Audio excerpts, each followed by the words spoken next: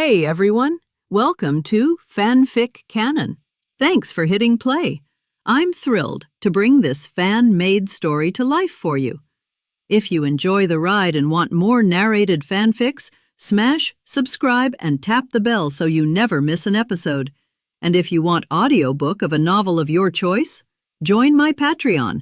Request any title that's freely available online, and I'll produce a full narration just for you. Now, let's dive into today's adventure. Ho-Oh emerged in majestic brilliance, summoned by Xia Fan. Xia Fan folded his arms and scolded, "Ho-Oh, have a word with it. You and its mother are from the same era. Maybe it'll show you some respect and spill the truth. I mean, how can it be this greedy at such a young age?"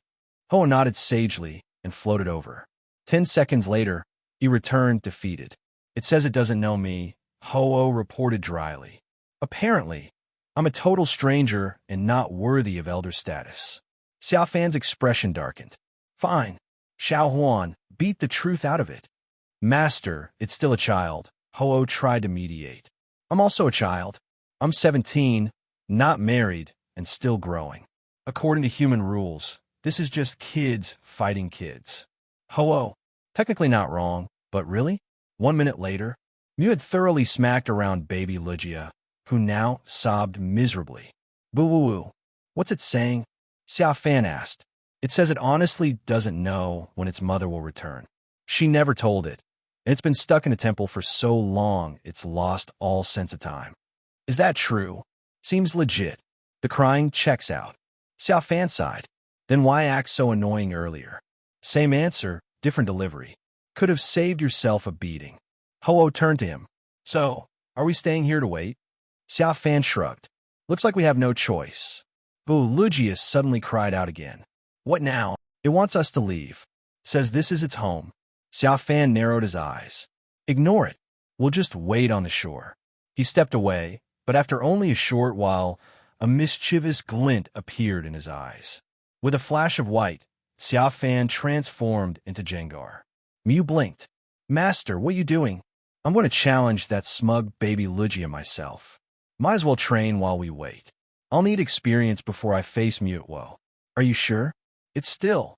Do I look like someone who only gives commands and hides behind legendaries?" Xia Fan cut Ho-Oh off, floating confidently toward the lake center. Above the lake, hovering over young Lugia, Jengar Xia Fan called down, "Hey, want a battle? Beat me, and I'll buy you all the food you want from the human world." Lugia looked up suspicious. "Whoa. If I'm lying, may I be struck by thunder." 1 minute later, thunder didn't strike, but Lugia did. Xia Fan was swatted out of Jengar form and escorted back to shore by the smug little beast himself. Mew caught him with confusion, eyes full of pity. "Master, are you all right?" Xia Fan didn't answer, just stared at Lugia with a mix of grief and fury. "Stupid. Should have remembered Lugia are tanks in baby form too. Their bodies like armor plating." Meanwhile, Lugia chirped happily, "Boo. What's it saying now?" "It says to keep your promise, go buy food, then come back for a rematch." Xia Fan ground his teeth so hard it echoed like a chainsaw. Ho-Oh sighed deeply.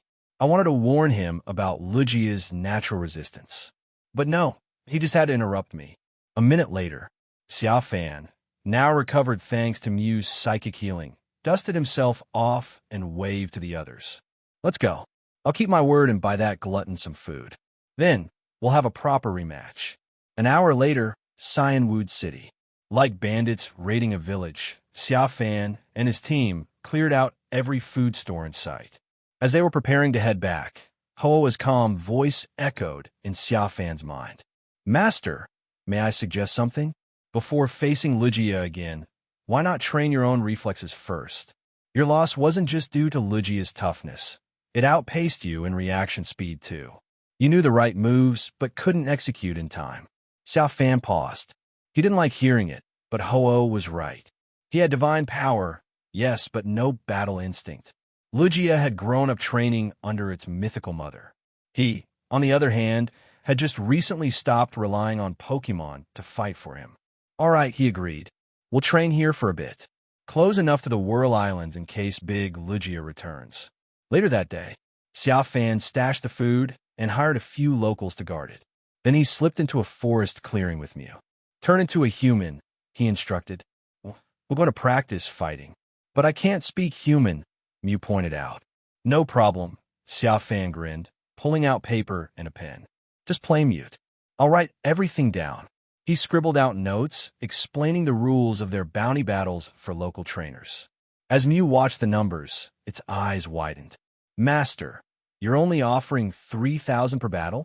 Isn't that too little? Xia Fan scowled. You think I'm made of money? What if I lose all of it? I'm not the freaking god of fortune. A few minutes later, Mew, disguised as Xia Fan, walked confidently into town. And from the trees behind, Pikachu Xia Fan peeked out, ready to fight challengers. Pika, Xia Fan, in Pikachu form, pointed excitedly. Xiaohuan, go challenge those two for a bounty battle. After 10 minutes of strolling through the sunny streets of Cyanwood City, the duo spotted a swimsuit-clad couple finishing a Pokémon battle by the shore. The girl's Poliwrath had just knocked out the guy's Machoke with a clean dynamic punch. Seizing the opportunity, Mew, disguised as Xia Fan, walked toward them, Pikachu Xia Fan at his side. Just as Mew reached into his bag to pull out the challenge note, the swimsuit girl let out a delighted squeal. Oh my gosh, it's Pikachu. So cute. Before anyone could react, she scooped Xia Fan off the ground like a plush toy and rubbed her cheek against his. It was intense. Xia Fan, momentarily dazed, blinked in confusion as her silky arms squeezed him tightly. A warm, floral scent flooded his senses. Being a Pokemon's not so bad, but the fantasy was short-lived. Mew yanked him away, glaring like a worried parent.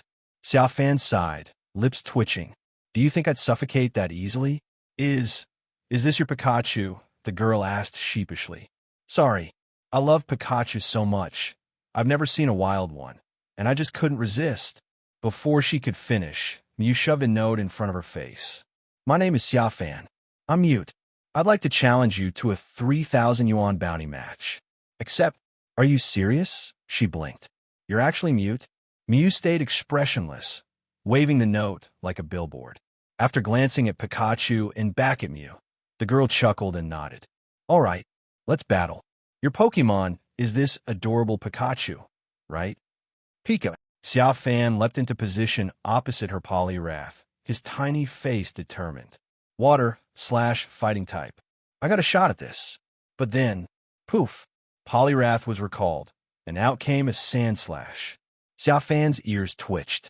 Wait, what? The girl smiled apologetically. Sorry, little Pikachu. I adore you. I really do. But this is a battle. No favoritism allowed. Wow, that's cold. Just say you don't want to lose money, lady. The Sandslash crouched into a fighting stance, but when it saw its opponent was just a Pikachu, it stood up straight, snorted, and folded its claws. Kuja, oh, it's you. This'll be quick. Pika, then I'll knock your smug face into the dirt, and we'll see what's quick. Embarrassed, the girl called out. To keep it fair, I'll let you attack first. She immediately realized her mistake and covered her mouth. Oh no. I forgot you're Mute. Sorry again. Too late. With a sharp cry, Pikachu launched into a spin, tail glowing silver. Slam! Sandslash was smashed into the ground before it even got a command. The crowd gasped. The girl screamed. Sandslash! Thankfully, Sandslash's tough hide held. It staggered back up wide-eyed. Kuja, that was a cheap shot. Pika, your trainer told me to go first. Don't blame me for being quick. With a sleepy yawn, Pikachu scratched his head, making nearby girls squeal in delight. Sandslash, crush claw, the girl shouted, now fully serious. Claws gleaming, Sandslash lunged at Pikachu's face. Xia Fan's expression sharpened, not taking that head-on. With a blur, he activated agility, zipped behind Sandslash, and digged underground. The girl grinned. You really think going underground is smart? Sandslash excels at dig. This battle's already mine. Sandslash, follow it down. Kuja. The ground type burrowed after Pikachu, ready for an underground beatdown. But what neither trainer nor Pokemon expected was the trap waiting below. As soon as Xia Fan entered the underground tunnel, a white light shimmered. He transformed into Mew. Waiting. Calm. Ready. Psychic energy building. So you're immune to electric types, huh? Let's see you handle pure psychic force. 1 minute later, Pikachu re-emerged from the dirt, completely unscathed, dragging an unconscious Sandslash behind him with his tail. The crowd gasped again. The girl stood frozen. Huh? How did I lose underground to a Pikachu? Pika, Xiaohuan, go collect the prize money. Xia Fan leapt gracefully onto Mew's shoulder. Mew strolled forward, deadpan as ever, holding up a second note and his phone. Transfer now. After the girl transferred the money to Mew, Xia Fan heard Ho-Oh's voice in her mind. Master, did you just transform into another Pokemon underground? Xia Fan looked down at the Pokeball in Mew's hand and said with a smug look on his face. Pika, that's right, I turned into Xiaohuan. Ho-Oh sighed and said earnestly in Xia Fan's mind, Master, you can't do this. The training effect is not great. You need to accept and fight with Pokemon that restrain you, or at least start with Pokemon that don't restrain each other. If you keep using Mew's power, the meaning of training will be greatly reduced. Besides, it's okay to get beaten more. Combat experience is always gained from getting beaten. Xia Fan's smug expression froze. A minute later, Mew took the paper and found a new rival for Xia Fan. A Bayleaf. Since electric types deal half the damage to grass types, Ho-Oh doesn't recommend using the transform skill. Xia Fan was successfully beaten into a fool by Bayleaf's vines. He was hiding there 1, 2, 3, 4, 2, 2, 3, 4. Xia Fan's miserable experience didn't end until the last body slam, because he fell to the ground with foam coming out of his mouth and his legs and feet twitching. Pika, no, I'm going to die. Let me have a good rest. After Xia Fan was picked up by Mew, he immediately called out to the Pokeball that Ho-Oh was carrying. Ho-Oh said, It's okay, Master. This little injury can be healed in no time. Mew, go take the Master to a secluded corner, then change back to your original form and heal him. Once he's healed, you can continue fighting. Another 10 minutes passed. Xia Fan, who looked like he was about to die just now, was carried out of the woods by Mew and continued to look for Pokemon to fight. Under Ho-Oh's arrangement, Mew found a sizer for Xia Fan to do rival. 3 minutes later, without the restraint of attribute, Xia Fan was still beaten into a fool. The reason is simple. It's still slow reaction, and there are serious problems with the timing of skill release. In other words, Xia Fan could clearly find Sizer's weakness, but just couldn't hit it. After reading it, Ho left only one sentence. The number of beatings is still too little. We need to keep up the good work. Mew, after the transfer, pick up the Master from the ground and take him to the grove for treatment. After the treatment, continue fighting. In this way, Xia Fan fought nearly 20 Pokemon in one day. Except for the first match against Sandslash, in which he won, he was knocked to the ground and all the others, lying like a corpse, unable to move. Night. Xia Fan turned back into human form, and Mew turned into Pokemon form. Ho-Oh, on the other hand, stayed at the Pokeball and tirelessly told Xia Fan what went wrong and what went well in today's battle. Xia Fan sat on the beach with a numb look on her face, chewing bread and making humming sounds. There was only one thought in his mind right now, which was that being a Pokemon was really tiring. After one night, the next morning, Xia Fan and Mew's appearance changed again. Ho-Oh has taken over Xia Fan's training. So he told me not to take Xia Fan to fight Pokemon trainers today, but to find wild Pokemon instead. This way you can get treated right after the battle without having to hide. There's a cave to the west of Cyanwood City, which contains a lot of wild Pokemon, so Mew took Xia Fan there. There, Xia Fan went through another day of training where he was beaten. If we talk about whether there was any victory that was bullying a newly born Nidoran male sign, then after the bullying, he was beaten up by Nidoqueen. We trained here for half a month. Basically, we rescued the seriously injured one every time, and then got beaten and then rescued again. However, Xia Fan's strength has been greatly improved as a result. From few wins at the beginning to few losses on the 15th day. The reaction speed is totally different from before.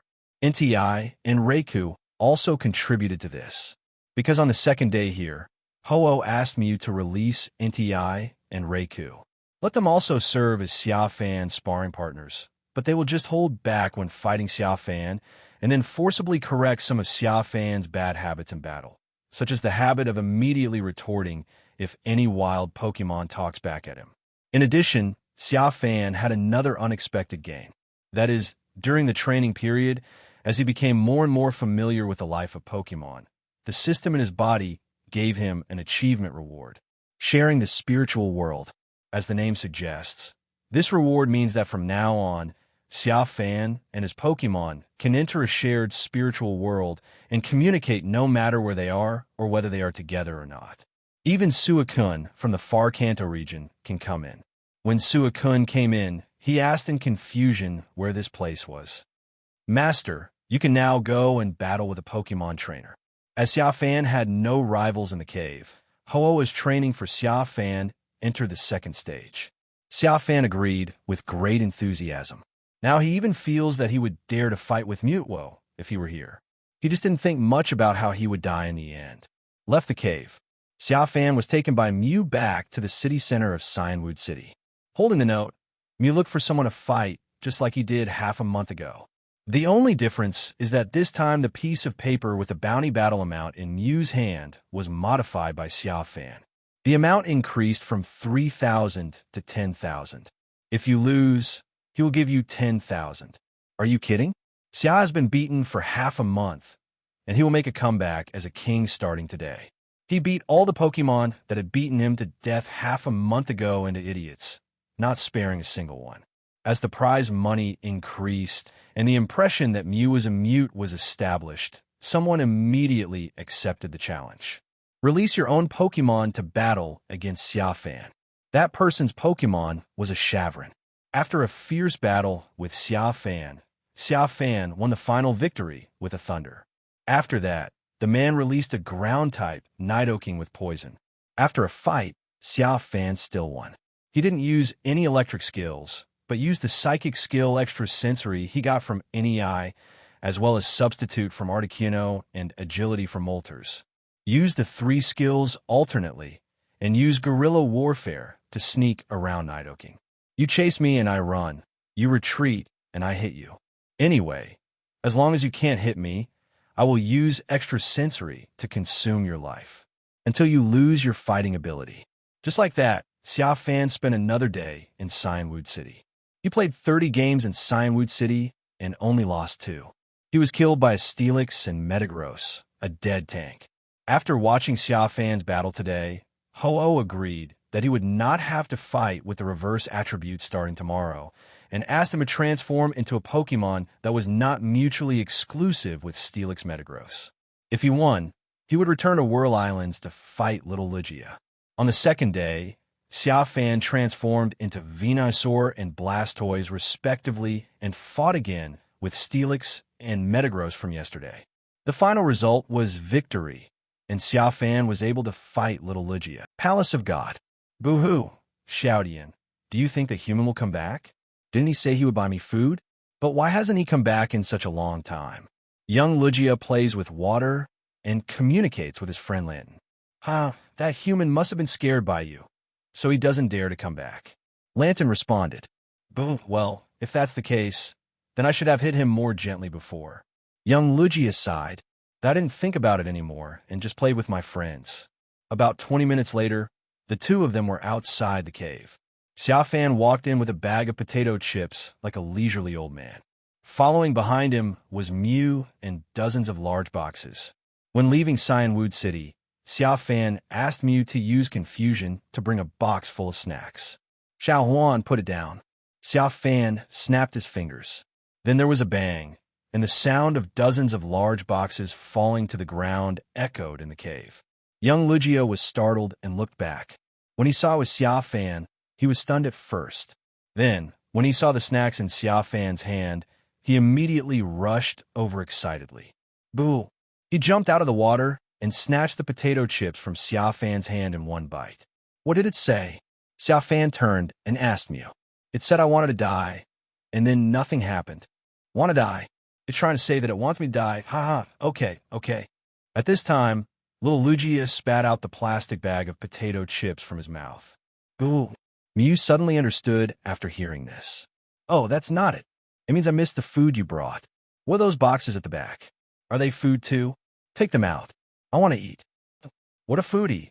Xia Fan smacked his lips speechlessly. Then he waved his hand and asked Mew to use confusion to open a box. Soon, a box of snacks appeared in front of young Lugia. When it was about to rush over excitedly, it was stopped by Xia Fan. Xia Fan said with a smile, "Don't worry, fight me first. I brought dozens of boxes of snacks here. If you beat me once, I will give you a box of snacks. But if you lose to me, the whole box of snacks will be eaten by them." As he said that, he took out the Pokeball again and released Ho-Oh, Inti, Raikou, Articuno, and Moltres. They stood in front of the big box of snacks and stared at the young Lugia. Boo! Young Lugia shouted angrily. Xia Fan looked at the translator Mew. Mew's expression was a little awkward. It said, "Is there something wrong with you, a human? Why do you like being beaten so much?" Xia Fan's eyes turned cold when he heard that.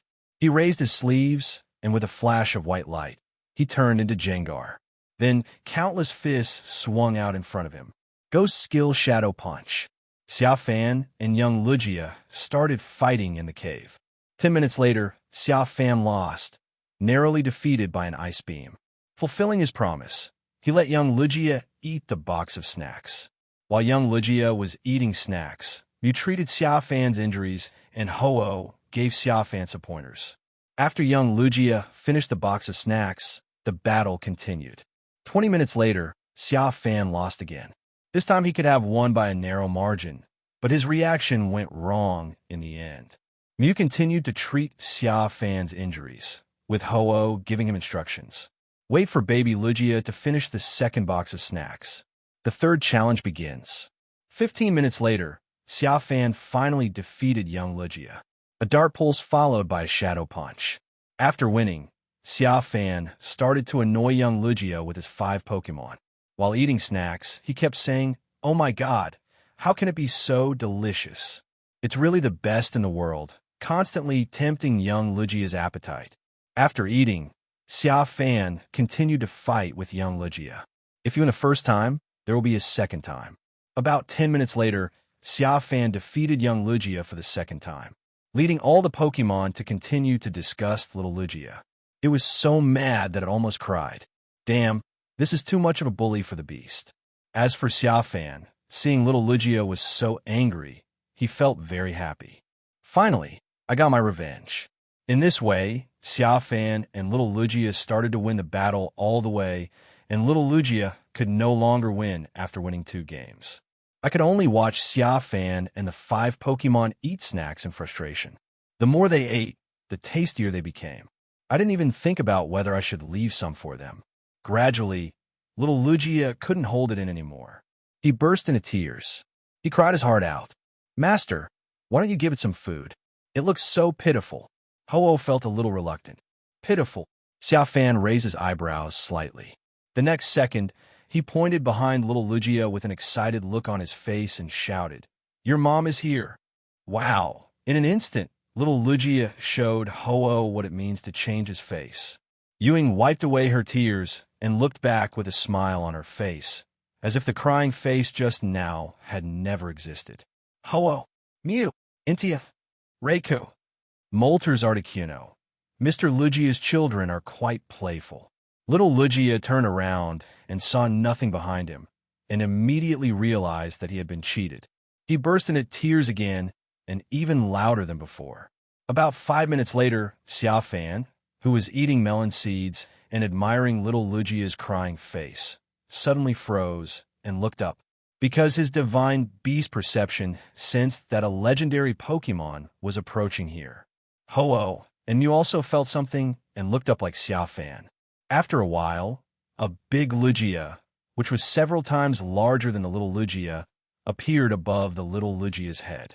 It frowned and looked at its child, who was crying bitterly below. Xia Fan said hesitantly, "Hey, your mother is really here."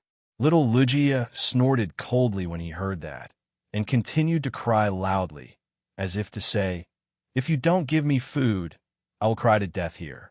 Xia Fan then looked at Ho-Oh and the others and decided to shut up. Bang!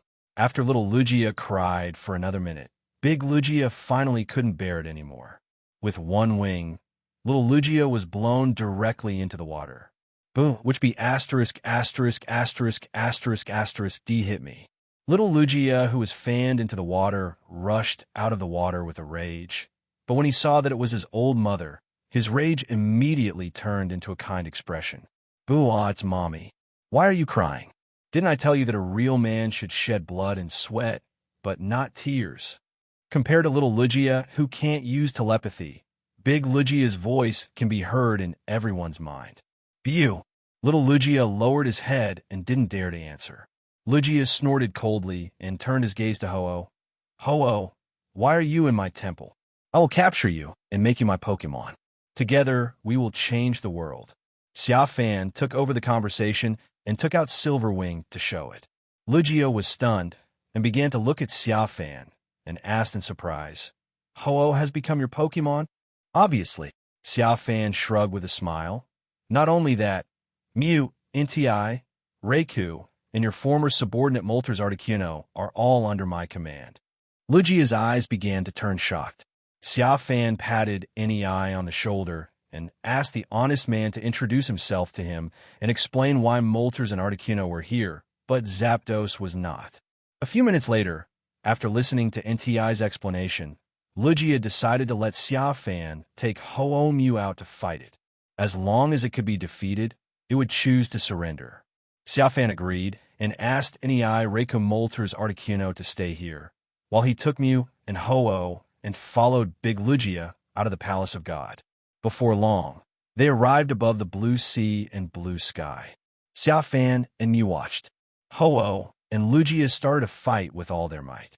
As two first-level gods spanning the Kanto region and the Chengdu region, their battle was unpredictable from the very beginning. Countless Pokémon and humans looked at soaring in the sky tremblingly, not knowing what was happening. Why Ho-Oh and Lugia fought each other. The battle between the two lasted for a day and a night, and finally Ho-Oh won by a narrow margin. Xia Fan threw a Pokeball at Lugia.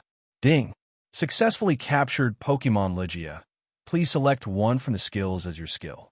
In his mind, a system prompt sounded, and at the same time, a series of system panels that only he could see popped up in front of him. Legendary Pokémon of Psychic type and Flying type. Lugia. Gender, female. Ability, Pressure, puts rival into a tense contest condition, 10% chance of skill activation failure. Hidden ability, Multiple scales when health is full, damage received will be reduced by 50%.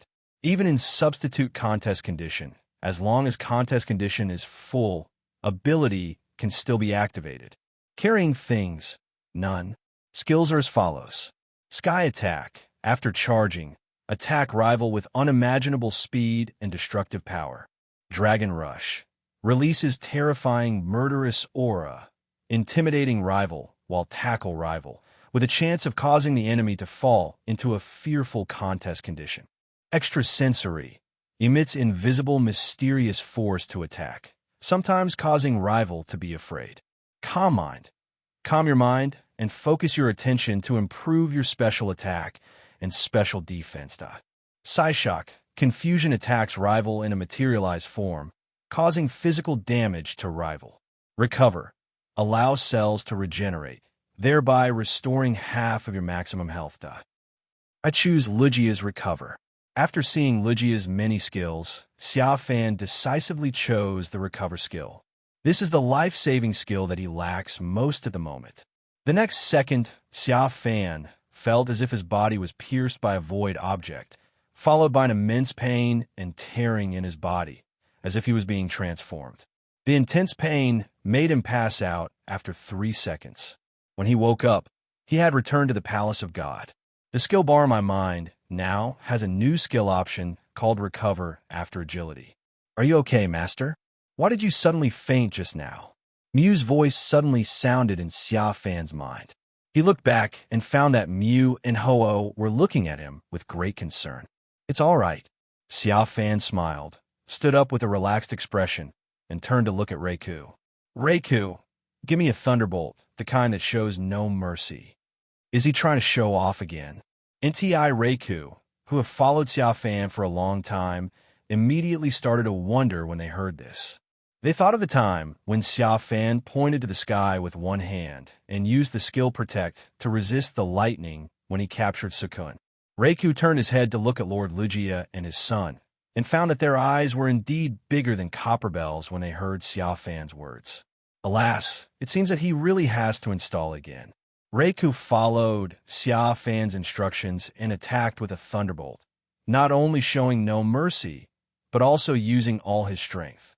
The next second, the tremendous electricity instantly illuminated the entire cave, and Xia Fan fell to the ground in an instant under the thunder shock, his whole body twitching.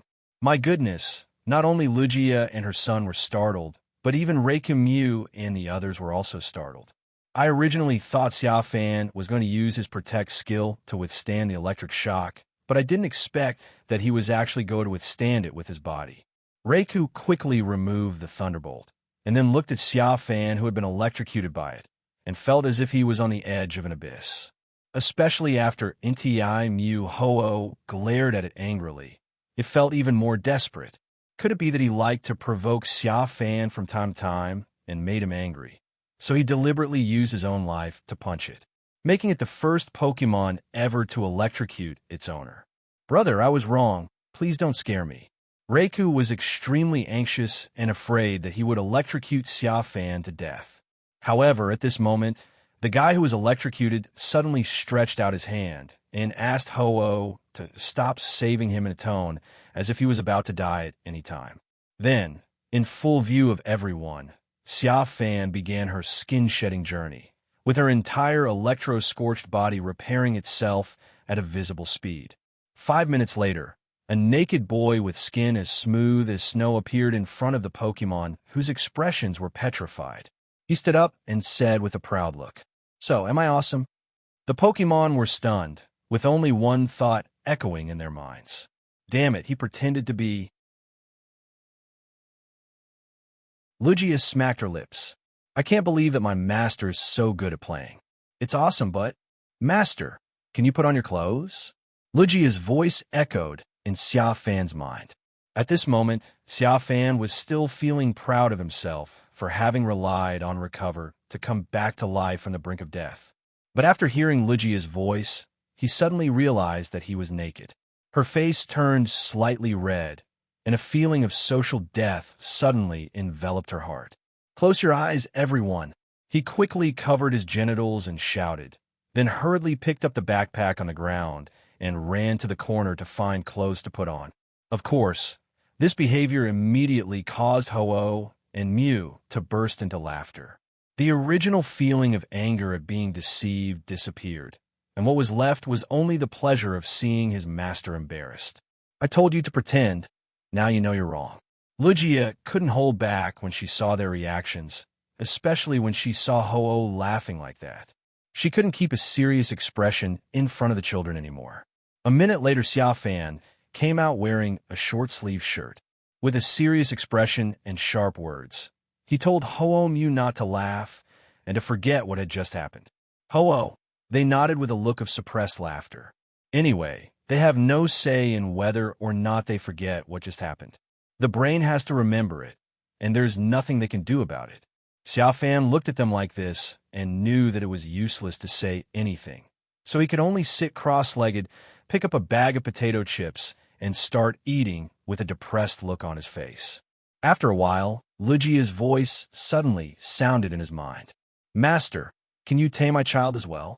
When Xia Fan was unconscious, Nti talked to Lugia about Xia Fan's abilities, which made Lugia, an old mother who was worried about her child's future, very excited. There's no way. This child is too naughty and doesn't like to practice. If we don't find a way to make it grow up, I don't know how troublesome it will be to inherit the throne of God in the future. Of course. Xia Fan nodded, but just as he took out the Pokeball, he suddenly realized something. That is, the Pokemon that stays around him now seemed to have exceeded the limit. Mew, Ho-Oh, Nei, Reiku, Articuno, Moltres, and if Lugia is brought along for the trip, that will make 7. Xia Fan's eyes began to move back and forth in front of the Pokémon. He felt that it was time to release a few to support the members of the Pantheon and then recruit more members. Owner. When Lugia saw Xia Fan take out the Pokeball, he was suddenly stunned. He thought that his child was angry about what he had done before, so he didn't want to accept it now. When Xia Fan was unconscious, Inti told her about how little Lugia had beaten Xia Fan up and how she was greedy. With a snap, Lugia flapped her wings at her son again, asking it to come over and apologize to Xia Fan. Boo! Little Lugia's tearful apology brought Xia Fan back to his senses. Puzzled, what are you doing? I didn't say I wouldn't take it. I was just thinking about something. As he spoke, Xia Fan put little Lugia into the ball and released it after a few seconds. Seeing that it was crying so miserably, he gave it his potato chips. After little Lugia left, Xia Fan discussed with Lugia, Lugia, can you accept being separated from your child? Don't think too much about this question. I'm not forcing you to follow me. I'm just asking you. If you don't want to, that's fine. Lugia shook her head. Xia Fan nodded. In that case, there was no need to rush to send anyone out. However, the next second, Lugia said, Master, you misunderstood. It's not that I can't be separated from my child, but I am different from the lone Ho-Oh. I need to manage my tribe and inspect the sea area from time to time. These responsibilities are on me, and I can't leave. But I hope that master can bring my child to you. It needs laser focus. If it doesn't grow up, I'm afraid it won't be able to inherit my throne in the future. Little Lugia, who was still eating snacks, and Ho-Oh, who was trying not to laugh, were stunned and looked at Lugia at the same time. One was excited that he could finally travel freely outside, while the other was resentful that Lugia's words seemed to imply that he was a hands-off boss who never cared about his own responsibilities. After hearing what Lugia said, Xia Fan raised his eyebrows and looked at little Lugia. After thinking for a while, he finally nodded slowly. But if that's the case, then it might as well release Articuno and Moltres to the Pantheon as mascots. Thinking of this, Xia Fan took out his cell phone and started contacting Jessie and the Blue and White Society members he had convinced before. After asking about their recent recruitment situation, he told them that he was going to lend them Moltres Articuno as a mascot. These people were naturally very happy and waited happily for Xia Fan to send Moltres and Articuno to them. After arranging these matters, Xia Fan called Articuno and Moltres and told them about this matter. After arranging these, Xia Fan began to designate the next destination. After hearing Ho-Oh say that it knew where the 3 pillars were, he decisively chose his next destination. Hoenn Region. Hoenn Region. Lilycove City. Hoenn Region is located in the southwest of Chengdu Region. After leaving Whirl Islands, Ho-Oh and Xia Fan took 4 hours to get here. After arriving in the Hoenn Region, Xia Fan did not rush to capture the 3 pillars, but waited in Lilycove City for the former Team Rocket and the former Blue and White Society members to arrive here. The reason was not anything else but that he needed some subordinates in the Hoenn region to help him collect intelligence on the mythical beasts and do things. The captain of these guys had just received Moltres and Articuno, who he had sent over. If they didn't serve him, he would take the 2 big birds back. In addition, he fabricated a new identity in the Pantheon. Pantheon Ginger Walk. This was something he had planned long ago. From now on, in Kanto and Chengdu regions, he would be Xia Xingxing. In Fengyuan region, he would be Jiang Xingxing. And in Sinnoh and Unova, he would be other Xingxing. This way, if he did any bad things in the future, it would not all be blamed on his identity. Sir, this is your new ID card. It has been loaded into your phone.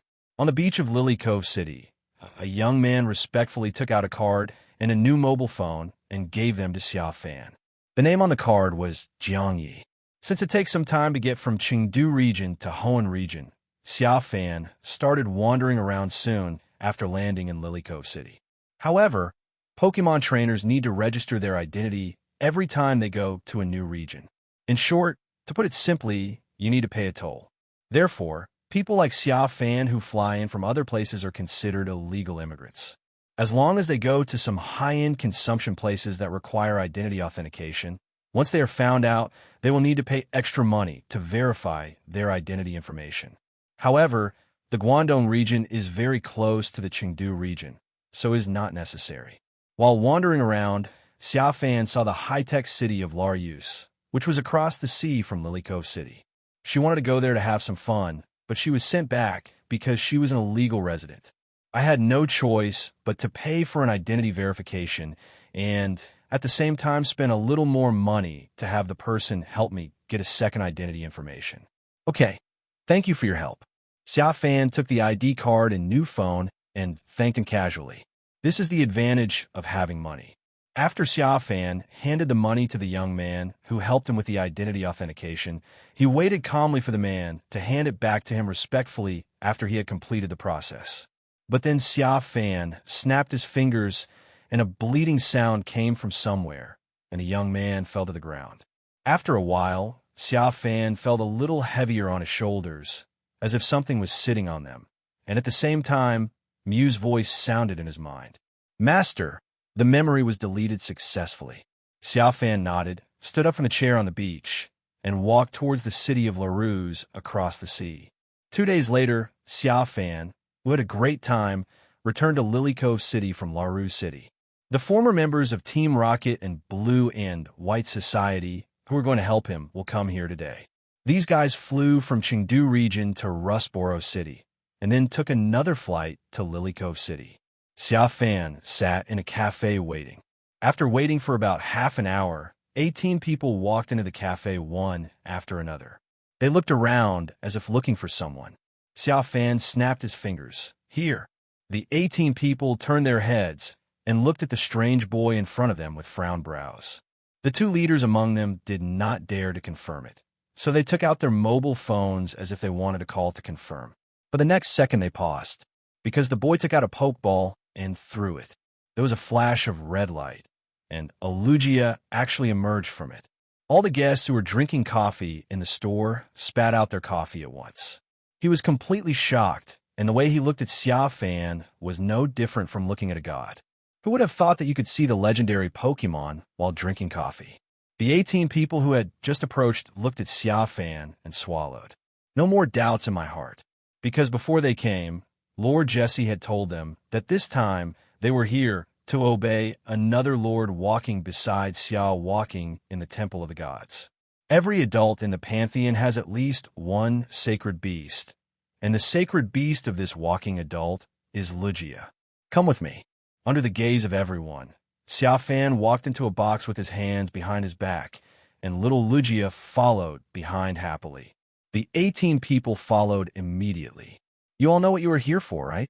After entering the box, Xia Fan found a sofa and leaned against it. "I know, sir." A silver-haired boy, standing behind the 2 leaders, answered quickly. His voice was a little sharp and not very pleasant to listen to. Xia Fan looked over when he heard the voice, and the next second his eyebrows slightly raised with a hint of surprise in his eyes. Not for any other reason, but because this silver-haired boy looked very familiar to him. Isn't this the rich man Long Xiao who cut 2 batches of leeks for him? Long Xiaoye Judai Bao's quick answer caused dissatisfaction among the 2 leaders, and they turned around and gave him a cold look. But Long Xiao had a calm expression, without any fear in his eyes. Instead, he was proud of himself for attracting Xia Fan's attention. Since you all know, I will just briefly explain it. I will give you 5 million as action funds. You can recruit people here to develop your power, and at the same time, help me find information about the legendary Pokémon. Remember, the main task is to find information about the legendary Pokémon, and recruiting people is secondary for the time being. Xia Fan said, "Yes, Master Walker."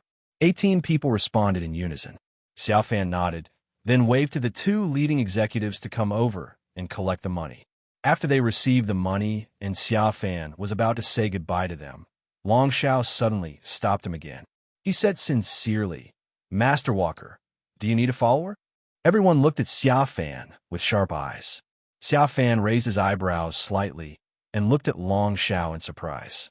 Could it be that this guy has recovered his memory and is recalling his painful experience and coming to retaliate?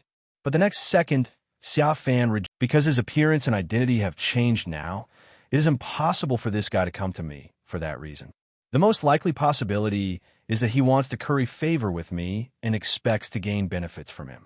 After all, if he is willing to sell his sister for fame and fortune, then it is normal for him to do such a thing. Boo! Little Lugia, who was standing next to Xia Fan, suddenly shouted. It said it was hungry and asked you to take it to eat something delicious. The voice of Translator Mew then rang in his mind. Xia Fan looked at little Lugia after hearing this. He raised his eyebrows and then glanced at Long Xiao, who had a flattering look on his face. This little Lugia is a foodie and a naughty boy. When I went to La Rue City these 2 days, it often ran out of the Pokeball, causing a sensation among the people around me. If he hadn't explained that it was a young Lugia, not the sea god worshipped by everyone, I don't know how much trouble it would have caused. After thinking for a while, Xia Fan thought that he could find someone to be a follower and part-time nanny for little Lugia, so he smiled and said, "You want to be my follower?" Long Xiao nodded repeatedly with excitement. Jesse from Team Rocket was able to gain command of Moltres by becoming the top subordinate of Chengdu Region's Xia Xingzhu. If he can gain the favor of this Hoenn region's Xingzhu, he might be able to gain command of a legendary Pokémon in the future. I wanted to. At this time, others also responded quickly. We don't need so many people. 2 will be enough. Xia Fan took a look and finally, after choosing Long Xiao, he chose the most beautiful girl among the remaining 17. Even though Long Xiao was hired as a laborer, he has become a eunuch after all. It is easy to have psychological problems if you listen to his ambiguous voice for a long time, so it would be better to choose a real girl to mediate. 10 minutes later, Xia Fan led Long Xiao and a beautiful girl named Kaziching out of the coffee shop. Where are we going, Master Walker? As soon as he came out, Long Xiao followed Xia Fan around with a fawning look on his face. Xia Fan said calmly, "Go and capture the 3 legendary Pokémon pillars." As soon as he finished speaking, he saw Ryuan's expression. Long Xiao and Kaziching looked at him in shock. He looked as if he had never expected that he could catch legendary Pokémon just after arriving in the Hoenn region for a short time. Really? Kaziching said in horror, covering her mouth. What do you think? Xia Fan chuckled. But since you are my followers now, I will give you a task before you go. Xia Fan pointed at little Lugia and said, You, Long Xiao, take it to eat, and come find me after you've taken care of it. You, Kaziching, go prepare some delicious dry food and snacks. Remember to buy more. The 2 were stunned for a moment, and Long Xiao said with a flattered look on his face, Master Walking, will you let me take a divine beast to eat? Xia Fan raised an eyebrow. It has no divine status and cannot be considered a divine beast. That is a title only given to its mother, so you don't have to worry about anything. Long Xiao was even more flattered, thinking that this was Xia Fan's appreciation of him, and then he took little Lugia away excitedly. In his eyes, whether it had divine power or not, little Lugia was a divine beast, even if it was not now. It would be in the future. Kaziching, with a regretful expression on her face, went to buy food as Xia Fan had instructed. To be honest, she envied Long Xiao's task of taking little Lugia to eat. It's so comfortable. Master, where are we going?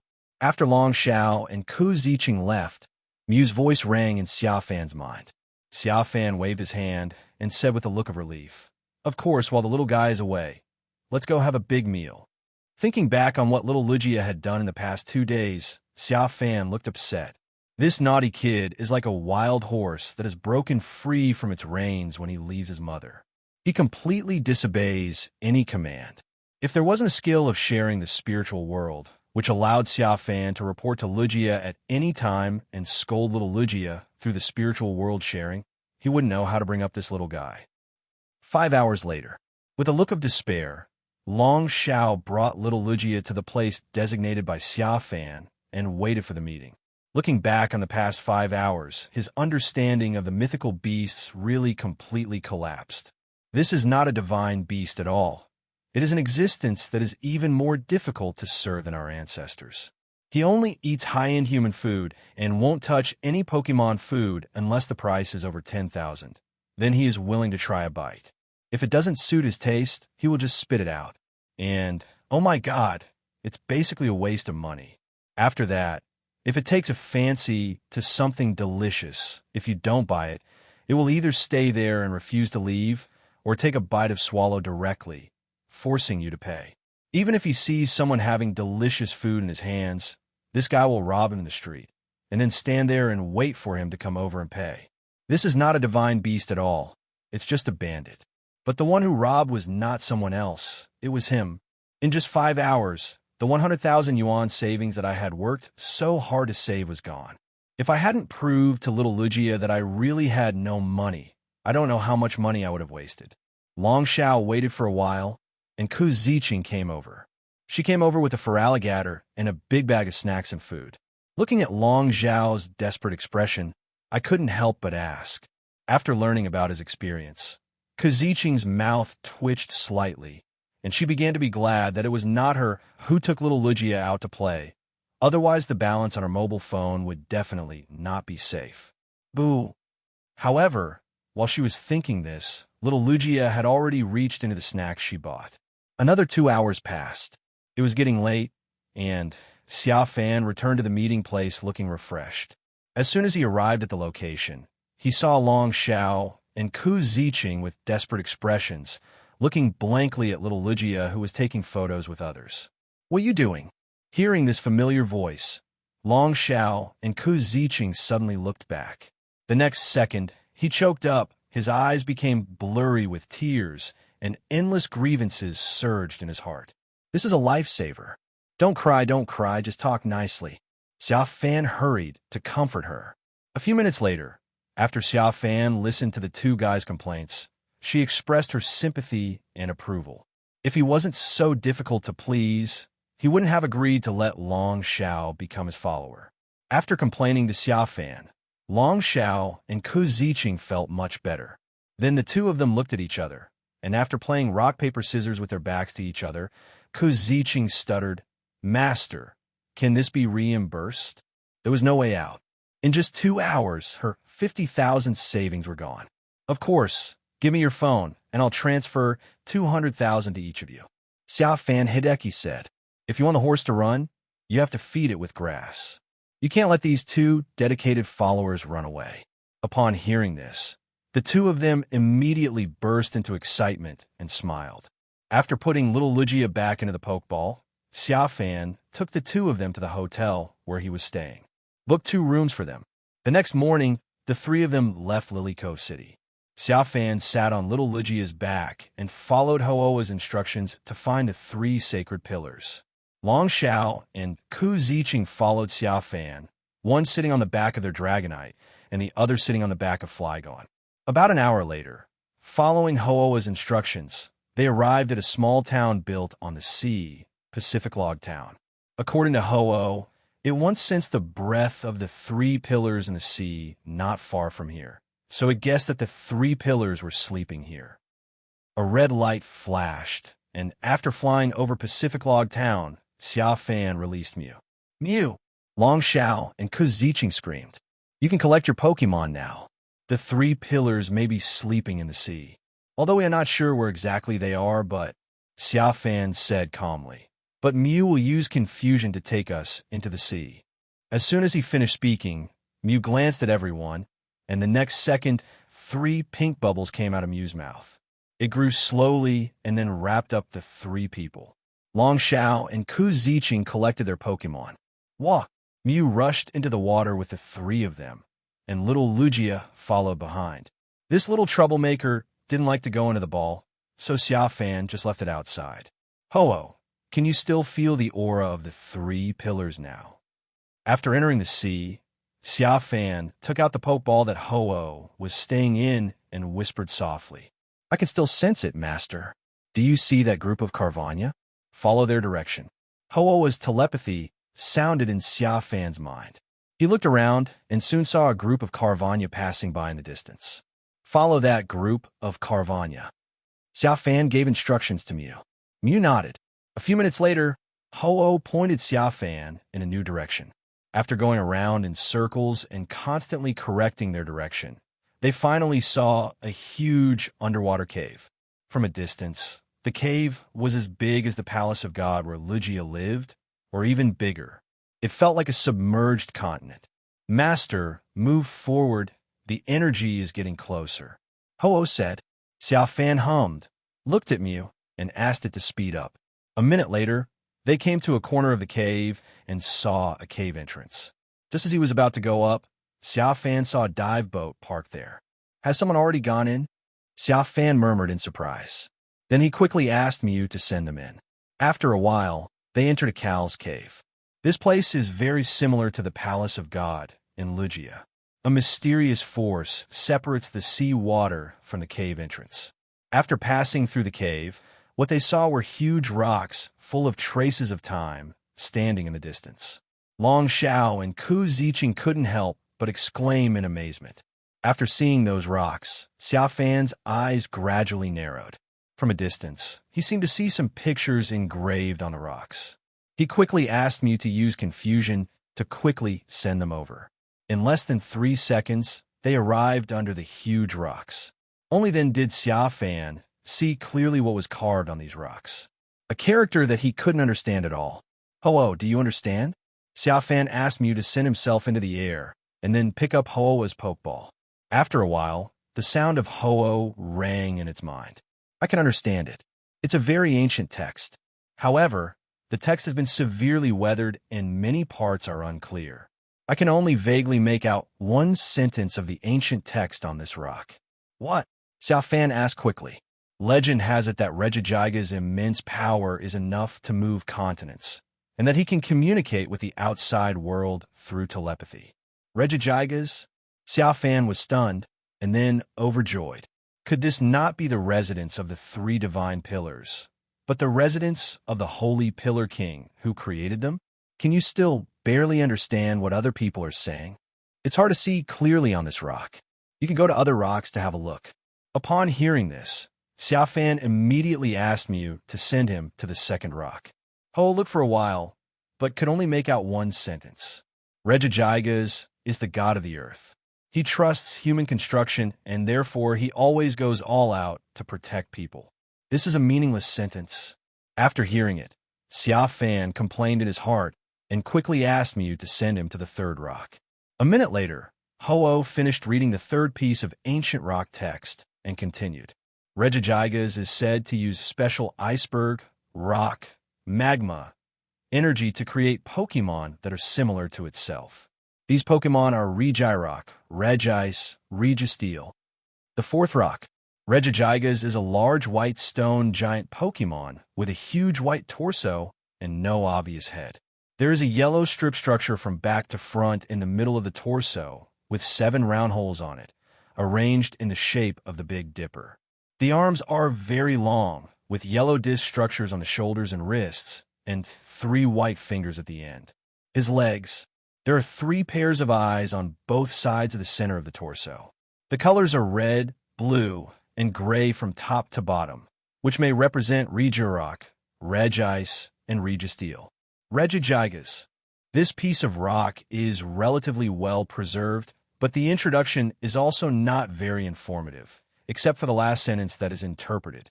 After hearing this, Xia Fan fell in a deep thought. But in addition to thinking about these words, he was also thinking about the dive boat that had just stopped outside the cave entrance. Logically speaking, if they were parked outside, it meant that the people inside were still in the cave, but so far he had not seen any outsiders. In addition, he saw traces of people other than him cleaning dust with their fingers on these huge rocks. Master Walker, there is a smaller piece behind this rock. At this moment, Long Xiao, who was wandering around in the cave, interrupted his thoughts. Xia Fan quickly asked Mew to take him over. As Long Xiao said, he saw a small stone tablet behind rock. There are also ancient words on it, as well as traces of being tampered with. Xia Fan picked up the Pokeball where Ho-Oh resided. After a while, the voice of Ho-Oh sounded in my mind.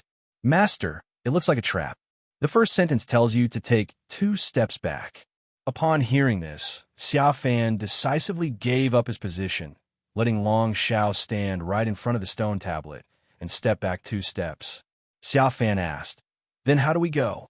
Ho-Oh said, "Then take 3 steps to the left and 5 steps up." Xia Fan repeated it to Long Xiao, and Long Xiao did as he was told. Ho-Oh continued, then 6 steps to the right and 4 steps down. Xia Fan continued to repeat. After going back and forth like this for nearly 50 steps, Long Xiao suddenly got stuck. What's wrong? There are still 2 steps left, but the second to last step has been severely worn away by time. All you can see is the word towards, but you can't tell which direction you should go or how many steps you should take. When Xia Fan heard this, he immediately cursed the person who designed this thing in his heart, saying that he was a moron. Can't you just leave a mark directly? Can't you just let people who can read ancient characters find the approximate range? Why make it so complicated? However, just as Xia Fan was speaking out of his heart, an accident happened. Little Lugia was running around in the cave and suddenly fell down because of something he stepped on. Awesome, my little baby. This operation completely confused Xia Fan. Can a mechanism be triggered like this? Following little Lugia, Xia Fan walked to the place where it had just fallen and tentatively stretched out a foot to explore. I found that my feet could pass through it easily. Obviously, this rock floor is an image. Xia Fan then asked Mew to jump with them. After jumping off the stone plate, you will immediately fall down like a normal fall from high altitude. Fortunately, Mew used confusion to bring them to the ground smoothly. The caves on this level are very similar to the previous level, and there's also a huge rock standing. Boo! As soon as little Lugia came down, he shouted excitedly to Xia Fan. What did it say? Xia Fan looked at Mew. Mew said, it said that when it fell just now, it saw a group of people entering through a hole in the air. Where is the cave entrance? Xia Fan's pupils shrank slightly, and he immediately thought of the submarine he had seen outside the cave entrance before. Little Lugia led Xia Fan to a huge stone gate full of the sense of time. Should we blast this stone door in? Xia Fan couldn't help but mutter to himself as he saw the stone door. But he was immediately stopped by Ho-Oh. There were many mechanisms in ancient times, so this method of blasting doors must never be used. It's just a joke. Don't take it seriously. Xia Fan stuck out his tongue, then asked Mew to use confusion to send himself to the boulder on this floor. There's only one huge stone on this level, and there are 2 small stone tablets on both sides of the huge stone. To enter the next level, you need Y Lord and Relicanth. Ho-Oh said after reading the stone tablet. Y Lord and Relicanth. Xia Fan frowned slightly and asked me to take him to the 2 small stone tablets. After a while, Xia Fan smiled. You can tell at a glance that these 2 stone tablets are meant for you to do a puzzle, because there are many small plates with patterns on them, and it is obvious that you are required to move these small plates to form a shape. According to what Ho-Oh said just now, Xia Fan thought that he needed to spell out the 2 Pokémon on the stone tablet himself. Xiao Huan, transform into Relicanth and let's see. Xia Fan looked at Mew. Mew did as he was told, and with a flash of white light, he transformed into the prehistoric Pokémon, Relicanth. Xia Fan passed through Mew's appearance, found the plate in the form of Relicanth's fishtail next to the stone tablet on the left, and began his puzzle journey. However, after an hour, Xia Fan still hadn't figured out. He was sweating all over and his eyes were red. He really can't do a jigsaw puzzle. It's too difficult. The people watching on both sides were also anxious, especially Ku Ziqing, who couldn't help but whispered after seeing that Xia Fan hadn't been able to piece together a picture for such a long time. Master Walker, can you let me do it? I'm good at this kind of puzzle. It's very similar to the digital Huarong Road. Really, upon hearing this, the lazy Xia Fan decisively took his hands off the stone tablet and gave the puzzle piece to Ku Ziqing. A strong person should give his subordinates the opportunity to show themselves like he does. Ku Ziqing took over Xia Fan's position, and in less than 3 minutes, Relicanth's puzzle was completed. Seeing this, little Lugia and Mew, who were watching nearby, couldn't help but look at their master with suspicion. How can the gap between people be so big? One took more than an hour to complete it, while the other took less than 3 minutes. However, Ku Ziqing said, if Master Xingzu hadn't studied for an hour and let me learn from him, I wouldn't have been able to learn so quickly. As soon as these words came out, Xia Fan, who was feeling a little ashamed by the looks from little Lugia and Mew, was stunned and looked at Zicheng in surprise. This girl has a high EQ and is an ultimate good employee. Xia Fan immediately took advantage of the situation and shamelessly accepted the credit, then urged Mew to transform into Whale Mare. 5 minutes later, the second piece of the puzzle is complete. When Yoshikeze was about to flatter him for the second time, there was a sudden loud shaking sound not far away. I saw the huge stone door slowly opening. "Let's go in quickly," Xia Fan said hurriedly. He ran away after saying this, and Zicheng's flattery that had just been conceived came to an abrupt end after just one word. Flatterer. Long Xiao couldn't help but retort as he passed by Zicheng. In order to become the most loyal subordinate of the Walking Lord, he didn't want Zicheng to surpass him. As you walk through the stone gate, a hazy mist that seems to come from ancient times immediately hits you in the face, giving you an inexplicable and strong sense of oppression. And because of the presence of fog, as soon as everyone walked in, they immediately encountered pitch-dark contest conditions. "Little Lugia, you go and clear the way. Use your skill gust to blow away the mist while flying." Xia Fan gave little Lugia an order. Little Lugia cried out, then flapped its wings and flew into the air. A storm blew away the hazy mist from its swing. Mew used confusion to lead Xia Fan and the other two to follow behind. The cave behind the stone gate was huge, beyond Xia Fan's imagination. They flew for half an hour and still hadn't reached the end. About 20 minutes later, the sound of a door opening was suddenly heard in the cave. The sound was distant, as if it came from a very far place. Xia Fan frowned, as he felt that the sound of the door opening didn't come from this cave. When he was frowning in confusion, there was a second sound of a door opening. The sound was also very distant, as if it came from an even farther place.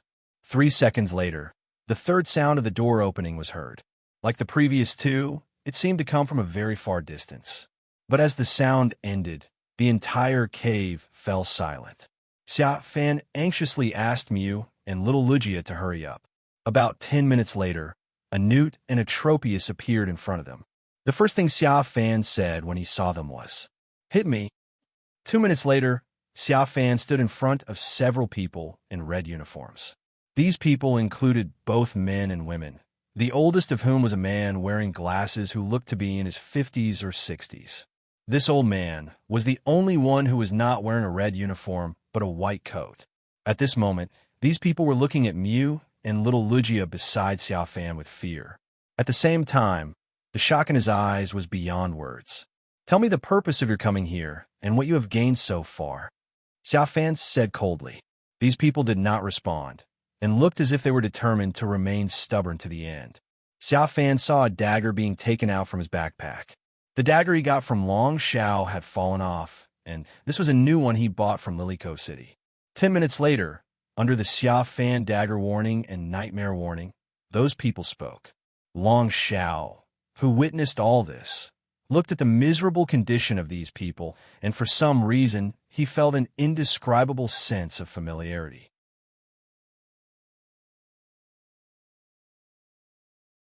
"We came here to open the 3 gates that seal the 3 sacred pillars. There are no others." Under Xia Fan's intimidation, a teenager spoke out. "Open the gates of the 3 divine pillars? Aren't you here to capture the Holy Pillar King?" Xia Fan raised his eyebrows. All those rocks outside indicated that the Holy Pillar King was staying here. The young man said, "The Holy Pillar King is not here. This is just a palace built for it by ancient humans. It has long left here." "Are you serious?" Xia Fan showed his dagger. "Really? If you don't believe me, you can follow us back the same way and see for yourself." The boy's about to cry. Half an hour later, Xia Fan followed the boy to a huge throne. It was covered with dust. Xia Fan was sent up by Mew to take a look. There were clear ancient characters engraved on the throne. The young man was afraid that Xia Fan would not understand, so he quickly said, "The old man in the white coat is a scholar who studies ancient texts. He has studied this ancient text, and it says, 'I no longer need to guard this place. I have left. I now leave 3 guardian gods. When the crisis comes, you can press the mechanism of the stone tablet, and go to their sleeping place to wake them up. Is he right? Xia Fan whispered while holding the Pokeball. That's right. The sound of Ho-Oh rang in my mind. Where is the stone tablet? Xia Fan looked at the boy. It's there. The boy pointed Xia Fan in a direction. Following the young man's pointing, Xia Fan came to the stone tablet. There's a stone button on the top of the steel that could be pressed down. Xia Fan stretched out his hand. Don't want. The boy screamed. Xia Fan looked at it unhappily. If we press it again, it might close the stone door where the 3 pillars are sleeping. The young man swallowed and said in panic, and we don't know if we can open it again after closing it. Xia Fan took his hand back. You should know where the 3 pillars are sleeping, otherwise you wouldn't come here. The boy looked around and finally nodded hesitantly. Our Divine Beast team has already figured out where the 3 pillars are sleeping. We can capture them as long as we open the stone gate. Divine Beast Group? Xia Fan raised his eyebrows. Master Walker, this is an organization in the Hoenn region. Long Xiao, who was following behind him, hurriedly explained, it's an organization similar to the Blue and White Society's Mutuo team. The player organization. Xia Fan smiled. He would love to have a bounty battle with the players. He continued to ask the young man, what are the differences? The young man looked at the few people who were being watched by little Lugia not far away. Finally, he took out his cell phone and opened a map with 3 coordinates marked on it. They are Desert Area number 111 near Mauville City in the Hoenn region, where the Rock Pillar Regirock rests, Route 120 near Yuan City, where the Steel Pillar Registeel rests, and Sea Area number 105, which is currently the closest to it, where the Ice Pillar Regice rests. Xia Fan took a photo with his cell phone and continued to ask the boy questions. We learned that their main force was currently guarding Sea Area 105, preparing to capture the Ice God Pillar Regice. After receiving this information, he decisively robbed these people, and then let Mew take him and Long Xiao Kaziching away from here. An hour later, they left the cave. An hour and a half later, we arrived at the location marked on the map. A small island. There were many helicopters parked there, and some people in red uniforms guarding a cave entrance. These people were very surprised that Xia Fan suddenly appeared. Especially after seeing little Lugia and Mew, I couldn't stop smiling. In less than a minute, these people's Pokémon were defeated by Mew. Xia Fan left Long Xiao and Ku Ziching outside to rob, and rushed in alone with Mew and little Lugia. After entering the cave, Xia Fan felt like he had come to a closed cave. It's not big inside. Only about 200 square meters. Xia Fan has reached the end. I saw a huge stone slab with ancient characters. Master, it says here that if you want to enter the next level, you need to walk clockwise along the wall of the cave. Ho-Oh said after reading the stone tablet. Xia Fan did as he was told. 2 minutes later, when Xia Fan went around and returned to the original place, for some unknown reason, the stone slab suddenly made a sound, as if a normal stone door had opened. A cold breath blew over me. Then came the sound of Pokémon fighting. Xia Fan walked in and came to a huge cave. From a distance, I saw a Pokémon whose entire body was crystal clear, as if it was made of crystal, fighting with 20 Pokémon. At this moment, they are fighting in a stalemate contest condition. There was no awareness of Xia Fan's arrival. Give them an aura sphere. Xia Fan said lightly. Mew opened and closed his hands and threw an aura sphere. Bang! A Swampert who was about to release a destructive death ray to the Ice God Pillar Regice was instantly killed. Everyone turned around immediately to look. Mew! Lugia! They screamed, and were immediately drawn to the 2 Pokémon above Xia Fan's head. He didn't notice at all that there was a human being below him. Quick! Abandon Regice and capture Mew and Lugia! The leader among them shouted. At the same time, he commanded his own salamander to release Flamethrower at Mew. Brainless idiot! Xia Fan sneered. He stretched out his right hand, raised it above his head and shook it. Meow! Boo! Mew and little Lugia rushed over. 3 minutes later, all of these legendary Pokémon fell to the ground. They looked at Xia Fan approaching them in panic, and then they realized that Mew and Lugia already had owners. Xia Fan glanced at them, snorted arrogantly, and then walked towards the ice god Pillar Regice, who was controlled in place by Mew using confusion. He took out a Pokeball and threw it over. A red light flashed, and Regice was taken in. Ding!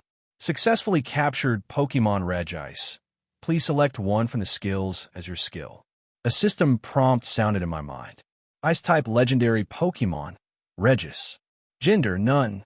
Ability, eternally pure body, will not be reduced by rivals' moves or abilities. Hidden ability, frozen body. In hail weather, health will slowly recover. Carrying things, none. Skills are as follows. Bulldoze, stomp ground with force and attack all Pokémon around you. Reduce the opponent's speed. Hail. After using this move, the weather will change to hail, and all Pokémon except Ice-type will be damaged. Explosion.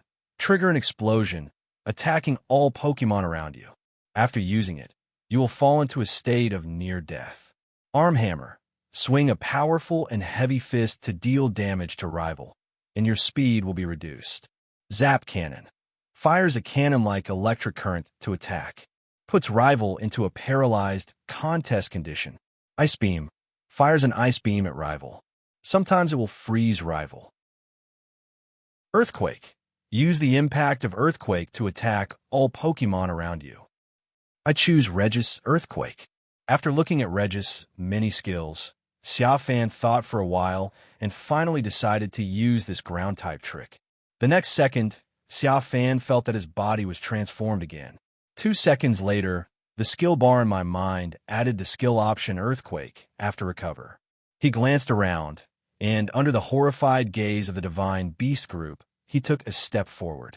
With a swish, the ground instantly split apart under Xia Fan's feet. Then the island was shaken by an earthquake. It's like I'm about to fall. Xia Fan was so scared that he quickly lifted his feet and asked me to help wipe his butt.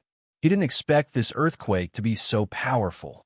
Mew looked at Xia Fan speechlessly, then floated in the air, with a sense of confusion spreading from its body to the surroundings. 10 seconds later, the shaking of the island stopped, and the cracked ground began to close up gradually. Master, could you please remind me next time we play? After wiping his butt, Mew sent a telepathic message to Xia Fan.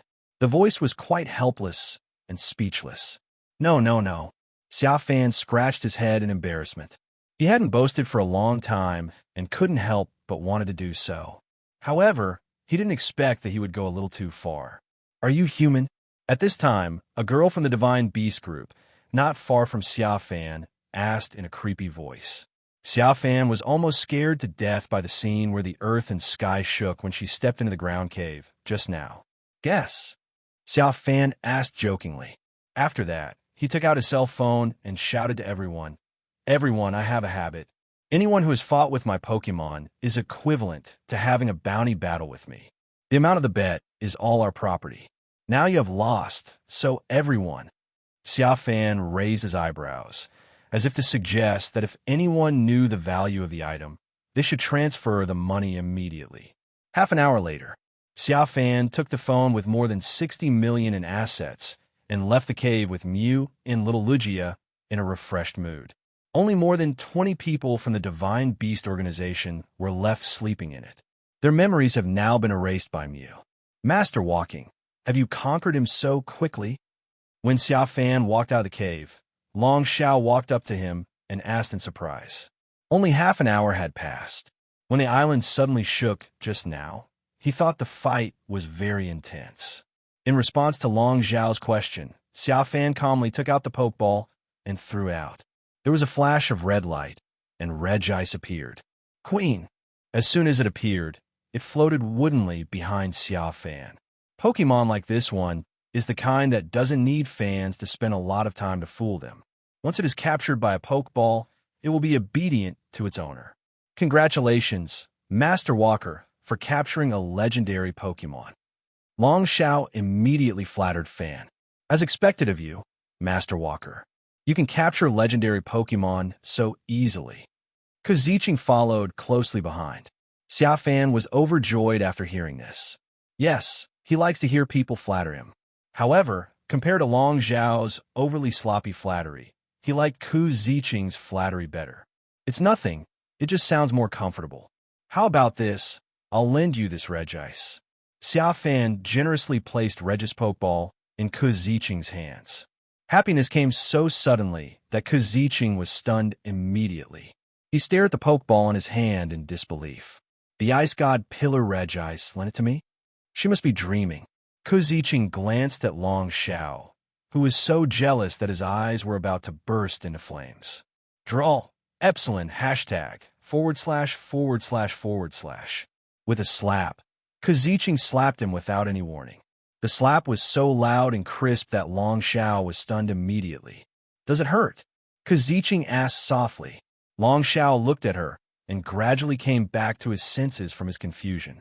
His eyes were full of disbelief. A few seconds later, he covered his face and roared, "You are sick, aren't you?" Seeing Long Xiao's big reaction, Ku Ziqing nodded with satisfaction, willing to believe that this was not a dream. Xia Fan, who was watching from the side, twitched his lips slightly and couldn't help but look at Ku Ziqing with a lofty look. This style of doing things is a bit like his. If he were to put himself in Ku Ziqing's shoes, he would definitely slap Long Xiao in the face to prove that he was not dreaming. Master Walking, you're not joking, right? At this time, Ku Ziqing hesitated and confirmed with Xia Fan again.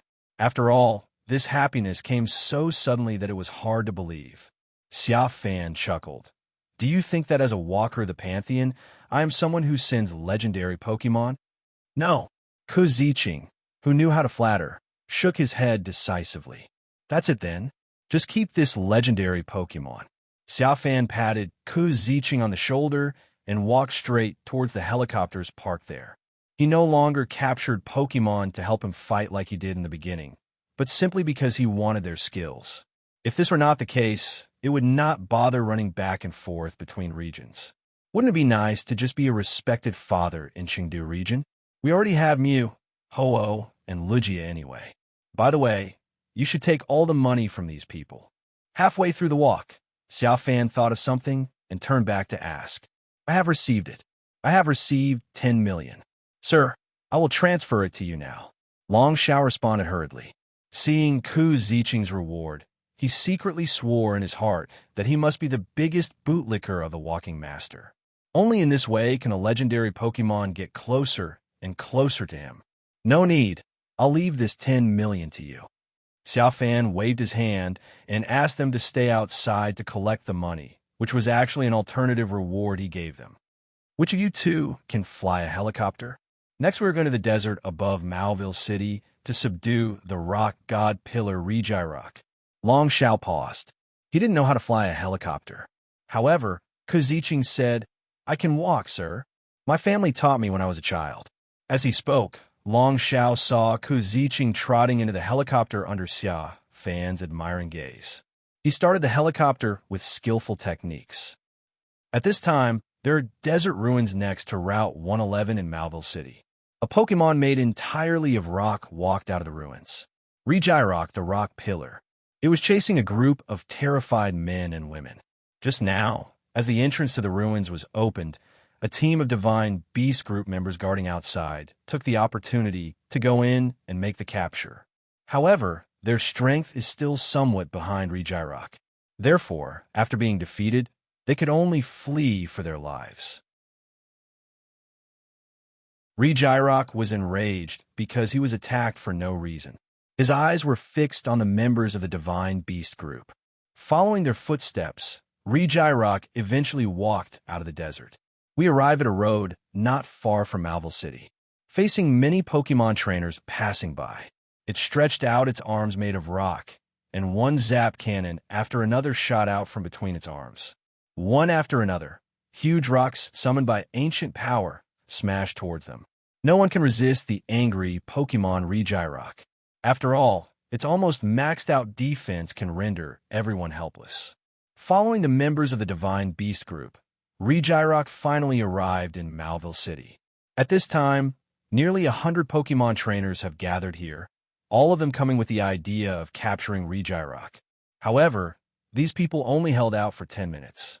After 10 minutes, the defensive line was broken by a destructive death ray from Regirock. Regirock began to radiate his anger wantonly. attacking the surrounding buildings. It wasn't until the arrival of the Dragon Elite Drake, known as the Hoenn Region Elite Four, that Regirock's progress began to slow down. Drake commanded his own Salamander, Flygon, and Altaria to fight Regirock evenly. The battle lasted for an hour, and just as their battle was about to come to an end, a helicopter appeared in the Mauville City sky, and then an unsportsmanlike guy fell from the sky. At the same time, he took out a Pokeball and threw it at Regirock, who was in battle. A red light flashed, and under the gazes of countless people, Regirock was subdued by him. Ding! Successfully captured Pokémon Regirock. Please select one from the skills as your skill. A system prompt sounded in Xia Fan's mind. Rock-type legendary Pokémon, Regirock. Gender, none. Ability, eternally pure body, will not be reduced by rivals' moves or abilities. Hidden ability, sturdy, even if attacked by rivals' moves, it will not be knocked down by one hit. One-hit kill moves will not be effective. Carrying things, none. Skills are as follows. Bulldoze, stomp ground with force and attack all Pokémon around you. Reduce the opponent's speed. Sunny Day. After using this move, the weather will change to sunny day. In Sunny Day, the power of Fire-type moves will increase by 50%. The power of Water-type moves will decrease by 50%. In Sunny Day, Solar Beam and Solar Blade will be activated directly without charging. Synthesis. Explosion. Trigger an explosion, attacking all Pokémon around you. You will die after using it. Stone Edge. Use the sharp rock to pierce rival to attack. It is easy to hit the vital point. Zap Cannon. Fires a cannon-like electric current to attack. Puts rival into a paralyzed contest condition. Destruction Ray. Fires a strong beam of light at rival, which will make him unable to move in the next round, except for legendary Pokémon. Regirock's skills are mostly the same as Regis, except for the special attribute skills. I choose Explosion. Xia Fan murmured softly after reading these skills. Although I don't really want to use this skill in the future, I still have to learn it. Just treat it as my last trump card. If I meet Mutwo in the future and I can't beat it, I will just hug it tightly and use this move. After Xia Fan made the decision in his heart, his body was transformed again, and an energy source like a nuclear weapon began to reside in his body. The view returns to the outside of Xia Fan. At this moment, everyone outside was already in a state of panic. It's not for anything else. It's because they have been fighting and defending for so long, and Regirock has finally started to be in a weak position. But how come this be asterisk, asterisk, asterisk, asterisk, asterisk? D suddenly pops up and takes advantage of the situation to subdue Regirock. This is what they want to do. Even Drake, the person involved, was stunned. How could someone be so shameless as to subdue Regirock without any warning or saying a word? Oh my God, a strong man couldn't hold it in any longer and picked up a stone and threw it at Xia Fan, who fell to the ground. But Xia Fan caught the stone easily. He glanced at the burly man calmly. He threw the stone lightly, and the next second, the stone was about to fall to the ground. A bolt of lightning suddenly struck the blue sky, instantly splitting the stone into powder. The scene was silent for a moment. Only the sound of swallowing saliva kept echoing in everyone's mind. Come out, Xiaohuan. Take me upstairs. It's time to go to the next location to subdue the Steel God Pillar. Xia Fan clapped his hands. The next second, under everyone's gaze, Mew's teleport appeared on Xia Fan's shoulder. Use confusion to take him to the helicopter. I'm not blind. That person actually called out a Mew? Am I dreaming? Someone actually tamed Mew. Everyone exclaimed. Suddenly, everyone took out their mobile phones to take pictures of this scene. Congratulations, Master Walker, for capturing another legendary Pokémon. As soon as he got back on the plane, the flatterer number 1 Long Xiao immediately came up to him. Xia Fan smiled and threw Regirock's Pokeball to Long Xiao. I'll lend it to you. After saying that, he didn't listen to Long Xiao's further flattery and directly took out his mobile phone to start checking the map. Ku Ziqing said, Master Walker, our next step is to go to Yuan City to capture the Steel God Pillar Registeel, right? Xia Fan nodded.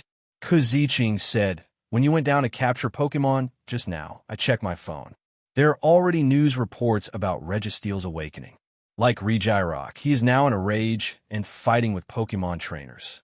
But don't worry, he has not been captured yet. I contacted our people in the Pantheon, and 3 of them are there now.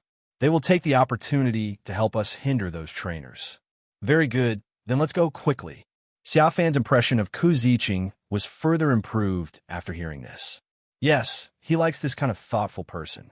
A Pokémon made entirely of Orberg is battling dozens of Pokémon trainers. This is Registeel, one of the 3 legendary Pokémon pillars, the Steel Pillar. Compared with the other 2 pillars, the Steel Pillar Registeel has the most balanced defense.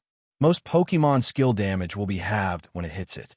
Until Xia Fan arrived, no one had forced him into adversity. The Divine Beast team here is really useless. They are nothing compared to Team Utwo and the Blue and White Society.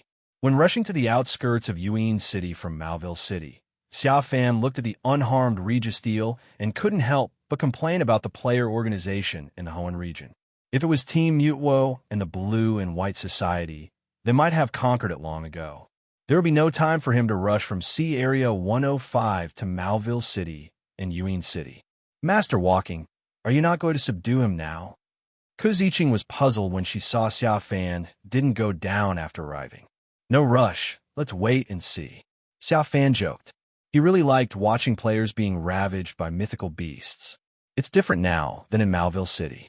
In Mauville City, if he didn't take action, the Rock God Pillar Regirock would be conquered by someone else first. But now, at least he has to beat them all up before he can make a heroic appearance.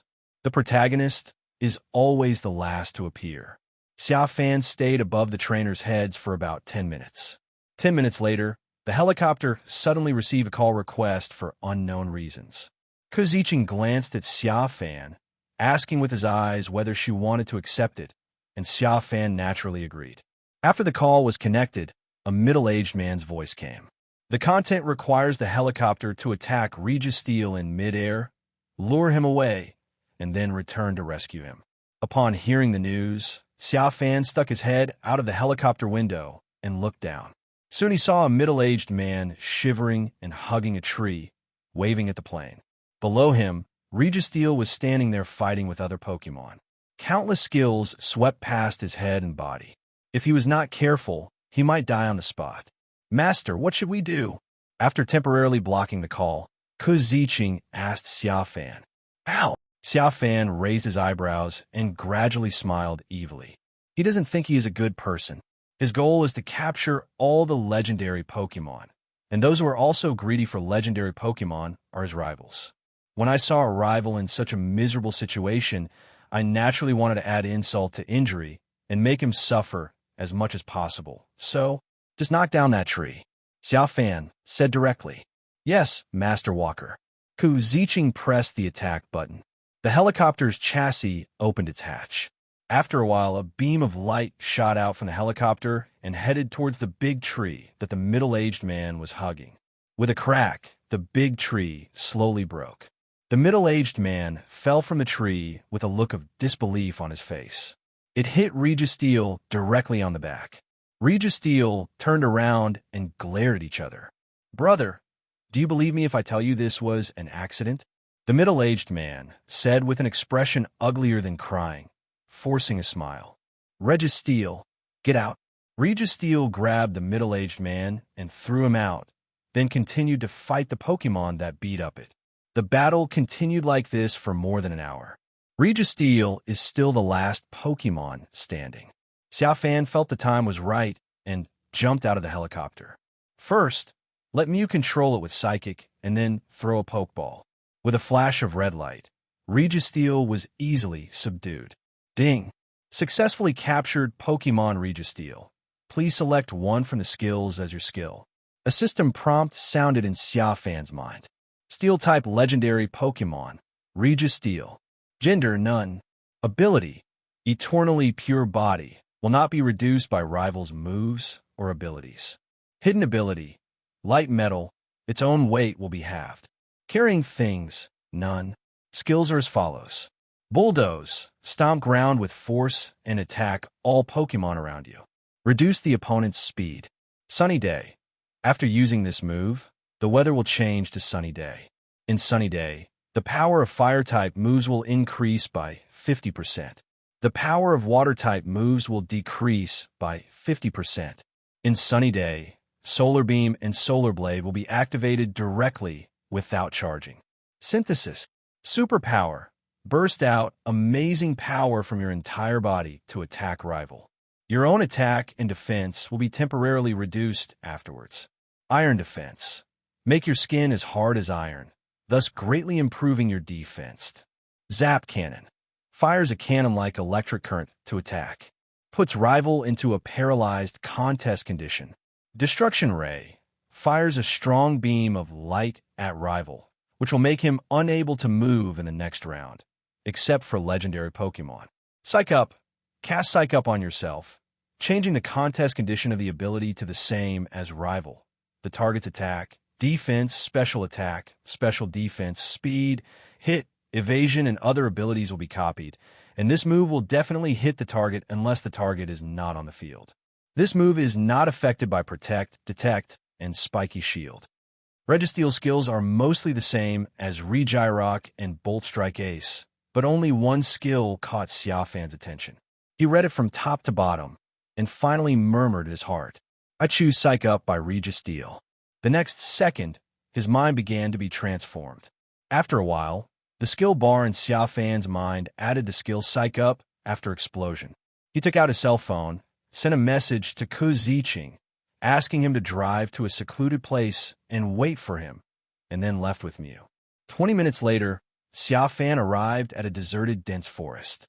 He released the Registeel, looked at it, and began to mutter something like chanting a mantra. "I am Registeel. I am Registeel. I am Regis." After reciting it about 7 or 8 times, Xia Fan felt changes in his body. Although he still looked like a mortal, but after he hammered the big tree next to him. The big tree broke with a snap, but he himself was fine. Xia Fan laughed immediately. "Yes, this skill is good." Xia Fan released Nti and Raikou. Let them try to tackle themselves. After a while, Xia Fan flew out backwards. But he himself did not feel much pain. Xia Fan then cast Psych Up on Nti. "Let's spray Sacred Fire against you." 2 seconds later, the sacred fires of both sides were deadlocked in mid-air, with neither side's flame larger than the other. Very good. Xia Fan clenched his fists in excitement after getting this result. He felt like he had found the skills to fight Mutwo again. As long as he has this skill, he can have the strong physique of Pokémon without transforming into Pokémon. After testing the Psych Up skill, Xia Fan put all the Pokémon back into the Pokeball.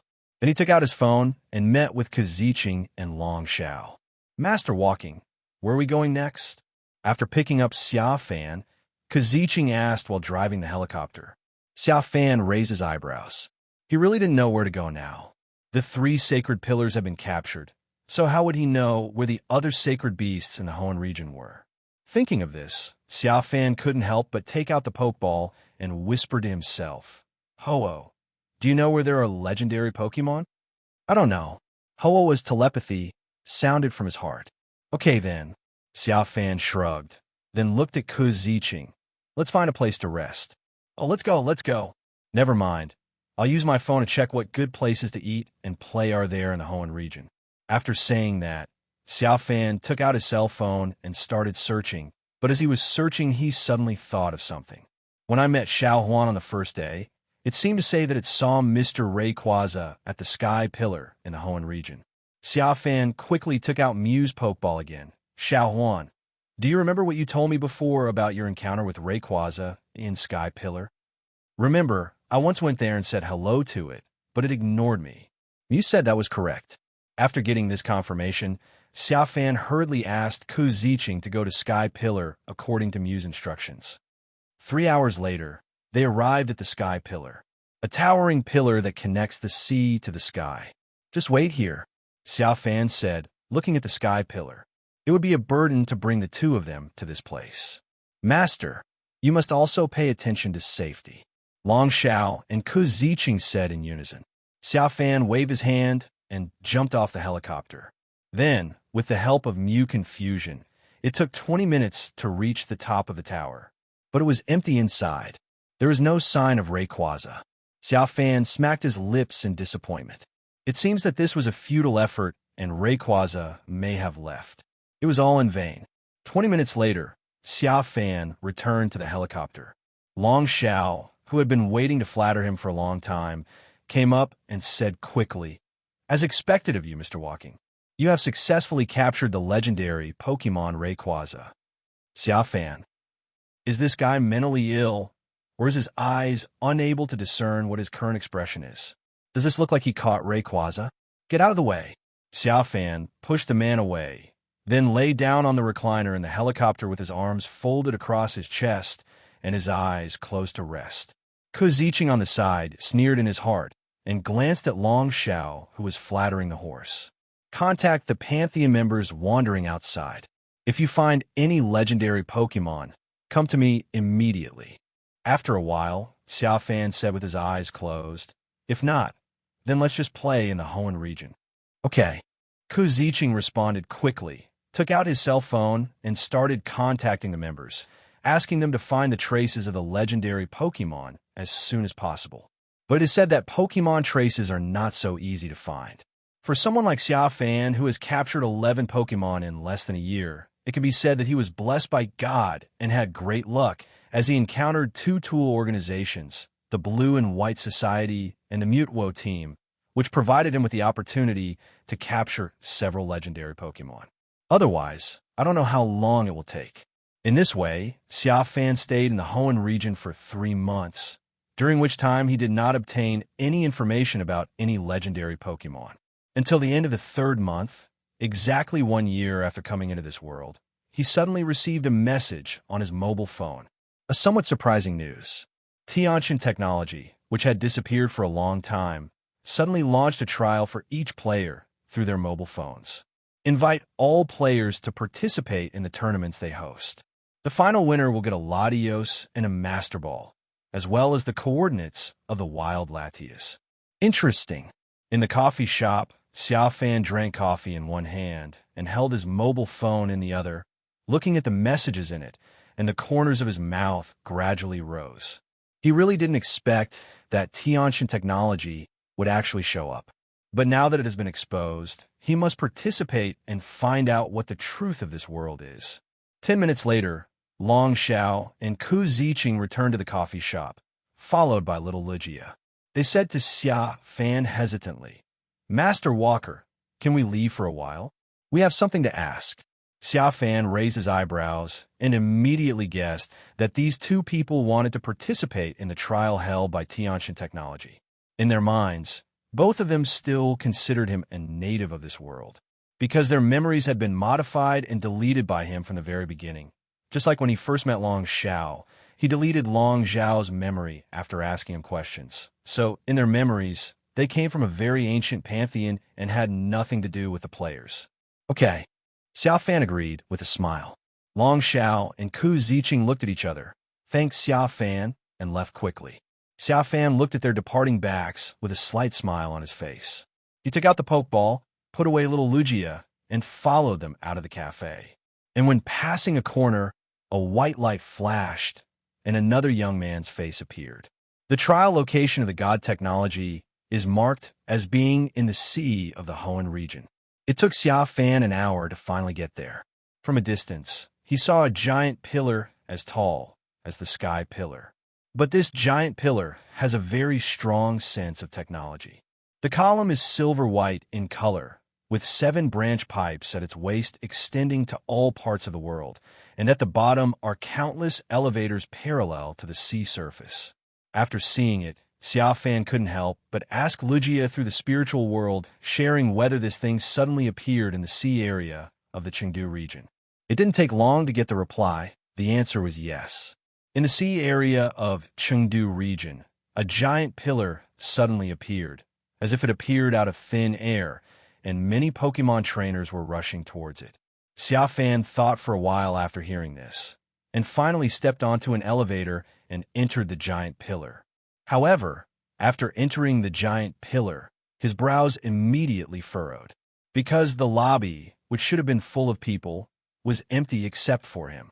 Those people who had just entered the elevator with him seemed to have disappeared out of thin air and were not standing with him. It's not like they entered a different dimension and separated everyone and threw them in. Xia Fan's mind was full of ideas, and he murmured. Thinking of this, Xia Fan took out the Pokeball and released Mew, letting it throw an aura sphere at the wall. Bang! Aura sphere smashed against the wall, but the wall was completely undamaged, just like the copper wall iron defense. Xia Fan frowned and walked over, reached out and touched it, and it felt just like an ordinary wall. Damn it, what the hell is going on? Xia Fan muttered and turned to walk towards the door to see if it could be opened. But the door was locked. He was trapped here to death. This made Xia Fan's expression start to panic. Just as I was about to take out the Pokeball and release all the Pokémon, a pleasant sound came from above my head. Welcome all players to participate in the trial. You have entered the game for a whole year now. In order to test your growth during this year, we, Tiantian Technology, have arranged a trial for you.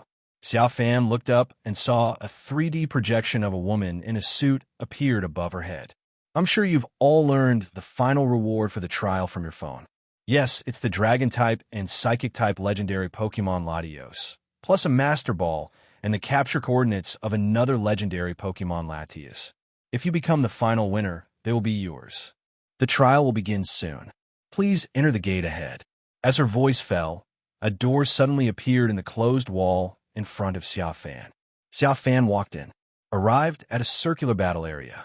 He saw a middle-aged man standing across from the battlefield, looking somewhat bewildered. Before the battle begins, please select your respective battle requirements. The girl's voice came from above my head again. Xia Fan looked around him when he heard this. I saw a tablet on a platform next to me. Xia Fan clicked it and saw two options. The first option is whether to turn on closed mode and hide your identity. There is also a prompt next to this option, which says that once it is turned on, all your battle screens and God technology will be hidden and not disclosed to the outside world, and it will be given a pseudonym, X. Xia Fan took a look and decisively clicked to open it. The next second, the stage under his feet began to change. Boards suddenly extended out from the ring under his feet. 5 seconds later, the boards were built into a small house, and Xia Fan stood in front of a one-way glass. The other side can no longer see what he looks like, but he can see what the other side looks like. After selecting this option, Xia Fan turned his attention to the second option. It says whether you need to enable bounty mode. The prompt says that this option does not require rivals' consent. Once it is turned on, it will be a bet with Tiantian Technology. If you win, Tiantian Technology will give a bounty to the challenger. If you lose, the player must give a bounty to Tiantian Technology. If the player does not pay or does not have enough money, Tiantian Technology will randomly kill one of the player's Pokémon as a punishment. The challenge bounty cap is 1 million. If you can win consecutive games until the final winner, Tiantian Technology will give the player the capture information of another legendary Pokémon besides Latias. After reading the prompt, Xia Fan decisively chose to turn it on and directly adjusted the bounty cap to 1 million. He loves to get free stuff, especially from Tiantian Technology. I don't know how great it would be. After turning on both options, a countdown sound can be heard above your head. The battle will begin in 60 seconds. The match was a doubles match, and Xia Fan directly released NEI and Raikou. Perhaps Xia Fan's action scared the other party. When he released NTI and Raikou, the opponent had just released Torterra, the final evolution of Turtwig, one of the Sinnoh region's 3 great pets. Afterwards, Xia Fan saw that the Pokeball that the opponent was about to throw out with his right hand was suspended in midair. Expressions of astonishment and shock flashed across his face. When the countdown reached 10 seconds, Xia Fan saw the middle-aged man opposite him roaring at him. You already have 2 divine beasts, and you're still participating in this stupid trial. Can you give us, who haven't even seen the hair of a divine beast, a chance to survive? Hearing this, Xia Fan couldn't help but touch his nose, not knowing how to respond. The middle-aged man opposite released his second Pokémon after yelling, a Luxray. Obviously, Despite the scolding, this person still wants his Pokémon to fight against Nei and Raikou. But the result was naturally defeat in less than 5 seconds. Before Raikou could even move, Nei spit out the two with a sacred fire, making them lose their ability to fight. Player X wins and receives a bounty of 1 million. Please collect the bounty on the tablet and choose whether to continue the challenge. A voice came from above his head, and the screen on the tablet in Xia Fan's hand turned into a QR code for payment. He picked up his phone and scanned it. The next second, a notification of the arrival of the money came from the phone. At the same time, the screen on the tablet changed again, allowing Xia Fan to choose whether to continue the challenge. If he continued, he would go back to the room to rest for an hour and then continue the challenge after an hour. Xia Fan clicked on the option to continue the challenge. Then he looked up and saw that the middle-aged man had left at some point, and the Torterra and Luxray in the venue had also been taken back. About 10 seconds later, the door behind the opposite arena opened, and a handsome young man walked out. He looked at Xia Fan with a somewhat surprised expression, as if he didn't understand why there was a small house. Then he saw Entei and Raikou on the battlefield. The whole person was so shocked that he was speechless. It wasn't until a voice came from above, asking it to select the battle requirements and release the fighting Pokémon, that it came to its senses. The boy swallowed and released Infernape, the final evolution of Chimchar, the 3 great pets of the Sinnoh region, and a Rampardos. As a result, he was eliminated by Xia Fan in less than 10 seconds. Xia Fan received another 1 million bounty and chose to continue the challenge. Before leaving, the boy on the other side shouted to Xia Fan, "Brother, please give me your name and address. I will join you and follow you when I return." Xia Fan ignored him. After the boy left, he put Raikou into the ball and released Mew and Ho-Oh. Since you don't have to worry about being exposed, just have fun. Use it however you want. His next rival is a young man. As the young man came in, he was blinded by the dazzling, colorful light of Ho-Oh, and then he saw a jaw-dropping Pokémon floating in the air. The young man was so speechless that he didn't know what to say. What's the point of fighting? A Ho-Oh and a Mew, and you ask him to fight with his head? Is this a rivalry that he, a player who has only been here for a year, can challenge? If someone could beat him, he would immediately kneel down and call him Daddy, calling Dad without blinking. "I give up," the young man shouted after coming in. Soon after the young man admitted defeat, Xia Fan continued to challenge for another 6 rounds. After seeing Mew and Ho-Oh, the rivals in these 6 rounds were either eliminated within 10 seconds or were so scared that they gave up directly. Just when Xia Fan was about to start the 10th round of challenge, the tablet received a prompt. Since the challenges were too fast, there was no rival in Xia Fan advancing to the same round. So Xia Fan was forced to enter a rest period and continue the challenge after a corresponding rival was found. The door behind him opened again. Xia Fan looked back, but did not go in. Instead, he looked at the 3-dimensional projection above his head again, and suddenly couldn't help but shouting, "Hey, can we have a chat, young lady?" The stereo projection did not respond. "Aren't you at Tianshan Technology curious about why I have so many legendary Pokémon? It only took me 1 year." Xia Fan said again. There was still no response from the stereoscopic projection. After Xia Fan's rival left, there was no other sound in the entire room. Faced with this reaction, Xia Fan's brows were furrowed into a shape of a cross. After thinking for a while, he released the Ho-Oh that he had put back into the ball. "Ho-Oh, tear this down." A phoenix cry sounded, and Ho-Oh spit out sacred fire. The scorching flames ignited the challenge venue. The temperature rose suddenly, but Xia Fan still didn't receive a reply. The posture and expression of the 3-dimensional projection remained the same, without any movement. Even when the flames burned the challenge venue beyond recognition, she did not show any movement. Is this a real person? Xia Fan frowned and began to suspect that the projection above his head was a robot. Otherwise, why is there no reaction to his behavior? Sacred fire eventually burned the challenge site completely, exposing layers of iron sheets. Xia Fan then released all the Pokémon. Let them chisel through the iron sheet. However, the next scene made Xia Fan a little stunned. That was that Mew Reiku Intiai's skills only needed to break a hole in the iron sheet, and the iron sheet would be immediately stitched together the next moment. There is no chance for people to look outside at all. Xiao Huan, teleport.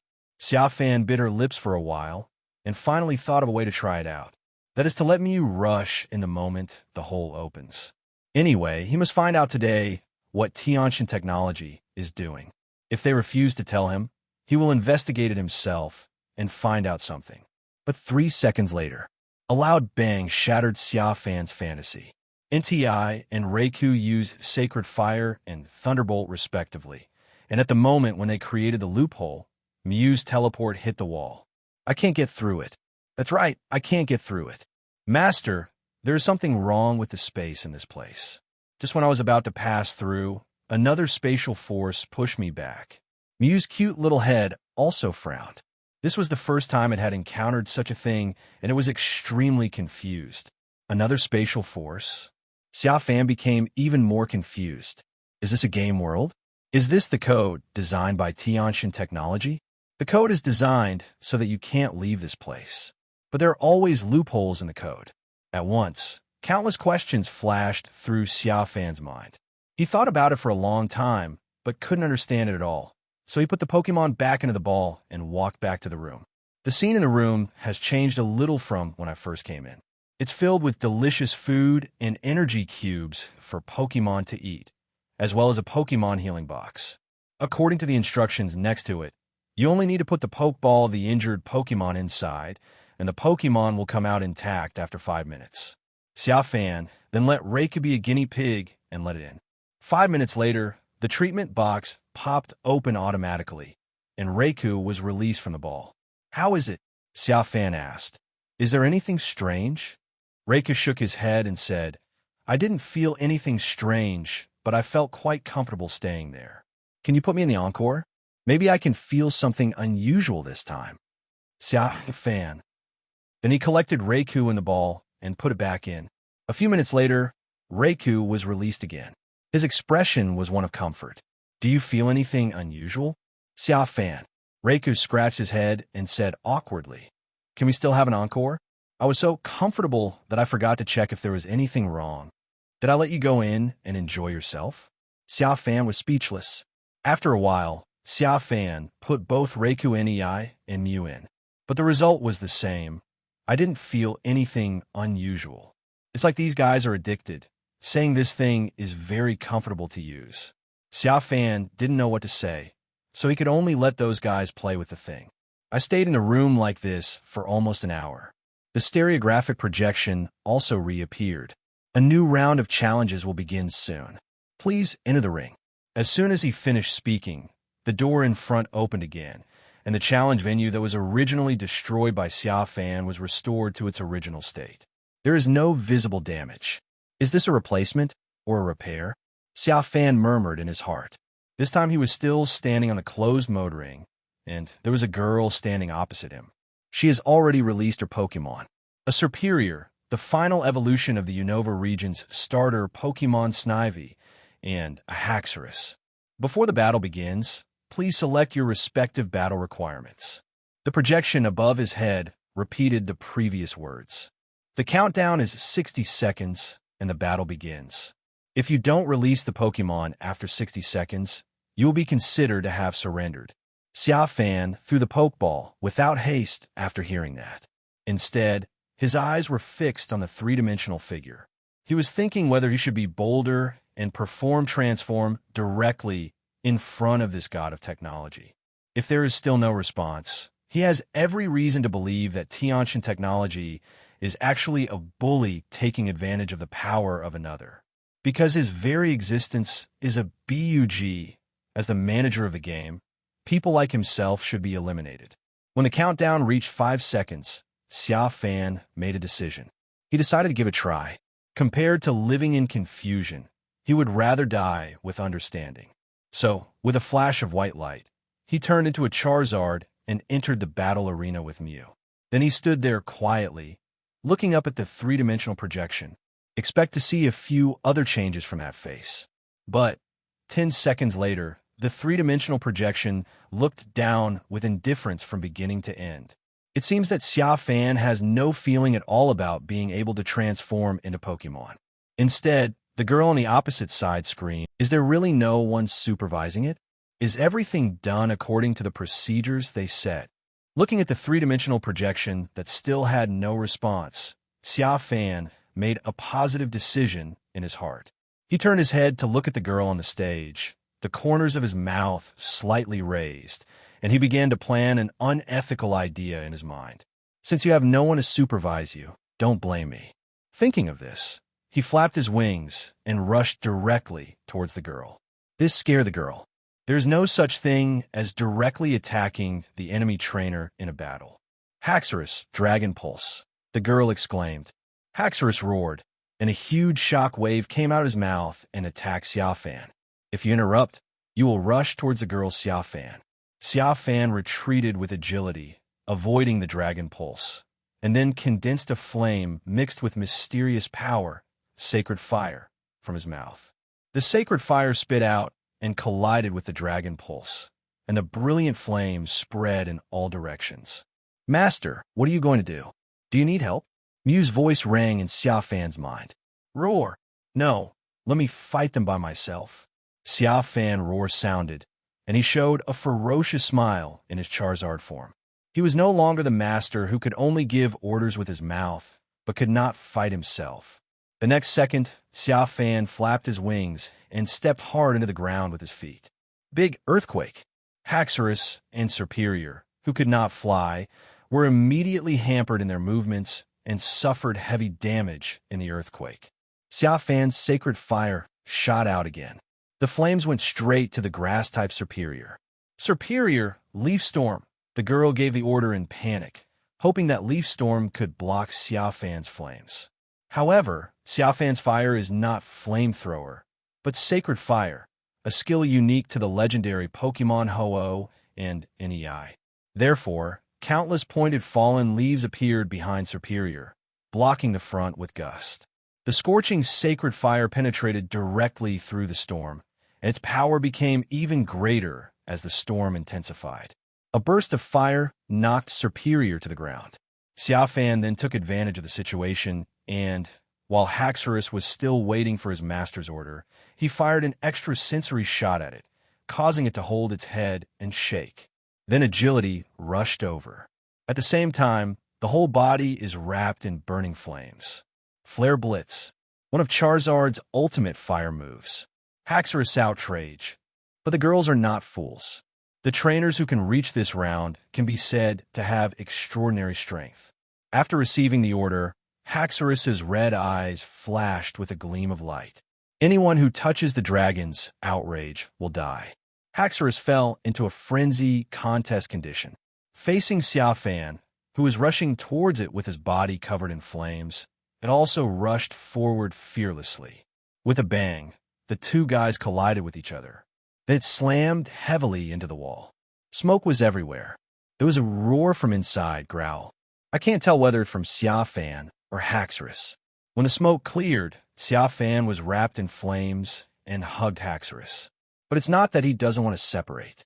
Instead, Haxorus held Xia Fan tightly like a madman and was unwilling to let go even if he was burned by flames, and also took a bite of Xia Fan's wings.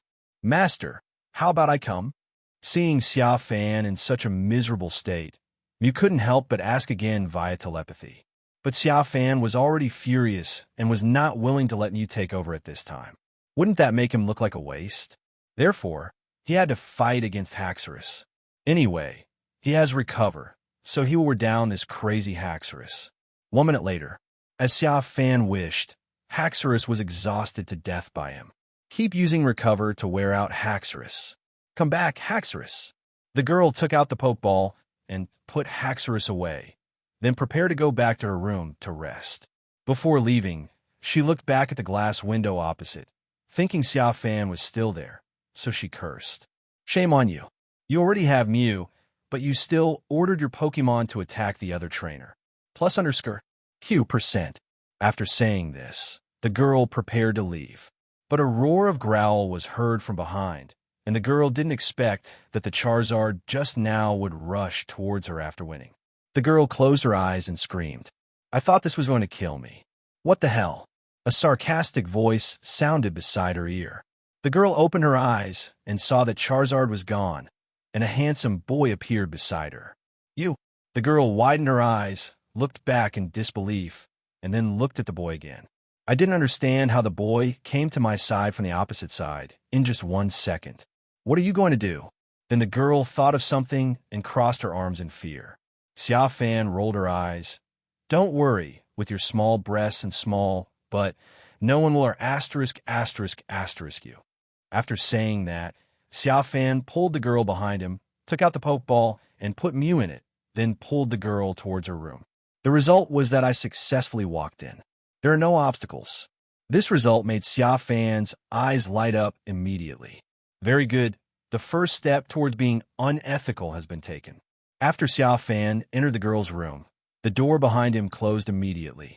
Tiantian technology didn't seem to notice that a player had sneaked into another player's room. What are you up to? The girl was a little panicked that Xia Fan was able to enter her room and try to break free from Xia Fan's hand. But Xia Fan's body has been transformed many times by the system, and her strength is beyond the reach of a mortal like her. Xia Fan glanced at the girl, chuckled, and let go of her hand. Solation found a place to sit down, picked up an apple on the table, took a bite, and said with a smile, "Do you want to make some money from Tiantian technology?" The girl frowned slightly. "What do you mean?" "I'll help you in your next fight, and you can rest assured that the challenge bounty will be raised to 1 million. Can you help me fight?" "Can you? You'll know if you try it. Don't worry, you won't suffer any loss." The girl looked at Xia Fan and fell silent. "Master, what are you going to do?" The voices of Ho-Oh and Inti rang in Xia Fan's mind at the same time. He glanced at the girl who was lost in thought, then took out the Pokeball and said calmly, "I want to try to see if the trial can still be held normally when most of the contestants are intercepted by me. Is this okay?" Ho-Oh asked. "You'll know after you try it. If the hard way doesn't work, then try the soft way." Xia Fan took a bite of the apple and looked up at the 3D projection that always had only one expression. For unsolved problems, there must always be a brave guy to take the lead and try it. After saying this, he raised his left hand and pointed it at the three-dimensional projection in the shape of a gun. Bang! An hour later, the girl's rest was over and the next rival began. "Xia Fan, are you sure you want to do this? If the God technology punishment comes down, I will tell you the truth." The door opened, and before entering the battlefield, Wang Lan called Xia Fan. During the 1-hour break, they both knew each other's names, and Xia Fan also confessed his purpose. "Whatever you want." Xia Fan waved his hand and walked into the battlefield. However, the next second after he stepped in, he thought of something that had not been confirmed. So he quickly called Wang Lan. "Wait, don't come in yet." Wang Lan looked at Xia Fan in confusion as she walked back to the room from the ring. "What are you going to do?" Xia Fan did not answer, but let Wang Lan walk in front, his eyes fixed on the gates on both sides. Wang Lan followed instructions and slowly walked out of the door. And in Xia Fan's eyes, the moment Wang Lan walked out of the door began to slowly close. Xia Fan's eyes lit up, and he quickly pulled Wang Lan, who had just walked out of the gate, back. The door that was slowly closing opened again. Seeing this scene, Fan's eyes brightened. Just now when he walked out of the gate did not respond and would not close. However, when Wang Lan moved in and out, the gate opened and closed accordingly. Doesn't this mean that in this trial, he has already escaped and successfully become a bug that is not affected by the trial of the gods' technology? They can't sense him at all. "Are you sick?" Wang Lan asked angrily, letting someone walk out and then forcibly pulling them back the next second. What else could this be? Xia Fan ignored him and walked into the battlefield happily. "Before the battle begins, please select your respective battle requirements."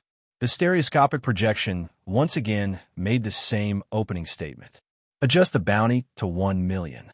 Xia Fan picked up the tablet on the platform and threw it to Wang Lan. Wang Lan took the tablet and did as she was told. With a Mew helping her fight, she had nothing to be afraid of, unless the opponent had the guts to take out a legendary Pokémon. Hey, referee, young lady, can two people take this trial together?" Wang Lan's rival is a young man with a shamat hairstyle. When he saw there were two people on the opposite ring, he was stunned. After he came to his senses, he shouted at the 3D projection. The three-dimensional projection did not answer, but began a 60-second countdown for the battle. The Shamat youth had no choice but to release their Pokémon, a Charizard and a Lapras. The time is almost up. Why don't you release the Pokémon? Seeing that the opponent had released Pokémon and Xia Fan had not yet taken out his Mew, Wanglon became a little anxious and urged him. Xia Fan took a glance and let Mew out. However, he did not let Mew fight, but let Mew take him over via teleport. In the blink of an eye, Xia Fan and Mew suddenly appeared next to the Shamat youth. The young man was shocked. He pointed at Mew with a trembling finger, full of disbelief. Xia Fan ignored him, picked up the tablet on the table, and directly clicked surrender. Then he looked up at the stereoscopic projection. Contestant Wanglon won and received a bounty of 1 million. Please collect the bounty on the tablet and choose whether to continue the challenge. Just as Xia Fan expected, Wanglon successfully won the victory with his operation. Wanglon also shouted excitedly on the other side. A bounty of 1 million. It's like a dream. You, do you have any shame? You already have Mew, and you still do this. The young man, who was inexplicably defeated, heard the voice coming from above his head and pointed a trembling finger at Xia Fan. He couldn't understand why a Pokémon trainer who owned Mew would use such a despicable method to win. Looking at the Shamat youth who looked frustrated after losing, Xia Fan shrugged and said, "Would you like to earn 1 million yuan in bounty this way?" In an instant, the young man's frustrated expression disappeared, and he said seriously, "Really?" Xia Fan nodded slightly. The young man was excited and immediately had an expression that showed he was following Fan's lead. How to do it? Xia Fan turned to look at Wanglon. You got the money, right? If you want to continue making money like this, then come over here. A red light flashed, and Wanglon decisively released Haxorus, letting him carry her to the opposite ring to meet Xia Fan. You go in first. Xia Fan pointed at the open door and said to Wanglon did as she was told. Set the rest time to 5 minutes. Xia Fan said to the young man again. The young man did the same. Xia Fan nodded with satisfaction, walked into the room, and let the young man follow behind. What's your name? After entering the room, Xia Fan started chatting with the young man. My name is Su Shama, said the young man. Su Shama. Xia Fan looked at the young man's hair and found that he really lived up to his name. He then told him his own name and Wanglan's name. Su Shama asked, how did you manage to be together with 2 people? Or does the rule allow 2 people to be together? The rules don't allow 2 people. I just found a loophole, Xia Fan confessed. As long as she and I enter your room before you, the 2 of us can be free from the rules and no longer be restricted by the trial of the gods' technology. So, if you also want to do what we did just now, after defeating Rival, go into his room before Rival and work with him. Su Shama nodded in confusion, not knowing whether he understood or not. Xia Fan shook his head, too lazy to explain further. These 2 tools should understand it after watching him operate it a few times. 5 minutes later, Su Shama's rest ended and a new round of battle began. Xia Fan let Su Shama enter last, and let himself and Wanglon enter the battlefield before him. Su Shama's rival is a middle-aged man. When the middle-aged man saw 3 people opposite him, his reaction was the same as Su Shama's before. He immediately reported to the stereoscopic projection what was going on and why there were 3 people opposite him.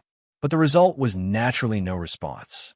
Xia Fan asked Su Shama to raise the bounty to 1 million, and then asked Wanglon to join in.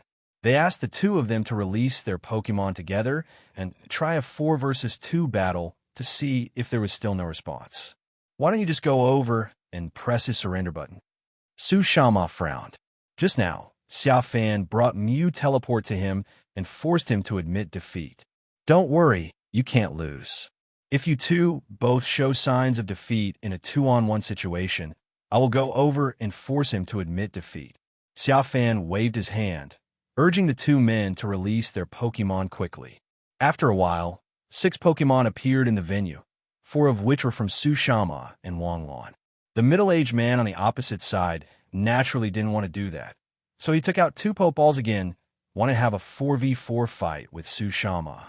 However, as soon as he threw out his two Pokemon, a laser shot out from the battlefield, knocking down his two Pokemon instantly, and at the same time, the three-dimensional projection above issued a warning. Warning: the trial is a 2v2 battle. Please do not send extra Pokemon to participate in the battle.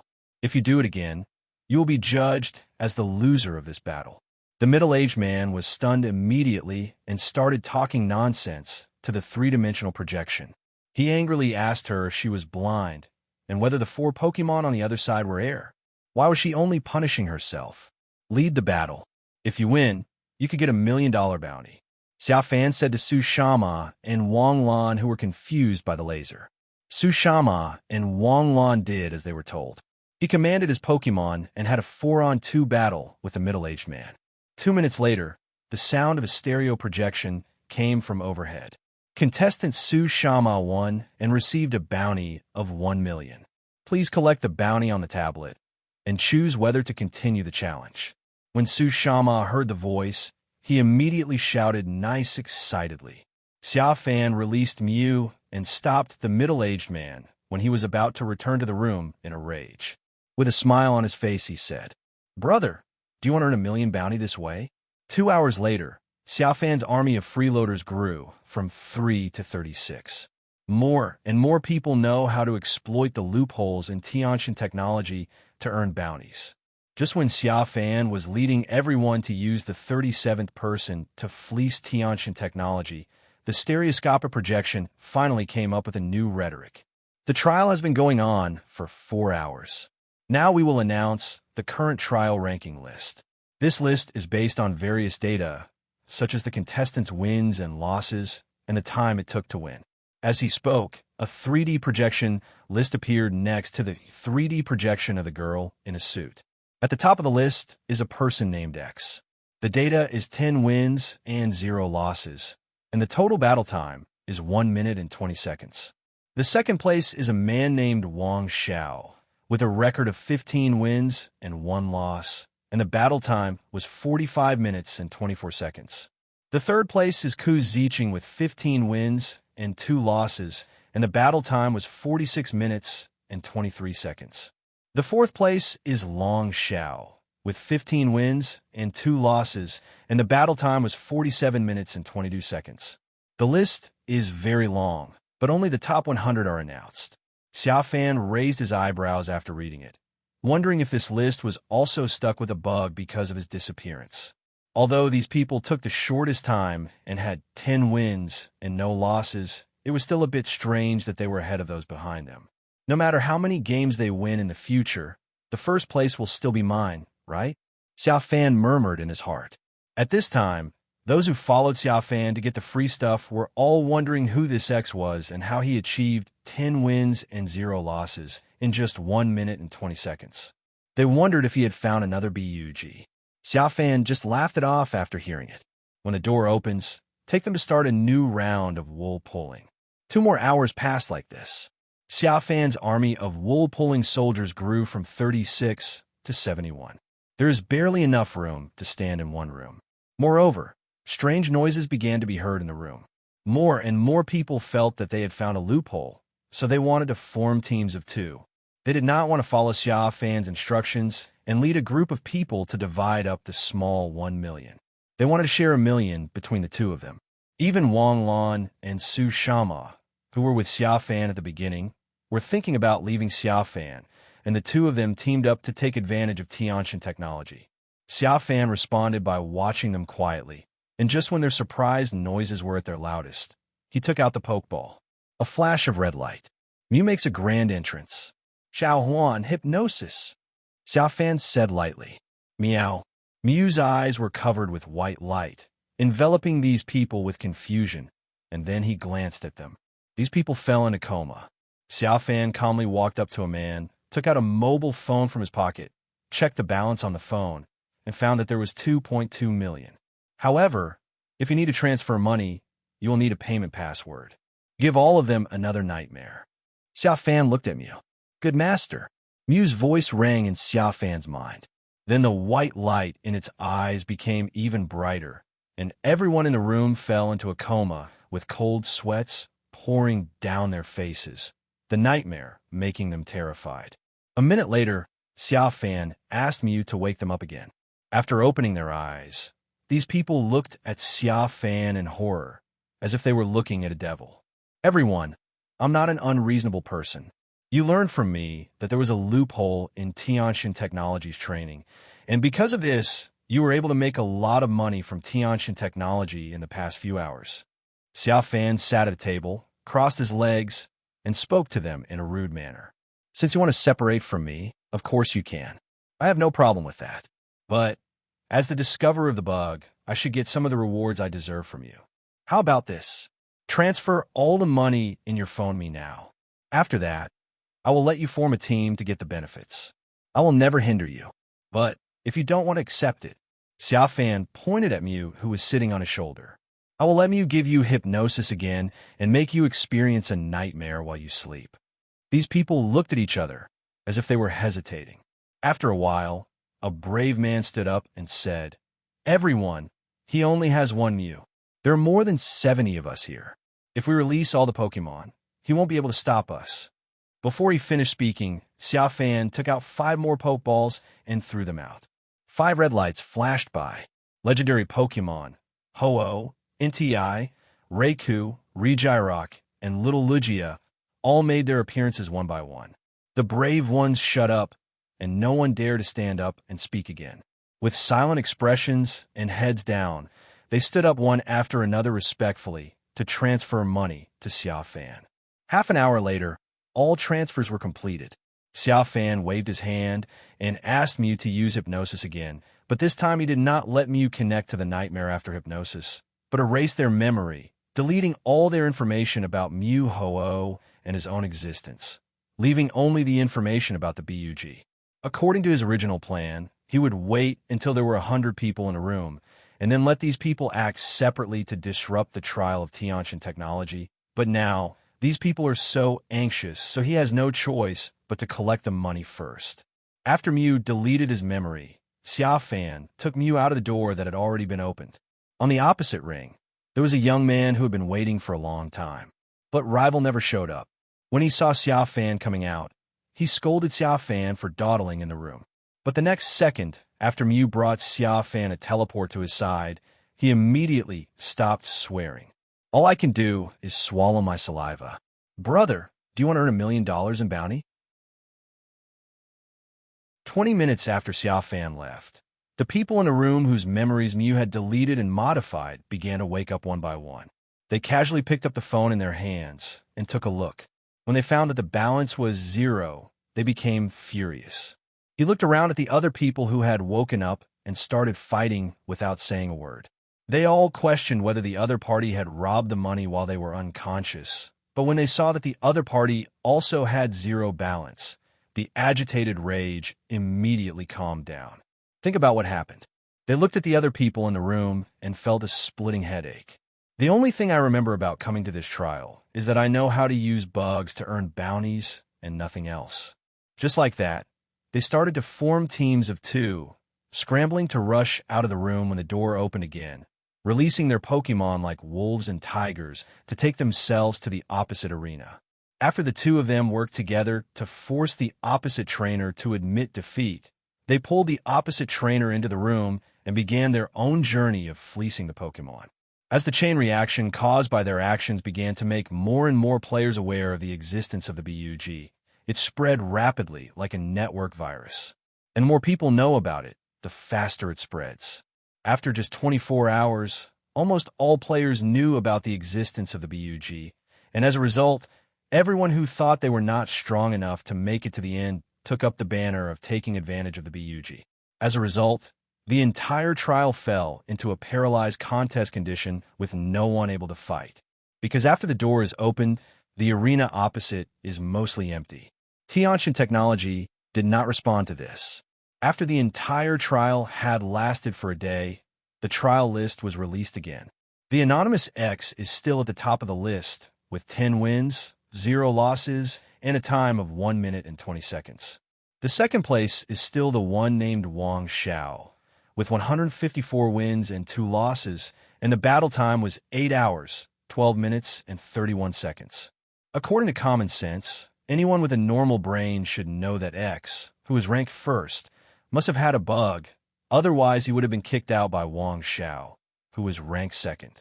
But because of this bug card, Wang Xiao couldn't climb up no matter how many wins he had. After the ranking list was announced, the 3D projection began a countdown to the ranking list. After another 24 hours, whoever had the most wins would be the final winner of this trial. Get the Dragon-type and Psychic-type legendary Pokémon Latios, plus a Master Ball and the capture coordinates for another legendary Pokémon, Latias. In an unknown room when the news was announced, a young man was so angry that he was about to vomit blood when he looked at the 3D projection. The person who angrily cursed Tiantian technology had gone to SI. The top-ranked player on the list had obviously found a bug and exploited a loophole. It was hard for him to understand why such a person was not kicked out. In another unknown room, Xia Fan looked up in astonishment at the three-dimensional projection above his head. For the first time, I feel that Tiantian technology is a bit pleasing to the eye. It turns out that having a hole in your brain does have some benefits. At this time, Xia Fan was the only one in the room. He had told everyone who saw him how to make money by exploiting bugs. I felt that there was nothing left to do, so I stayed in my room alone and rested. But I didn't expect to get such a pleasant surprise. Just like that, Xia Fan released all the Pokémon and ate and drank in the room. Since he doesn't have to do anything and can get Latios just by lying down, why should he do anything? He should just rest. As for the food in the room, they're creatures created out of thin air by Tiantian technology, so there's no need to worry about eating them all.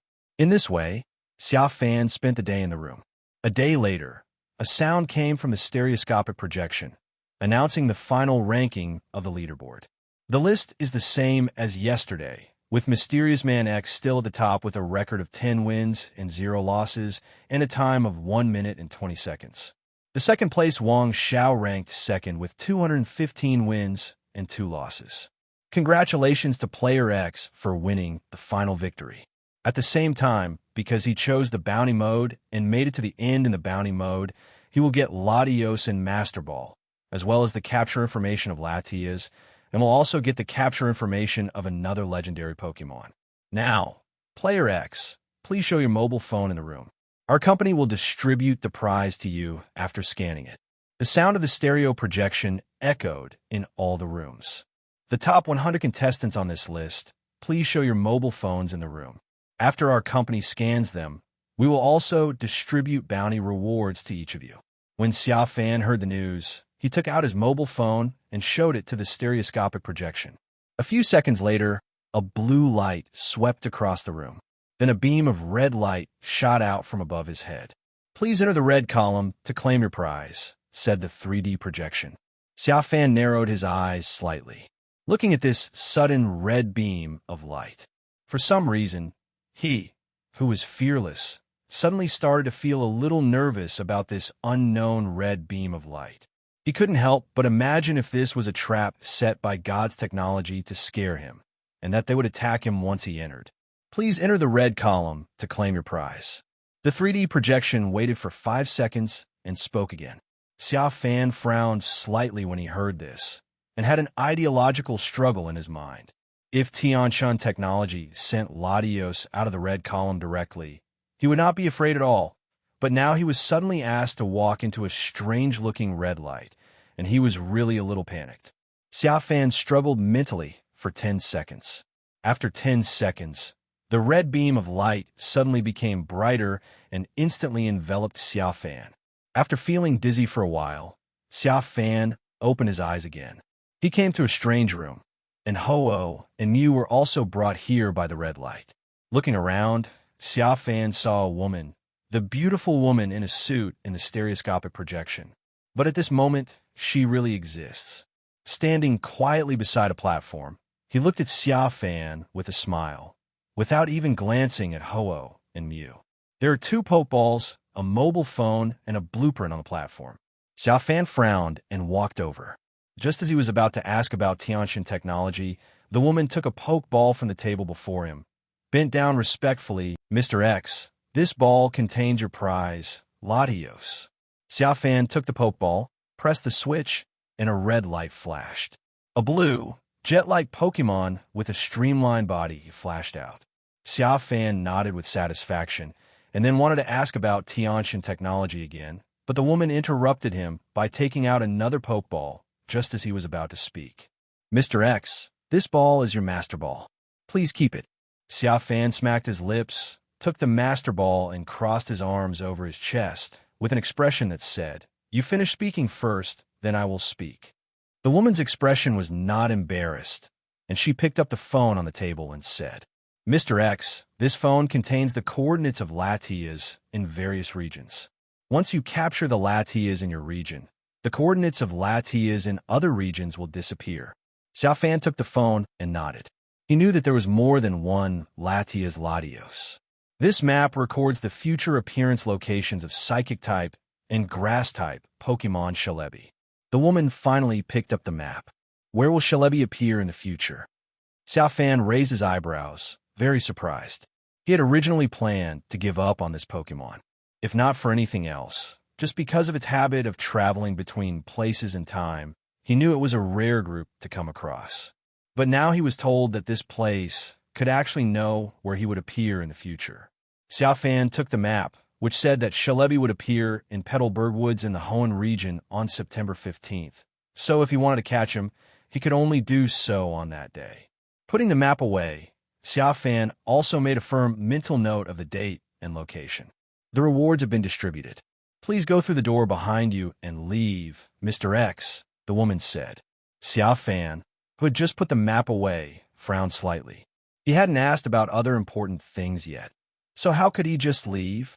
He looked back and found that a door had appeared behind him. Tell me, why can't players quit the game? Xia Fan asked. The woman didn't respond and just stood there like a robot. Xia Fan narrowed his eyes slightly. You want to be done with him, right? If he still can't get some useful clues about Tiantian technology after coming here, then Xia, a man without martial ethics, should be dismissed. I'm telling you, don't push me. I could do anything when I get angry. Xia Fan said viciously. The woman still didn't respond. I see that you can't touch hell, so you can't feel what despair is. Xia Fan turned around and called Mew, Xiao Huan, give her a hypnosis, and then a nightmare. Let her fall into the cycle of nightmares and experience separation from her wife and children, death of both parents, and early death of her children. In short, let her experience anything that can make people despair and want to die. When saying this, Xia Fan stared at the woman's face, trying to read the slightest fluctuation in her eyes. But, alas, there's still nothing. It can't be a robot. Xia Fan muttered in his heart. He has said this much, anyone would have some emotional fluctuations. At this time, Mew has begun to cast hypnosis. But what was surprising was that when hypnosis was about to hypnotize the woman, a light shield emerged and protected the woman. Seeing this scene, Xia Fan's brows immediately twisted into a rope. This light shield looked like the skill Protect. He quickly asked Mew to use the psychic skill Future Sight again, because Future Sight cannot be blocked by Protect. But after a few seconds, Xia Fan started to get a little messy. Future Sight was actually useless against this light shield, which meant that the light shield was not the Protect he had guessed. Player X, please go through the door behind you and leave. The woman spoke again. Just wait for me. Xia Fan pursed his lips and then ordered Ho-Oh and Reikundi Registeel to attack the light shield. However, whether it was Sacred Fire, Thunder, or Aura Sphere, the attacks of the 6 Pokémon hit the light shield, but there was still no reaction. It was not until 20 minutes later, when Xia Fan was about to give up, that cracks finally appeared in the light shield. The cracks spread outward like a spiderweb, and for some reason, the room suddenly began to shake. It's like it's about to collapse. Xia Fan frowned, looked back at the door behind him, and then looked at the woman again. He gritted his teeth and made a decision. After the light shield was completely shattered, he reached in and grabbed the woman's arm. Want to take it with you? However, when he touched the woman's hand, he shivered violently at first because of a coldness that almost froze his soul off. Then, The woman looked at him pleadingly, as if she had finally come back to life. His mouth was slightly open, and although he was able to make some sound, Xia Fan was able to read out the two simplest words from his mouth shape. "Help me. Save you." Xia Fan was stunned, not understanding why the woman would say that. He wanted to ask further questions, but the next second the world in front of him was suddenly shrouded in darkness. When I came to my senses, I was back to the beach before entering the giant pillar. From a distance, you can still see a huge pillar standing in the middle of the sea. However, the sea elevators that received the trainers disappeared. Xia Fan recalled in his mind what the woman had just said. However, he didn't think long before the screams of the humans on the beach disrupted his thoughts. He looked around and realized that Ho-Oh and Mew were still left outside. Then he put Ho-Oh and the others back into the Pokeball, leaving only Mew and hiding him in an empty forest. Xia Fan kept thinking about the two words the woman had lip-synced. However, he really couldn't deduce what Tiantian technology had done or what had happened based on just two words. In the end, Xia Fan, whose brain cells were almost drained, could only bury this question in his heart temporarily and wait to solve it later. He pulled out Ladio's Pokeball from his backpack. He now has 7 Pokemon stored on him. If he puts Mew into the ball again, Latios will be teleported away to Professor Utsuji in New Barktown, Chengdu region. This is not only true for him, but also for other players. As long as there are 6 Pokeballs filled with Pokemon, the 7th one will be sent away. He used his cell phone to contact Liang Kong, whom he appointed as the person in charge of the Guangdong region of the Pantheon, and decided to send the Registeel over to him and lend it to him. Half an hour later, Xia Fan took Mew to teleport Registeel over. Then he returned to the deserted jungle and released Latios. He stepped on the Pokeball that originally contained Latios and crushed it. Just when Latios was surprised and thought that he was free again, Xia Fan took out a new Pokeball and put it into the ball.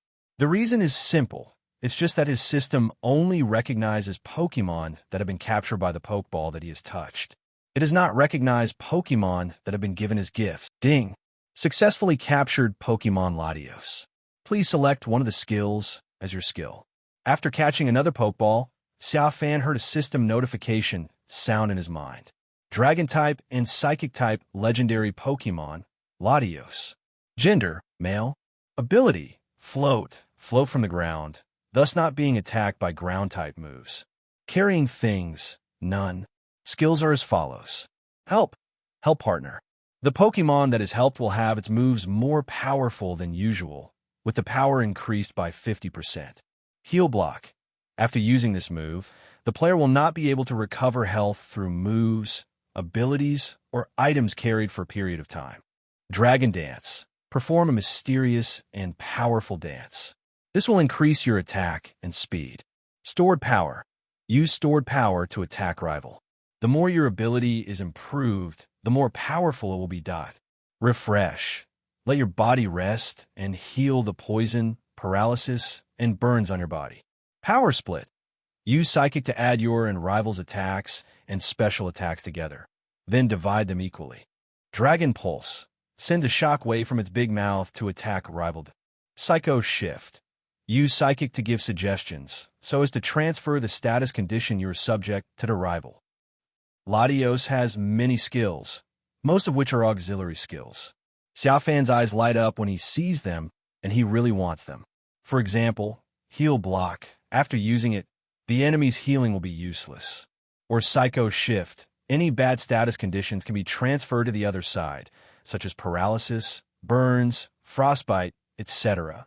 However, Xia Fan watched it for a long time and felt that the power split skill seemed to be the most survivable one. Adding up the attacks and special attacks of myself and rival, I can split them equally. If I think about it, it's not a loss for me. His attack and special attack are definitely not as high as Pokemon's. For example, if his attack value is 10 and rival's is 100, he makes a profit while rival loses a lot. Thinking of this, Xia Fan made a decision. System. I choose Ladio's skill, Power Split. After a while, the skill column in Xia Fan's mind added the skill column of Power Split after Psych Up. He nodded in satisfaction, released Reiku, and used Power Split on it, letting it fight against his body and skills. The result was as he expected. Reiku became weaker, and he became stronger. "Master, where are we going now?" Mew asked Xia Fan. After Xia Fan finished testing his skills, Mew called Xia Fan out of boredom. Xia Fan looked up at the sky. It was almost evening. He turned his head and looked at the huge pillar in the middle of the sea that pierced the clouds. After thinking for a while, I decided to go and take another look. After half an hour, soaring in the sky was completely dark, and Xia Fan released all the Pokémon to see if they could break the giant pillar. But the result was that there was no damage at all. Ho-Oh and the others attacked for more than an hour, but to no avail. Helplessly, Xia Fan could only give up this place temporarily. Pick up the map to capture Shalebi and the cell phone to capture Latias that the woman gave her before. After checking the time, today's date is June 15th, which is exactly 3 months before Shalebi appears in the Changhua Forest in the Hoenn region. I looked at the map of Latias in the Hoenn region again, which showed that Latias was in the sea near Pacific Log Town. Xia Fan then jumped from Ho-Oh's back to Latios' back and asked it to carry him to Pacific Log Town. While on the way to Pacific Log Town, Xia Fan's cell phone rang with calls from Long Xiao and Ku Ziqing, who said that their work had been completed and asked where Xia Fan was. Xia Fan made up a random idea of a tourist destination and asked them to wait there. After all, these two participated in the trial. If they saw that they had Latios, anyone with a normal brain would guess that he was the mysterious person X who had caused the bug. It took Xia Fan 3 hours to rush to the sea near Pacific Log Town, according to her cell phone, and she saw Latias playing with Spheal on a small island. Latias looks very similar to Latios. Both have streamlined bodies and jet-like wings. The only and biggest difference is that Latias' body color is basically red. When Xia Fan appeared in front of Latias sitting on Latios, it came over excitedly, but not to Xia Fan, but to Latios, like a charmed sister seeing her brother. Growl was soft and sticky, which made people's hearts warm. Xia Fan was not the kind of person who would disrupt other siblings' reunions, so he just sat quietly on Latios' back and acted as a light bulb. This Latias is this Latios' sister. He had learned this from Latios' telepathy before he arrived here, because Latios described to him how he was caught. A week ago, it and its sister Latias flew here from Sinnoh region for a visit. They were having fun, but suddenly a woman appeared floating above their heads. He took out a Pokeball and caught it before it could react. It was not until the emergence of Xia Fan that it was able to reappear. The brother and sister talked about their relationship for 10 minutes. Only then did Sister Latias realize that there was a human sitting on her brother's back. It asked its brother in confusion who this human was. Latios looked embarrassed and didn't know how to respond for a moment. You can't tell your sister that this is its owner and you are here to bring him to catch you. That's just asshole-ish. Xia Fan saw Latios's hesitant expression. As a master, he felt that he should take action to prevent the brother and sister from loving and hating each other. Thinking of this, he decisively took out a Pokeball and threw it over while Latias was distracted. There was a flash of red light, and Latias grabbed it. Ding! Successfully captured Pokemon Latias. Please select one from the skills as your skill.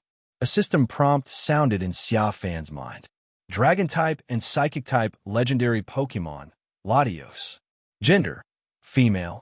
Ability, float from the ground, thus not being attacked by ground-type moves.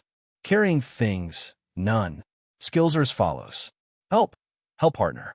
The Pokemon that is helped will have its moves more powerful than usual, with the power increased by 50%.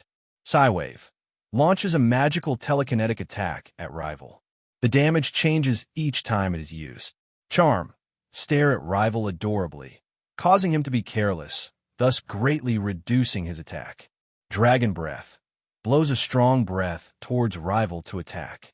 Sometimes it will cause rival to fall into a paralyzed contest condition with a 30% chance. Mist Ball. Attacks with a ball surrounded by mist-like feathers. Sometimes it will reduce rival's special attack with a probability of 50%. Reflect type. Reflect rival's attribute and change yourself to the same attribute. Guard split.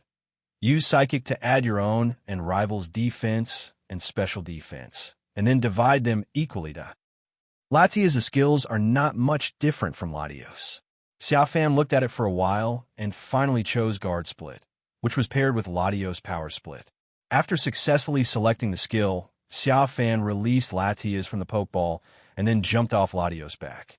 Xia Fan said, "You two brothers and sisters are free now, and you don't have to worry about being captured by others in the future."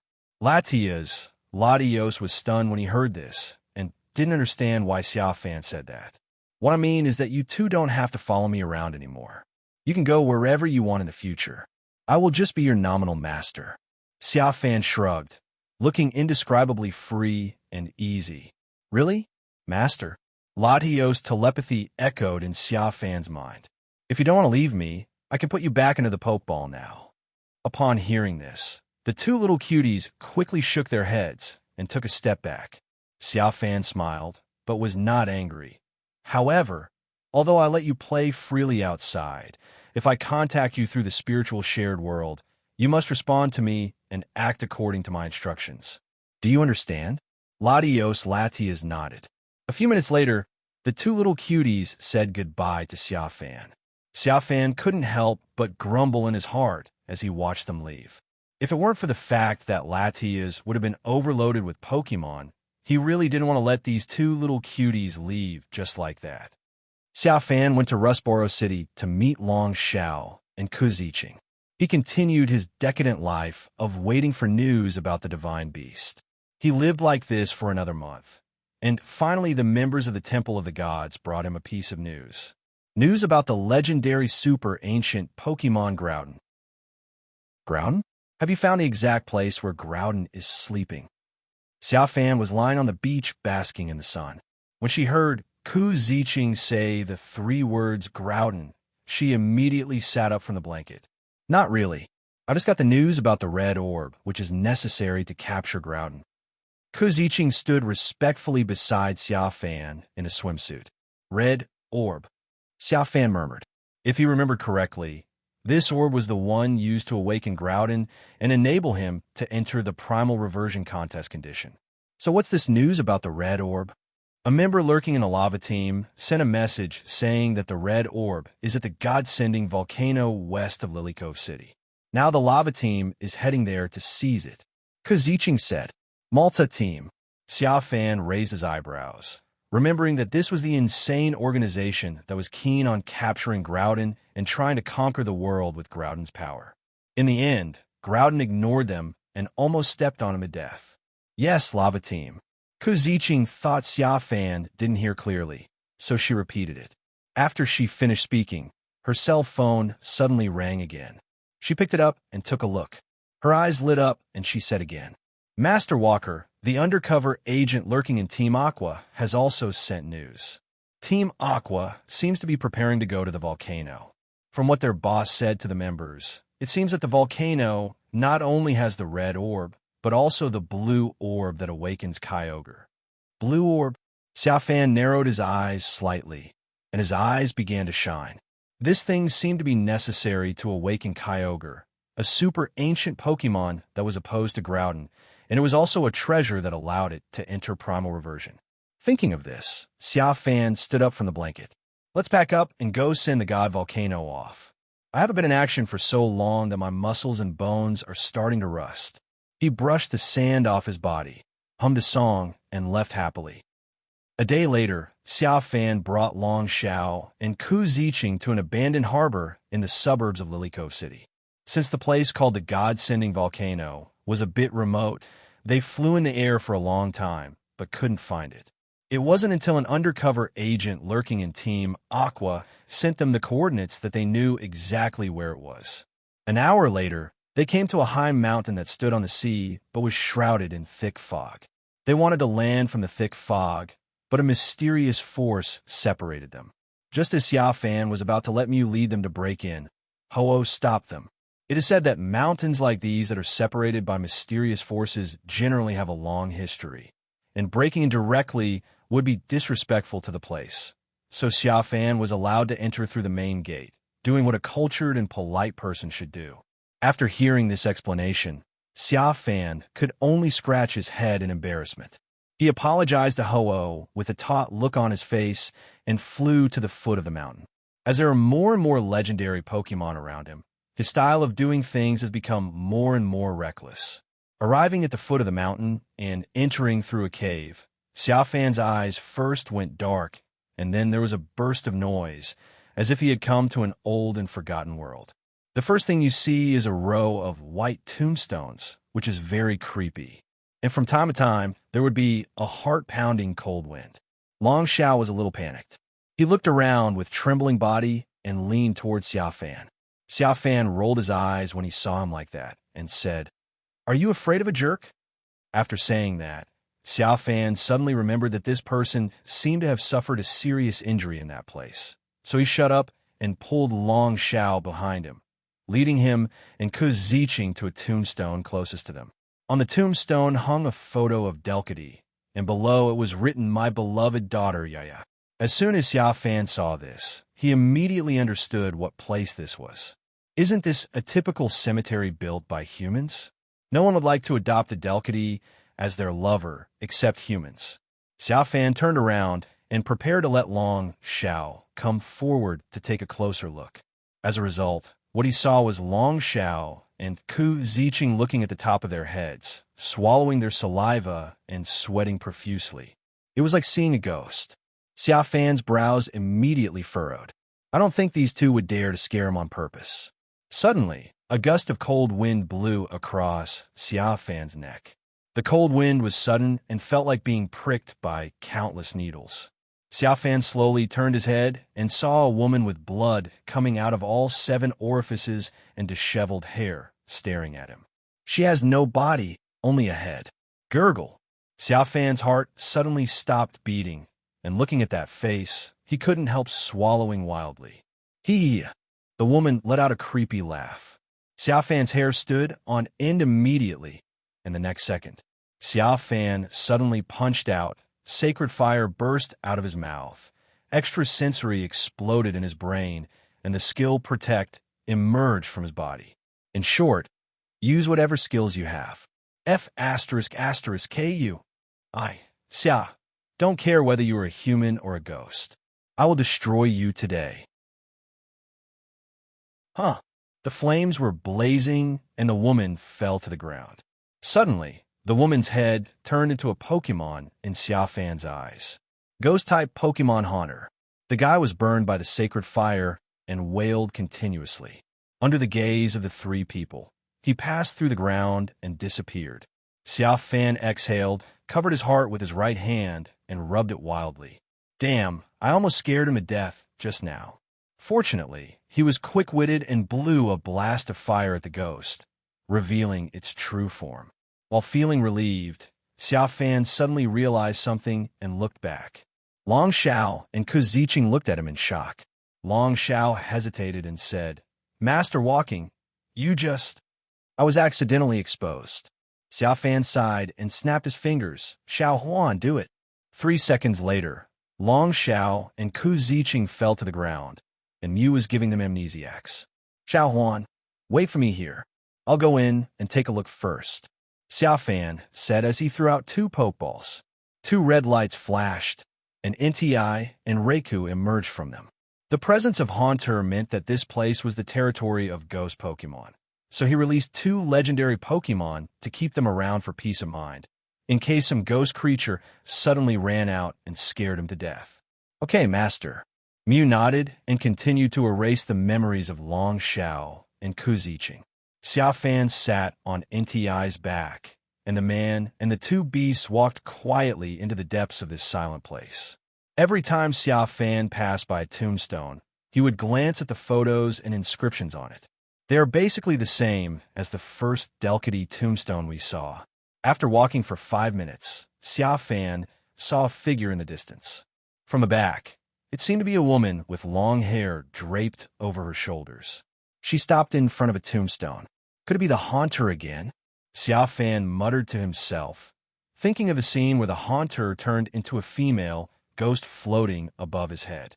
After thinking for a while, Xia Fan patted any eye on the back and asked him to take him over. Hello. When he was still 10 feet away from the woman, Xia Fan started shouting. The woman turned around and saw a very innocent-looking girl with tears in her eyes. She looked at Xia Fan pitifully. Hello. Hello. Do you know where this is? Xia Fan asked hesitantly, glancing at the tombstone behind the woman, on which hung a photo of Azumarill.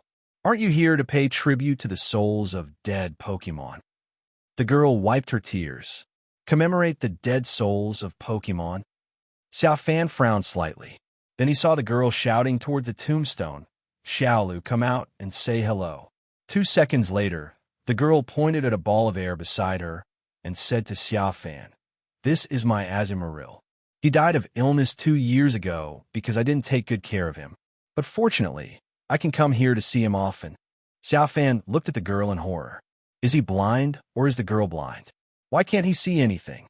At that moment, Xia Fan's pupils shrank slightly, suppressing the disbelief in his eyes.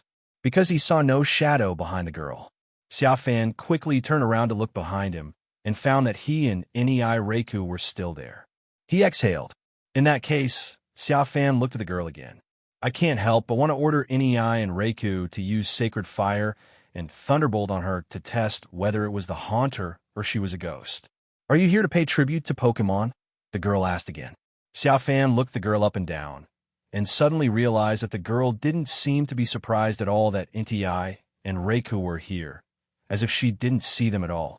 Yes, I'm here to pay tribute to a naughty and stubborn Pokémon. That Pokémon is called Haunter. Do you know where it is? Xia Fan calmly began to talk nonsense, his eyes fixed on the girl. Unfortunately, the result was contrary to his expectations. He didn't see anything in the girl's eyes, and even when he said the word Haunter, he didn't show much emotion. He just said with regret, Then you have to look carefully because many Pokémon's souls live here. Then can you help me find it? Xia Fan asked again. The girl shook her head apologetically. I'm sorry, I should go back now. Otherwise my parents will be worried. As soon as she finished speaking, the girl disappeared in front of Xia Fan in the blink of an eye. Sudden and strange. Xia Fan's scalp suddenly went numb when he saw it. Oh my god, is this a real ghost or a Pokémon? It seems that Haunter's disappearance just now was not so decisive. Looking down at Azumarill's tombstone again, Xia Fan patted Nei on the back and asked him to lead him forward. After walking for about another 5 minutes, he saw a staircase. Nei and Reiko led him up. At this time, Xia Fan began to feel like he had arrived at the tower. When I walked out of the stairs and reached the second floor, the world in front of me was much hazier and darker than before. If I could see a distance of dozens of meters at a glance just now, here was only 5 or 6 meters at most. Keep moving forward. After a while, he vaguely felt that there seemed to be another figure standing in the distance. Xia Fan quickly asked Nei Reiku to take him forward.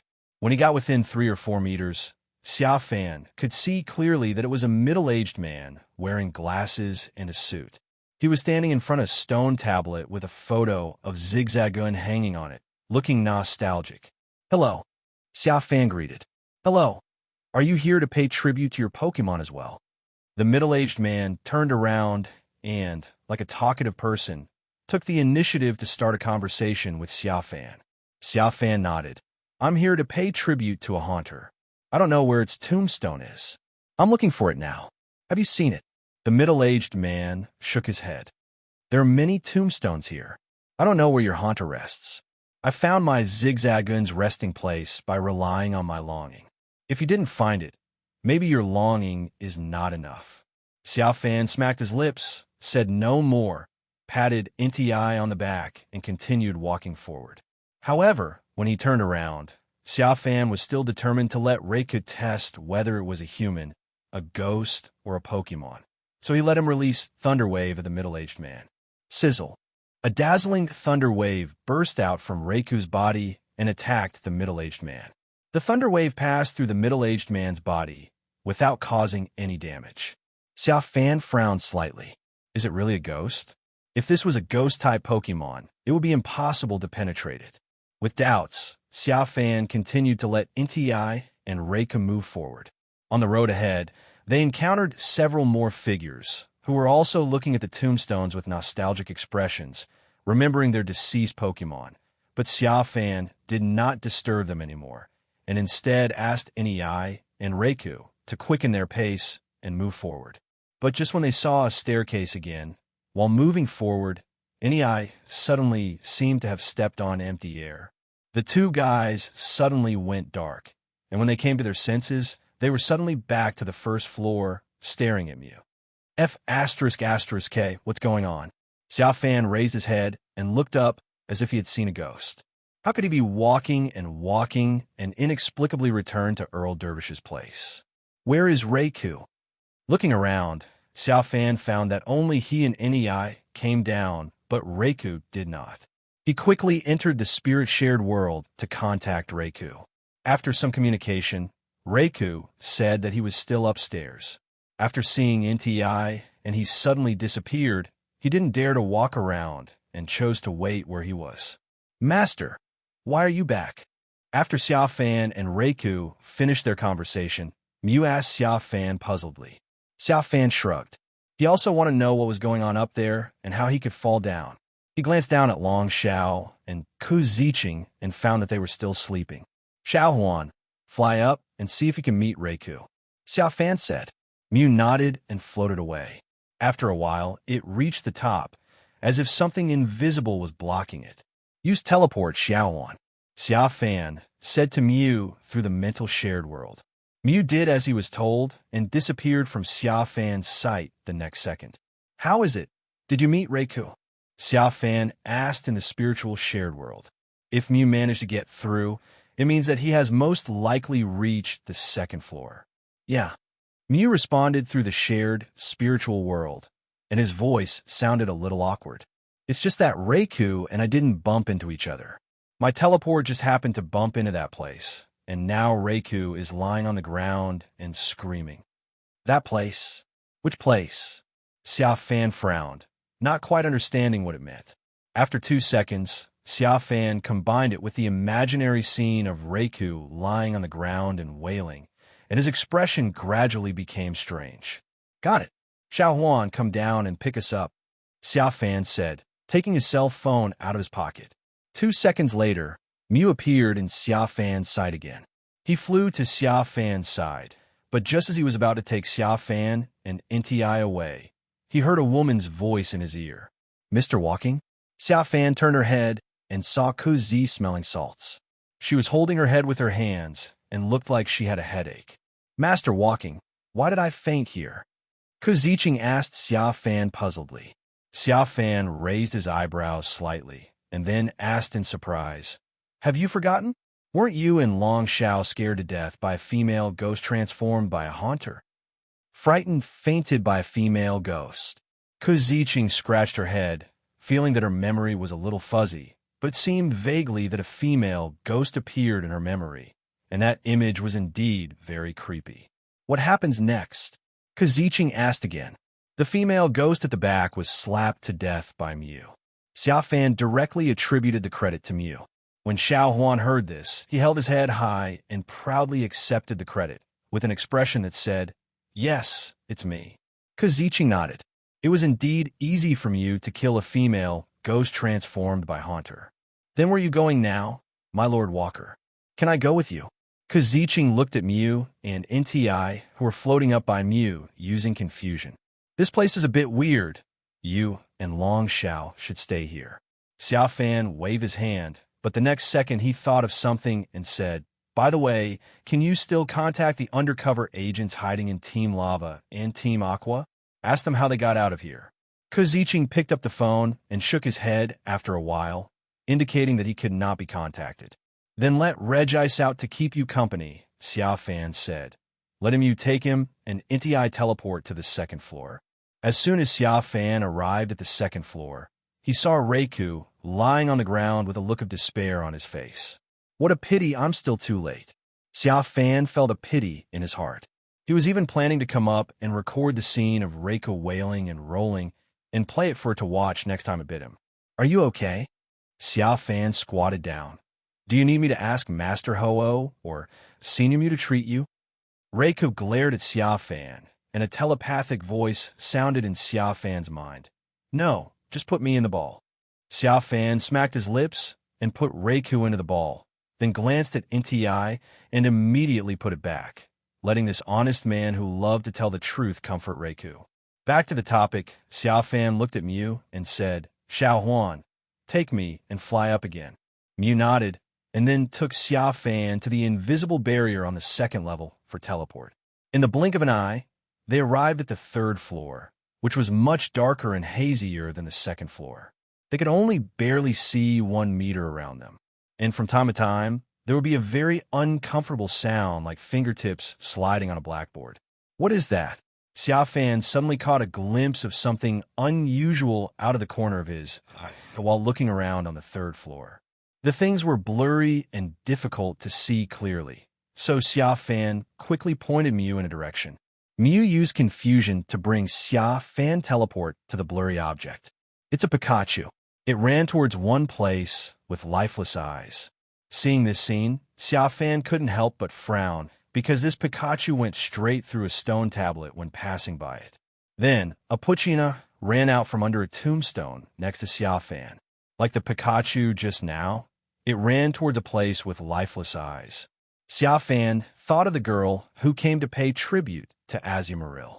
Could it be that there really is a soul of Azumarill sleeping under that tombstone? But later, just like the Pikachu and Poochyena before, they ran out of the cemetery, but the girl, as the owner, didn't notice it because she missed him too much? Otherwise, why was it that when she called Azumarill out, only she could see it, and she didn't see anything? Xia Fan bit her lower lip lightly and let Mew lead her to catch up with the souls of those Pokémon. Following those Pokémon, Xia Fan and Mew soon saw a staircase, and Pikachu and Poochyena both ran up the stairs. Xia Fan and the others followed. The fourth floor is even more hazy and dark than the third. Xia Fan did not continue to follow, but let Mew take him directly to the teleport. Just like that, 2 seconds later, Xia Fan appeared on the 5th floor. 6 seconds later, he appeared on the 6th floor. On this level, the haziness was gone, and it was as clear as the first level. Xia Fan saw at a glance a huge white Pokémon sitting on the ground. It took a Pokémon soul in its left hand and put it into its mouth, and took a Pokémon soul in its right hand and put it into its mouth. White Jengar. Xia Fan's pupils shrank. I recognized this Pokémon as a Jengar of a different color. At this time, this strange colored Jengar was stuffing cheeks and swallowing the souls of those Pokémon.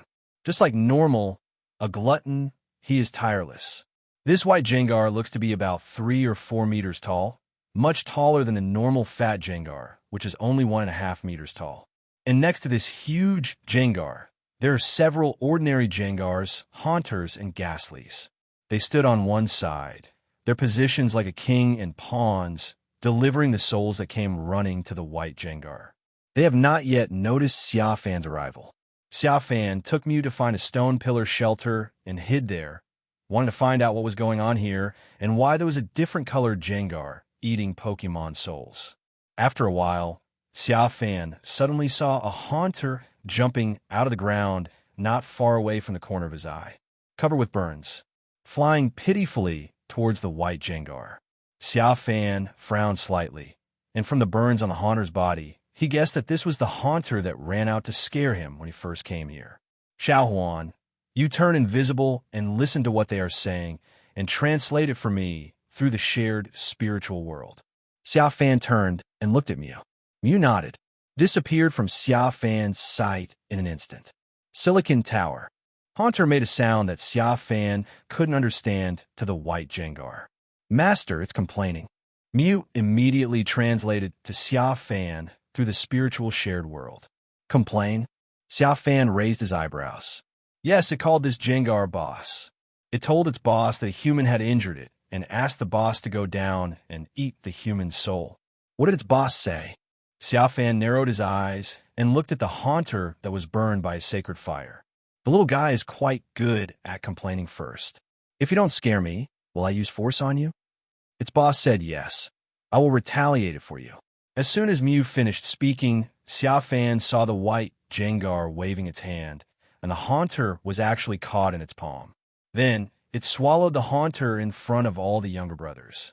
Xia Fan was stunned immediately. Is this retaliate? Why did you eat my little brother instead? Before the shock in Xia Fan's heart was over, he saw that the white Jengar seemed to be a little bigger. Then it moved its huge body inexplicably and turned its head to look at the air. Did it see Mew? Xia Fan guessed. As soon as this thought came to mind, I saw the white Jengar's eyes were covered by haze, and under its gaze, Mew actually appeared. Mew? I didn't expect you to come to my place. It's been a long time. Jengar's telepathy sounded in Xia Fan's mind. Does it know Xiao Huan? Xia Fan frowned slightly. If it knew Xiao Huan should have told him.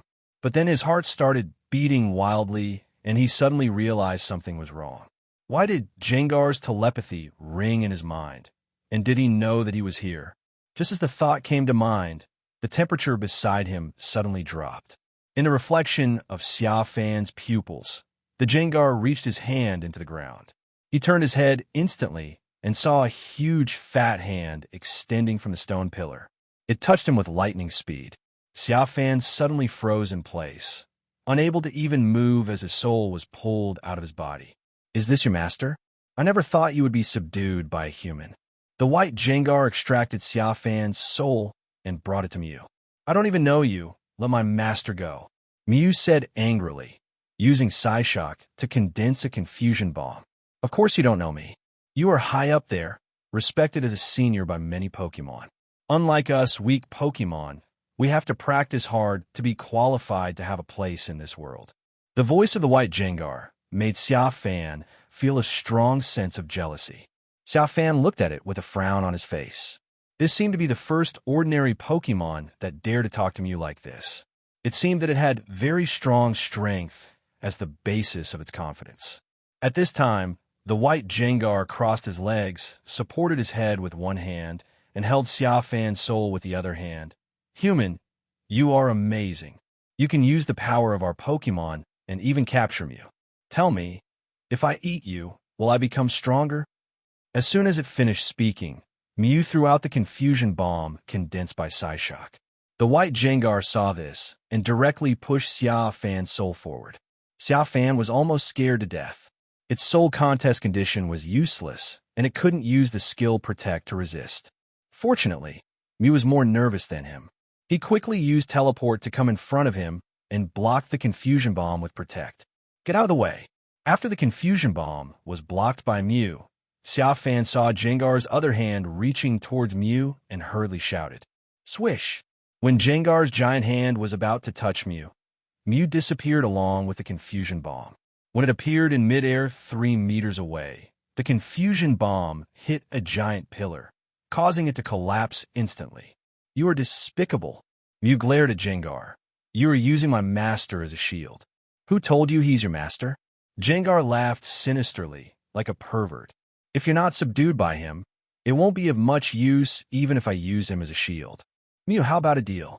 Use your prestige to help me attract those powerful Pokémon. As long as you help me attract 100 Pokémon that have evolved to their final form, I will release your master. Otherwise, I will eat him. As it said that, the Jengar lifted Xia Fan to its mouth and opened its mouth as big as the abyss normal. I promise you. Mew agreed decisively. It was frightened by Jengar's behavior and was afraid that if Jengar let go, Xia Fan would be swallowed.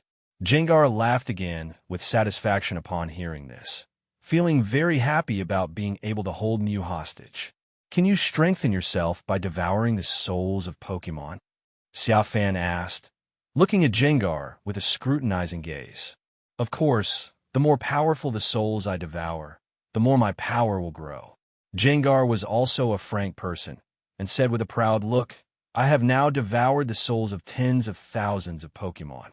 As long as I devour the souls of 100 Final Form Pokémon, I will be able to become the most powerful Jengar in history, with strength comparable to those 2 super ancient Pokémon. Wow, that's amazing. Xia Fan immediately showed an expression of admiration and worship after hearing this. Do you mean comparable to Groudon and Kyogre? The white Jengar snorted twice. Who else could it be but them?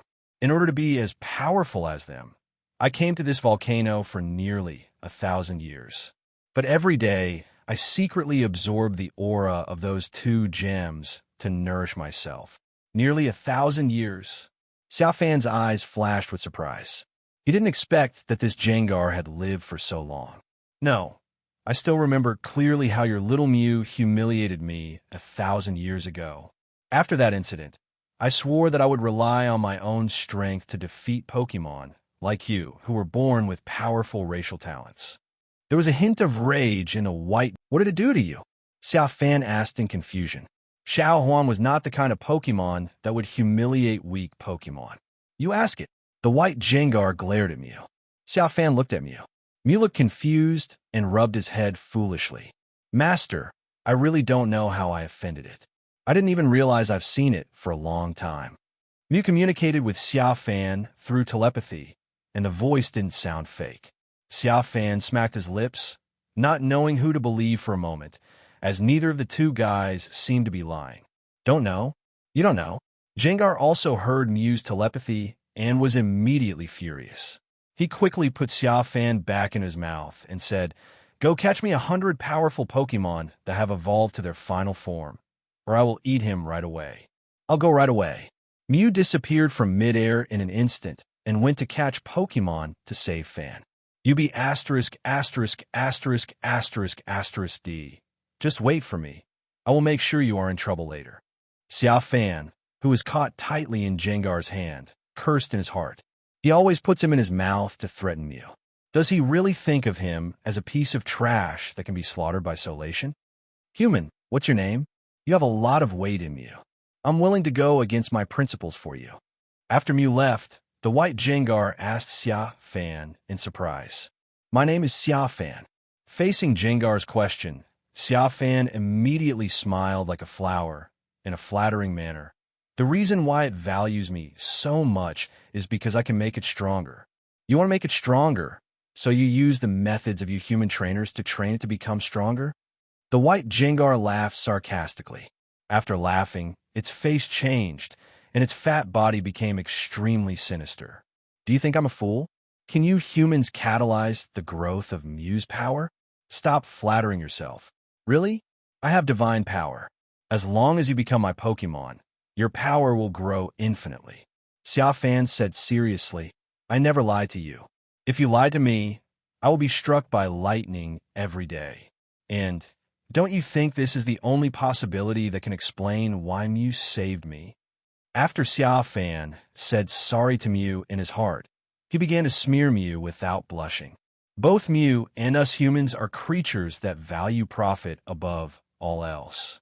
If there is nothing that can captivate Mew, do you think I can successfully subdue it?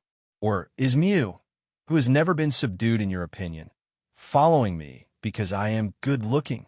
White Jengar fell into deep thought upon hearing this and began to think about what Xia Fan said. Of course, the last sentence is automatically filtered out. A minute later, the white Jengar suddenly put Xia Fan into his mouth again. Xia Fan was immediately shocked. "What are you doing? This be asterisk, asterisk, asterisk, asterisk, asterisk. D must be mentally ill. Why does he want to eat him without saying a word? I have to eat you to know if you are lying to me."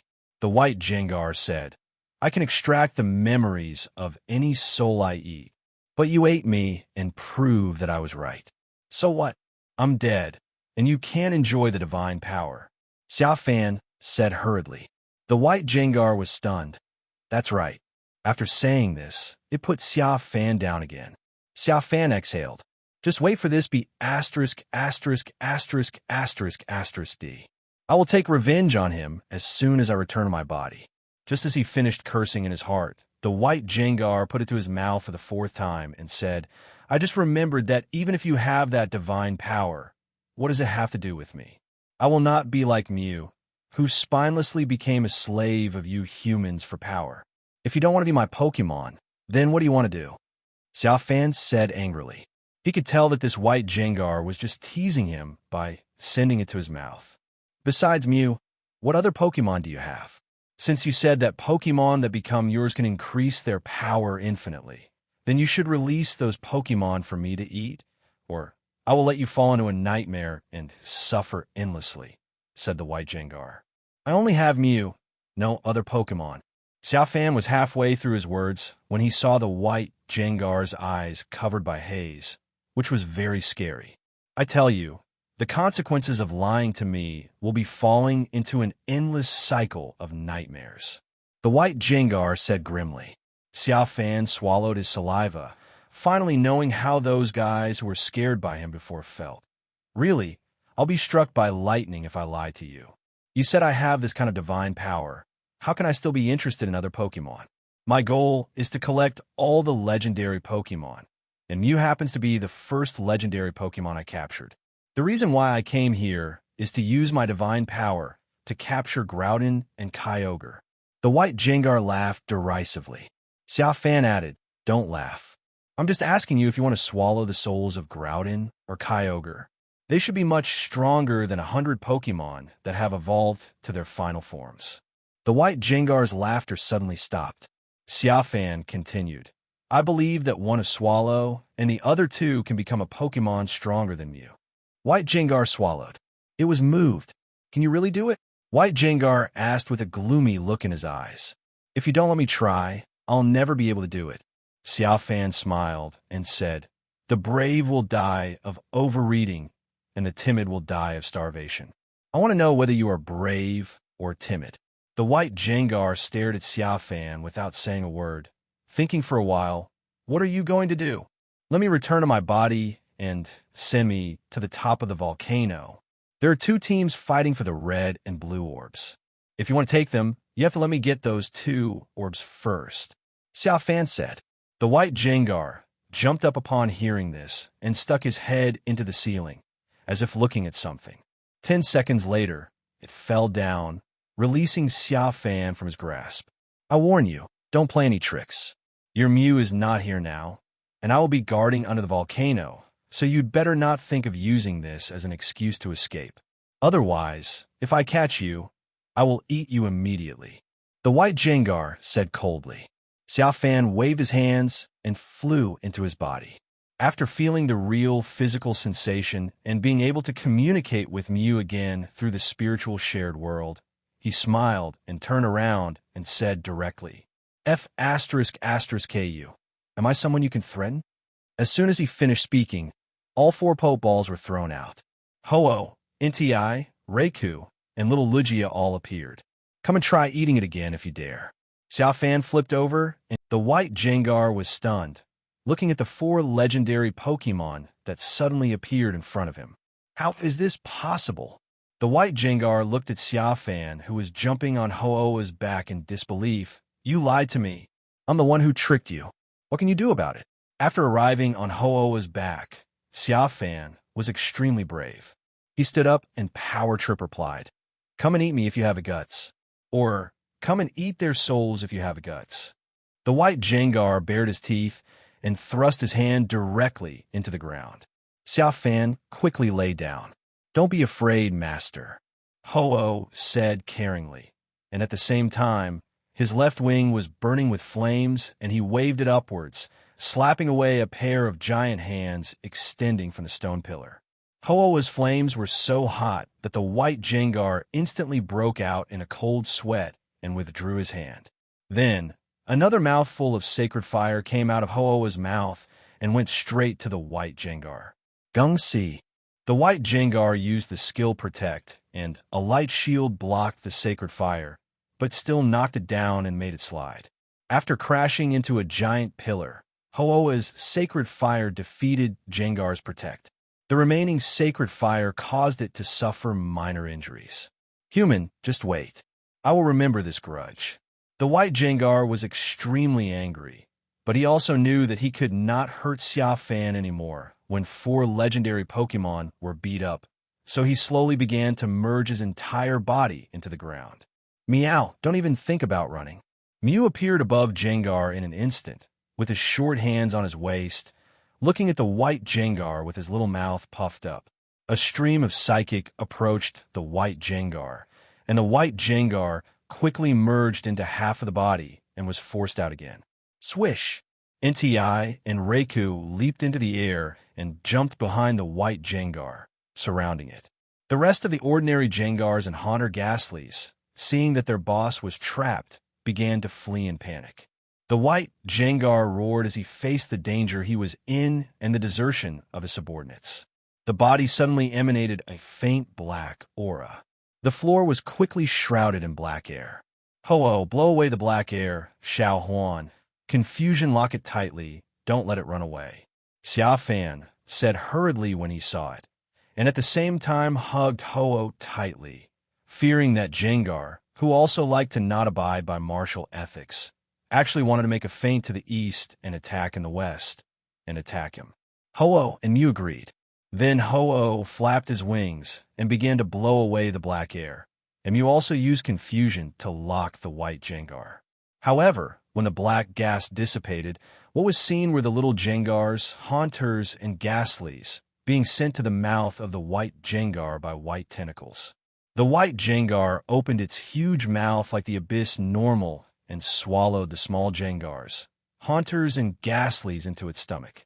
It began to grow at a speed visible to Xia Fan and the Pokémon, and finally stopped after growing half a meter. If you have the guts, just fight me head on, the white Jengar said with his fat belly sticking out. But after he finished speaking, he thought of something and added, "It's a fair one-on-one fight. If you, the legendary Pokémon called by humans, beat me more than one time, I'll be ashamed for you." Xia Fan raised an eyebrow. "Okay, if that's the case, then you can choose one of Ho-Oh and Mew to be the rival. We will never bully others." The white Jengar paused, thinking about the attacks on it by Mew and Ho-Oh just now. In comparison, it would be impossible for it to defeat the two in a one-on-one fight. Then he turned his attention to Entei Reiku and little Lugia. Among them, little Lugia was directly excluded. It has heard of Lugia's reputation. It is listed as the patron saint of Chengdu and Kanto region together with Ho-Oh. Choosing it is basically no different from Ho-Oh. I just don't understand why this little Lugia is a little different in size than Ho-Oh. Finally, after switching back and forth between Entei and Reiku, it turned its attention to Entei, who looked a little honest. "No, I won't fight those two. They're much bigger than me. It's not fair for them to fight me. I want to fight it." The white Jengar pointed at Entei. "Okay." Xia Fan shrugged and agreed directly. Just now, Jengar suddenly hesitated.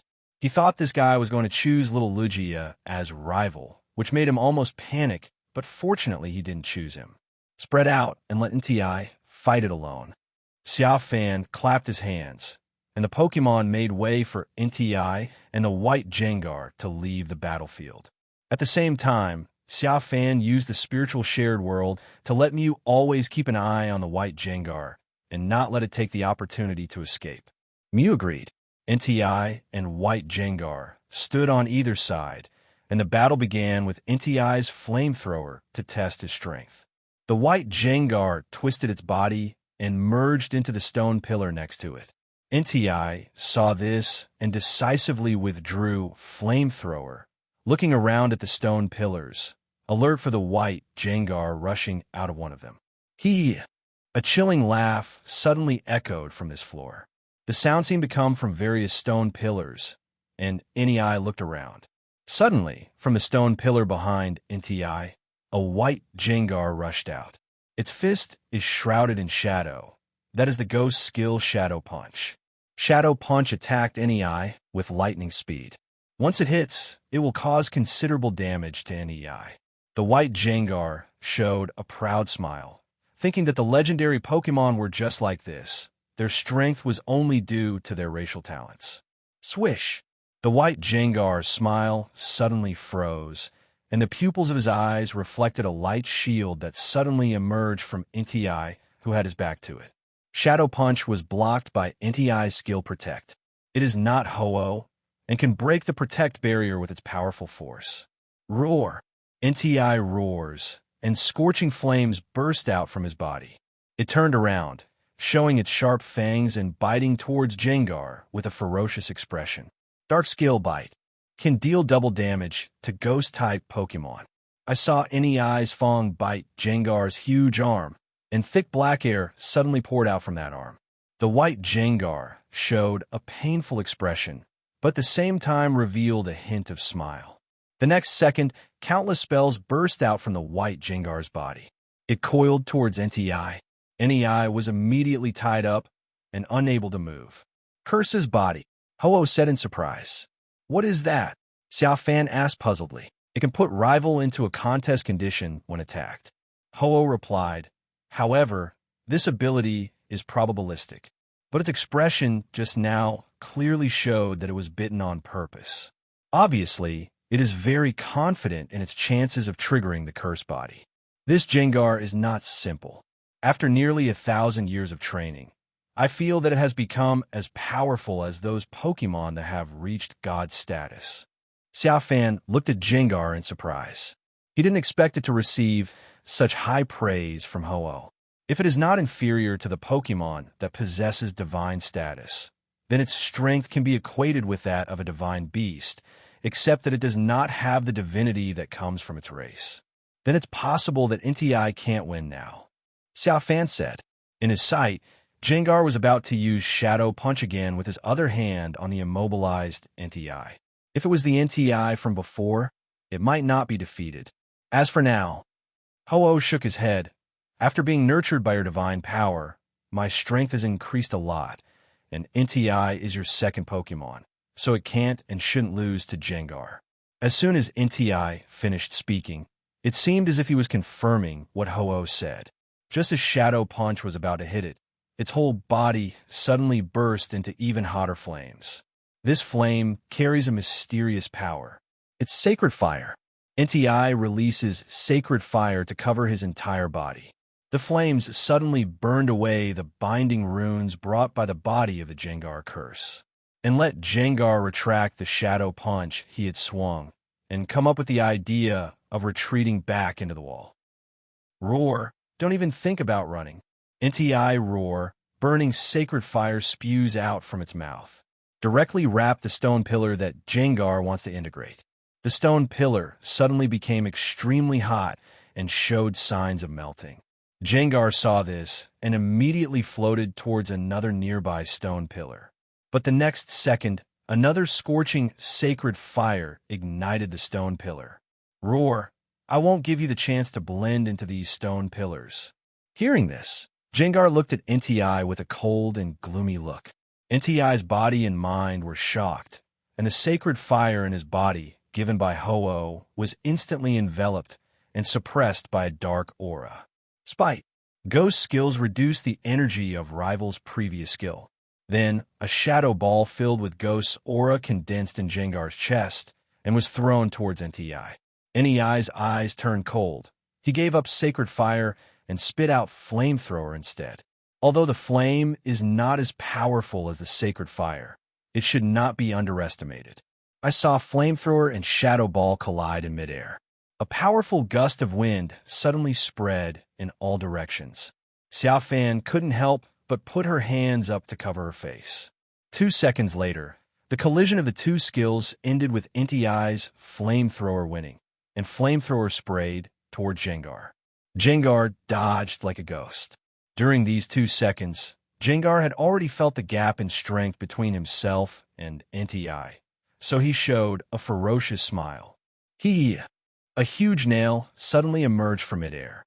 The nails are surrounded by a dark mist, like curse normal, and at first glance it makes people feel as if they are trapped in endless darkness, with countless ghosts attacking them from all sides.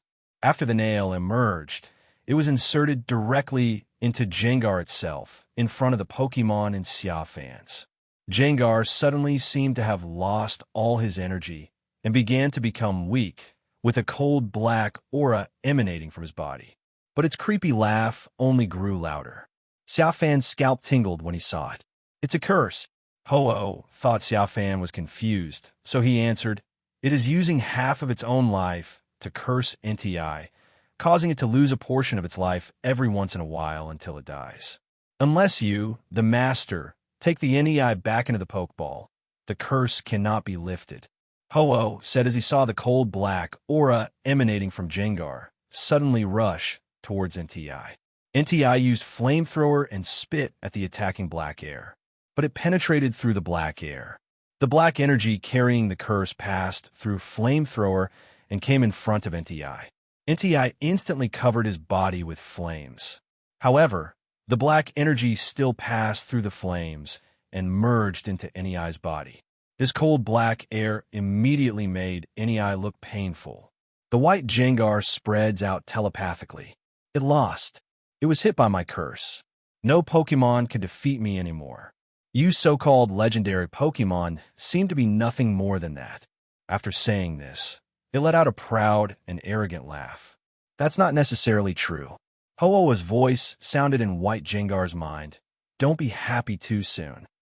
The White Jengar wanted to refute, but heard NTI's roar. It turned its head and saw NTI rushing towards it while enduring the pain, with sacred fire containing mysterious power condensed in his mouth. At the same time, it remembered the telepathy from NTI. As long as I defeat you before Curse kills me, you will still be the loser. Don't underestimate us Pokémon the humans call legendary. Jengar was shocked. In its moment of arrogance, it forgot to pay attention to NEI's movements, so it was too late to dodge. After a quick brainstorm in his mind, Jengar's eyes immediately burst into a bewitching confused ray, attempting to put NTI into a chaotic contest condition. However, what Jengar didn't know was that NTI also had its own ability. In addition to the oppressive ability that all divine beasts have, there is NTI's mental power ability. Pokémon with this ability will not fall into confusion and fear because of a single look. Therefore, after looking directly at Jengar's confused ray, NTI became even more determined to spit out all the remaining sacred fire in his body. Call! The scorching flames instantly burned the white Jengar to ashes. Miserable growl came out of its mouth one after another. Master, you can throw the ball now. Ho-Oh's voice sounded in Xia Fan's mind. Xia Fan was stunned. You want me to subdue it? He originally thought that Pokémon like White Jengar, which likes to devour other people's souls to strengthen itself, should disgust Ho-Oh. If I tame them, it would cause their dissatisfaction, so I don't plan to tame them. I just want to let the NEI vent my anger. I didn't expect that Ho-Oh would take the initiative to ask me to tame them. There is no choice but to capture it. Ho-Oh said, if the master does not capture it and allows it to do evil outside, it will only cause more weak Pokémon to suffer. To be honest, I really want to kill it, but thinking carefully about what it said, I feel that it is quite pitiful. Unlike my species who were born with powerful talents, it was only natural for me to become the guardian of the region. For a weak Pokémon, like it, that needs to practice step by step, it is basically impossible to reach this point without long-term polishing and hard practice. It would be a pity to wipe it out. After all, if I am not Ho-Oh, I don't know if I could be like it and reach the level comparable to us. Since the master has the power to allow it to break through the upper limit of its species, it is not a bad idea to help it. If it is still greedy and does evil things in the future, then kill it. After hearing what Ho-Oh said, Xia Fan couldn't help but express admiration for it. It is indeed a Pokémon that is said to bring happiness to people. He is worthy of being the patron saint of Chengdu region. Not only is he powerful, but his vision and magnanimity are unmatched by many people, including him. Xia Fan took out the Pokeball and threw it at Jengar. There was a flash of red light, and Jengar was taken in. At the same time, he took out another Pokeball and put NTI in it. After NEI was taken in, the curse energy would ding. Successfully captured Pokémon Jengar. Please select one from the skills as your skill. To Xia Fan's surprise, just as he successfully subdued Jengar, a system prompt suddenly rang in his mind. At the same time, a series of system panels that only he could see popped up in front of his eyes. Ghost-type and Poison-type Pokémon. Jengar. Gender, male. Ability, Curse Body. When attacked, rival may sometimes fall into disable contest condition. Carrying things, none. Skills are as follows. Shadow Ball. Fling attacks with a black shadow. There is a chance that rival's special defense will be reduced. Destiny Bond. After using the move, if you are attacked by rival and fall into a state of death, rival will also die. If you use it continuously, you will fail. Hypnosis. gives sleep-inducing hints, causing rival to fall into a sleep contest condition. Nightmare. Let the rival in the sleep contest condition fall in a nightmare, and the health will slowly decrease every round. Curse. Consume half of your own life and put rival into a strong curse. Rival's life will quickly pass away until he dies. This move cannot be resisted by skills such as Protect. Mean Look. Stare at rival motionlessly with a captivating mean look, making it impossible for him to escape from the battle. Nightshade. Displays a terrifying phantom, causing severe psychological damage to rival. System. Why can Jengar bring skills? Is it also considered a divine beast? Looking at the system panel that suddenly popped up, Xia Fan was stunned and full of disbelief. He didn't expect that he could choose skills when taming Jengar. Ding! This Jengar has broken through the upper limit of the species and entered the realm of divine beasts. What it lacks is the recognition of this world. The system replied. Xia Fan nodded, but the next second he suddenly realized that there was something wrong with this statement. What's missing is the world's recognition. What do you mean? The system did not respond and continued to remain mute. Xia Fan was helpless, smacked his lips, and started to select skills. System. I choose Jengar's skill, Destiny Bond. The real way of dying together. If you dare to hit me, I will drag you to death with me. The next second, Xia Fan's body was transformed again. A ball of black air with the aura of curse appeared in the body, and sacred fire are separated on both sides of Xia Fan's body. After selecting the skills, Xia Fan released Jengar. The white Jengar was still covered in burns. As soon as he came out, he looked at Xia Fan and Ho-Oh Mew with a sharp gaze, obviously still not convinced. Why, you still want to fight? Xia Fan raised his eyebrows and said, Ho-Oh Mew, choose one. If you win, I will let you go immediately. As Xia Fan spoke, Ho-Oh snorted coldly. The pressure from the Region Guardian God was overwhelming the white Jengar. The white Jengar pursed his lips and didn't dare to reply. Don't be so ungrateful, fatty white. I'm telling you, I didn't lie to you before. Xia Fan crossed his arms. By becoming my Pokémon, your power will continue to grow. You don't have to rely on devouring the souls of other Pokémon to strengthen yourself. Really? White Jengar asked tentatively. Whether it is true or not, you can tell from the battle you just had with NEI. Ho-Oh spoke. I'll be frank with you. Your strength has reached our level. If it was NTI before being subdued by the Master, the final result of the battle with you is really hard to say, but unfortunately you can no longer meet NEI at that time. Because staying by the Master's side, its strength increases in 1 year, which is equivalent to the growth of decades in the past. If you also want to do this, then be obedient. If you still use this evil practice method in the future, I will directly wipe you out, even if the Master tries to stop me. At the end of his words, Ho-Oh's eyes burned with flames to represent his determination. The white Jengar looked at Ho-Oh and lowered his head. Xia Fan, who was standing nearby, laughed out loud. It turned out that sometimes hard grains need even harder grains to suppress them. By the way, what did Xiao Huan do to humiliate you 1,000 years ago that makes you still hold a grudge against him? Xia Fan patted the white Jengar and asked. Mew floated forward, wondering what it had done 1,000 years ago and why it had no memory of it. The white Jengar looked at Mew with grief and anger, and used mind sharing to share his childhood memories with Xia Fan, Ho-Oh, and Mew's minds.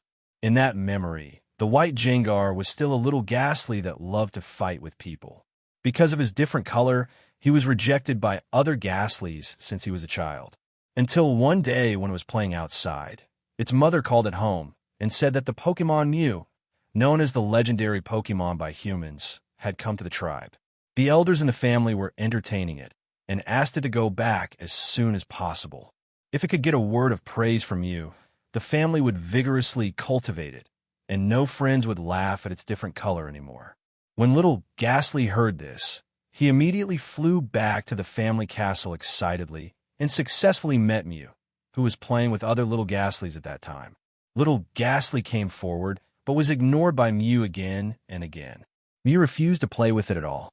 This made little Ghastly very hurt. He thought that the Pokémon that his mother called a legendary Pokémon was nothing special. Like his brothers, he would be looked at with strange eyes. If he was not born with good qualities, he would not be respected by the family at all.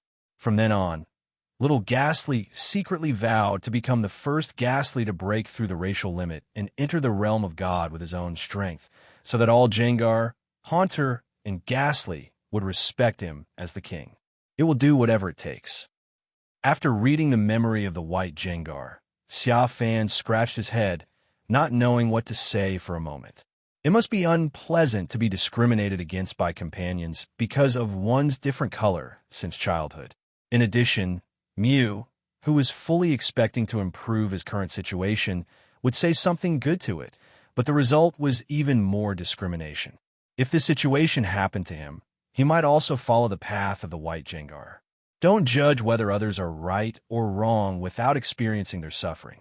However, discrimination is not something you would do. Xia Fan turned his gaze towards Mew, and Ho-Oh also turned his gaze towards him. Like Xia Fan's idea, it also feels that Mew should not be the kind of Pokémon that is discriminated against because of its different color. Most of the so-called legendary Pokémon are basically benevolent towards both people and Pokémon. At this moment, Mew was scratching his head. After reading the memory of the white Jengar, he began to recall his past memories. About 2 minutes later, Mew slapped his head, and Xia Fan, Ho-Oh, and the white Jengar recalled Mew's memories of the past. Memories show that Mew at that time came to the Jengar family because he loved to play and was warmly received by a group of Jengars. Jengar knew that it loved to play, so he called a large group of little Ghastlies to surround it and play with it, but there was not a single white Ghastly among that group of little Ghastlies, so there was no question of discrimination. After reading this memory, Xia Fan and Ho-Oh were confused. How could their memories be completely different? It does seem like discrimination in the white Jengar's memory, but in Mew's memory, there is no trace of the white Jengar's childhood, so it cannot be considered discrimination. Wherever it doesn't exist, I am there. Seeing Xia Fan and Ho-Oh's expressions, the white Jengar screamed, causing Mew's memory to rewind, and then pointed at a picture and shouted. Xia Fan and Ho-Oh looked over, and after a while, their expressions gradually became strange. They did see the white Jengar, but it was something you couldn't see unless you looked closely. Because when the white Jengar was still a little Ghastly, it was almost transparent, emitting transparent gas all over its body, mixed with a large group of little Ghastlies emitting black gas. If you didn't pay special attention, it would be difficult to notice it. Therefore, it is really unfair to pin this discrimination on you. Don't worry, no one will ever discriminate against you again. Xia Fan awkwardly changed the subject. Come on, take me to find those 2 pearls. The first floor of the ghost tower. Long Xiao has woken up, and he and Ku Ziqing are leaning on Regirock and Regice with nervous expressions. The appearance of the female ghost was still deeply engraved in their minds, so they were afraid that a scary thing would suddenly appear again. Why hasn't Master Walker come back yet? Long Xiao crossed his arms and rubbed his arms. I don't know, but it should be soon. Ku Ziqing replied. I'm back. As soon as Ku Ziqing finished speaking, Xia Fan's voice suddenly came from above his head. They looked up and saw a huge white Jengar. Flash Jengar! Long Xiao screamed. And then he saw Xia Fan sitting on the white Jengar's shoulder and Mew sitting on Xia Fan's shoulder. After the white Jengar landed on the ground, Long Xiao quickly stepped forward and asked curiously, Master Walker, what is this Jengar? I just captured it casually. Xia Fan shrugged, looking very calm. Long Xiao and Ku Ziqing immediately burst into admiring looks. Xia Fan enjoyed it for a while and gently patted the back of the white Jengar's head. Where are the 2 gems? How do you get there? The white Jengar was currently looking at Regice and Regirock in surprise, as if he had not expected that 2 legendary Pokémon would come here. It only came back to its senses after Xia Fan patted the back of its head. Right there, the white Jengar pointed to a wall in the distance. There! Xia Fan frowned slightly. Isn't that a wall? The white Jengar said nothing, but led everyone and the Pokémon over. When he came to the wall, he went straight through it. Xia Fan only felt a burst of white light, and when he opened his eyes again, he saw the sea. They came to the halfway point of a high mountain. The wall just now was an illusion. The white Jengar turned around and pointed to the hole behind him. Xia Fan looked at the cave entrance, smacked his lips, and didn't know what to say for a moment. Who the hell could have imagined that there was a wall that was an illusion? After the white Jengar came out with Xia Fan and Mew, Long Xiao and Ku Ziqing also came out tentatively with Regice and Regirock. What should we do next? Should we keep going up? Xia Fan asked. White Jengar nodded and walked upwards with Xia Fan. During the climbing process, some wild Pokémon that shouldn't appear in the woods on a mountainside will occasionally appear, such as Murkrow, Drifloon, and Lampent. These Pokémon are very powerful and want to stop Xia Fan and his friends. But of course he was chased away by the white Jengar, who possessed the power of a real beast. Half an hour later, as they approached the top of the mountain, a thick fog drifted in from the distance. The thick yellow fog brought twilight to the world before their eyes. Master, please take me into the ball. I can't go any further. This is where the orbs of Groudon and Kyogre are stored. There is a mysterious power protecting this place, and only humans can enter. I usually absorb the aura of the orbs by staying here from a distance at most. After being wrapped in thick fog, the white Jengar knew it had arrived and asked Xia Fan to put it into the ball. Upon hearing this, Xia Fan took it in and asked Long Xiao and Ku Ziqing to take Regirock and Regice in as well. Only Mew, Xia Fan, was left behind. Xiao Huan, do you feel any resistance staying here? Xia Fan asked Mew. There are some, but not big. Mew shook his head and told Xia Fan to leave it outside, and it would tell him if it couldn't hold on. Xia Fan nodded, asked Long Xiao and Ku Ziqing to follow closely, and then continued climbing the mountain. 20 minutes later, they passed a staircase. There are many tombstones and flowers on both sides of the stairs. Xia Fan leaned over to take a look and discovered that there were no words or photos on these tombstones. It's totally different from what Jengar did. Xia Fan continued to move forward, and after another 20 minutes, they saw another staircase. As you walk up, you're hit by a long-lasting scent that makes you feel nervous and dizzy. After inhaling these breaths, Xia Fan shook his head and was fine. However, Long Xiao and Ku Ziqing covered their mouths and looked very painful. Seeing this, Xia Fan asked them to stay where they were or leave and wait for him outside the thick fog. After Long Xiao and Ku Ziqing retreated, Xia Fan and Mew continued to move forward. As we walked further, we saw more and more tombstones and flowers on both sides of the road. After walking for about another 10 minutes, two lights suddenly flashed above Xia Fan's head. A red light and a blue light. The two beams of light rushed from the ground to the sky, causing ripples, as if calling or foreshadowing something. Could it be that they have already got it? Seeing this scene, Xia Fan began to wonder. At this time you said, Master, it seems there is no resistance. No more. Xia Fan was surprised and quickly asked Mew to take it forward. At this moment, a whistling sound flashed over their heads, but Xia Fan didn't care. 20 minutes later, they arrived under a high platform. There was a strong wind blowing here, and the sound of the wind was like the cry of ghosts. Xia Fan asked Mew to use confusion to protect himself and continued to move forward. After walking past the platform, Xia Fan didn't expect that an elderly couple appeared behind the platform. They collapsed to the ground, muttering in mournful expressions. It's over. This world is about to face. What's wrong with the two old people? Xia Fan walked forward. The two old men looked like they were nearly 70 years old. When they heard Xia Fan's question, they looked up. When they saw Mew on Xia Fan's shoulder, a hint of surprise flashed in their eyes, and then they continued to mourn. One of the old men said, Young man, do you know the ancient Pokémon? I'm here now. How could I not know about the ancient Pokémon? Xia Fan's mouth twitched slightly, and then he said, I know, Grandpa. Then do you know how scary they are? The old man asked again. Xia Fan nodded. Yes, they're extremely terrifying. Their power can overturn mountains and seas and destroy the world. The old man was stunned when he heard this, and he and the old lady looked at Xia Fan in surprise, as if to say, how do you know so much? You stole all their lines. The old man looked at Fan in surprise for a few seconds and finally nodded. Yes, then can you listen to me tell you a legend? Xia Fan raised an eyebrow. A long, long time ago, the old man was stuck and his wrinkled lips began to tremble. Xia Fan continued. A long time ago, the Pokémon of the land and the Pokémon of the sea met and had a fierce conflict. The world was almost destroyed.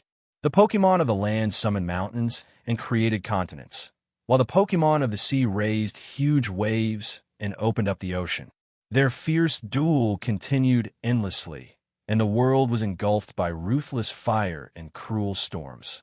Xia Fan paused for a moment, looking at the old man's expression of seeing a ghost, and raised the corners of his mouth slightly, until the Pokémon soaring in the sky descended from the storm. That Pokémon emitted a bright green light, calming the rage of the two Pokémon. One returned to the underground lava to sleep, and the other returned to the bottom of the trench to sleep. The green Pokémon that completed all this flew back to the vast blue sky, flying to the distant other side. After listening to this, the old man said, "There's something wrong with the script. How come this guy didn't say everything he was supposed to say?" After moving his lips for a long time, the old man blushed and asked, "Young man, how do you know so much?" "I am the child of destiny," Xia Fan said seriously. "Old man." The look he gave Xia Fan began to become more and more strange. "Old man, so what are you doing here?" "I'm here to guard the red and blue orbs that can awaken Groudon and Kyogre. I know someone will come to grab them today, but now it seems that I may still be late." Alas, Xia Fan sighed. Ever since he saw the two old men constantly muttering that the world was about to face a catastrophe, he felt that the orb was most likely stolen. Really, the two old men were a little hesitant to confirm whether Xia Fan's words were true or false. "Really, I really am here to stop them," Xia Fan vowed. "I lied to you too, and I was struck by thunder, and you too saw the Mew on my shoulder. With it, you too should believe in my determination." Meow. Mew circled around the two old men. The two old men began to look at Xia Fan with some trust. But the old man still sighed. "You are still too late. The two orbs have been snatched away." From their tone, they want to use these two super ancient Pokémon to dominate the world. But how can humans try to control God? Waking up the two super ancient Pokémon will only bring disaster to the world. And this time, we don't know whether the Pokémon soaring in the sky can appear again to prevent this disaster. If they don't come, the world will really be over. Do you two know where those two super ancient Pokémon are sleeping? I can go and stop them," Xia Fan said. The old man and the old woman shook their heads. "We are just guardians who follow our ancestors' teachings to guard the two pearls. We don't know where they are sleeping," said the old man. But then the old lady thought of something and said, "Wait a minute." After saying that, the old lady took out a Pokeball with the letter M engraved on it. "This is the Master Ball. You take it. It is said to have 100% chance of capturing Pokémon. It was given to me by a younger member of my clan." Xia Fan took the Pokeball and asked in confusion, "Do you want me to use this ball to capture one of the two super ancient Pokémon?" The old lady shook her head. "I don't know if this ball can be used to capture those two super ancient Pokémon, so you'd better not try. I gave you this ball to send you to the ghost tower at the entrance of the God Volcano. There is a powerful Jengar of different colors on the top floor of the ancient tower. My wife and I often see it sneaking here to absorb the aura emitted by the orb. When I was little, my elders told me about its existence, saying that it might have lived for 1,000 years, so its current strength might be comparable to that of legendary Pokémon. I hope you can use this ball to capture it. If those two super ancient Pokémon are really awakened and cause a war, I hope you can bring Mew and that Jengar to stop them. I know you may be very heartbroken to sacrifice Mew, but you don't have to be heartbroken about that Jengar. It has done a lot of bad things and eaten the souls of many Pokémon. As the saying goes, every action has its consequences, and its retribution should be at that moment. Let perish together with the two super ancient Pokémon. Although I don't know if it will succeed, I could try it." Carrot, winky face. Xia Fan scratched his head, looked at Mew awkwardly, and then reached out and tightly covered a Pokeball at his waist. In the spirit-sharing world, the white Jengar was roaring desperately at Xia Fan to let go of his hand, as it was going to come out and eat the souls of the two old guys. It listened to every word the old lady said just now, so it was almost angry to death. It's nonsense that everything will have its consequences. The two old guys didn't protect the bead well, so why should it fight with two super ancient Pokémon and die together? A few minutes later, Xia Fan took the Master Ball and said goodbye to the two old men, saying that he would not let them down, subdue Jengar, and prevent the battle between Groudon and Kyogre. Master Walker, have you got the two orbs? After walking out of the thick fog, Koziching hurried forward and asked. Xia Fan shrugged. The two orbs have been taken by Team Lava and Team Aqua. Long Xiao screamed. Oh, what should we do? Then we have come here for nothing. Xia Fan rolled his eyes at Long Xiao, and Long Xiao immediately shut his mouth. Then where are we going next, Mr. Walking? Once we get a cell phone signal, I will immediately ask the undercover agents from Team Lava and Team Aqua to send out their next moves. Koziching said. Xia Fan shook his head. No, find a place to wait. Waiting? What? Koziching asked in surprise. Xia Fan glanced at him, and Koziching immediately shut up. Don't ask if you know you shouldn't ask. Xia Fan put his hands behind his back and walked down the mountain humming a song. There was no unpleasantness at all. From the conversation with the old man, he figured out that this scene seemed like the plot in the game, so he began to not worry about Kyogre and Groudon being captured. They will realize their mistake after the two stupid bosses of Team Magma and Team Aqua release Groudon and Kyogre. Because Groudon and Kyogre are beyond his control by the two of them, so as a fisherman, he just needs to find a place to stay honestly. Let Groudon and Kyogre fight. Wait for Rayquaza to come out and stop them. Then he will take action. Well, yes, he's a genius. Lavaridge Town, Lava Team Base. Maxie, the boss of the Lava Team, came into a cave holding a blue gem. The temperature in the cave was extremely hot, with boiling magma flowing, and in the center of the magma stood a gigantic Pokémon. Its entire body is covered in red, flaky skin that acts as armor. The dark side of its body is gray, with large spikes extending from its head, torso, and tail. At this moment, this Pokémon seems to be sleeping with its eyes closed. Maxie came right in front of the Pokémon with the blue gem, looked at it, and gradually let out a low, excited laugh. Finally, this day has finally come.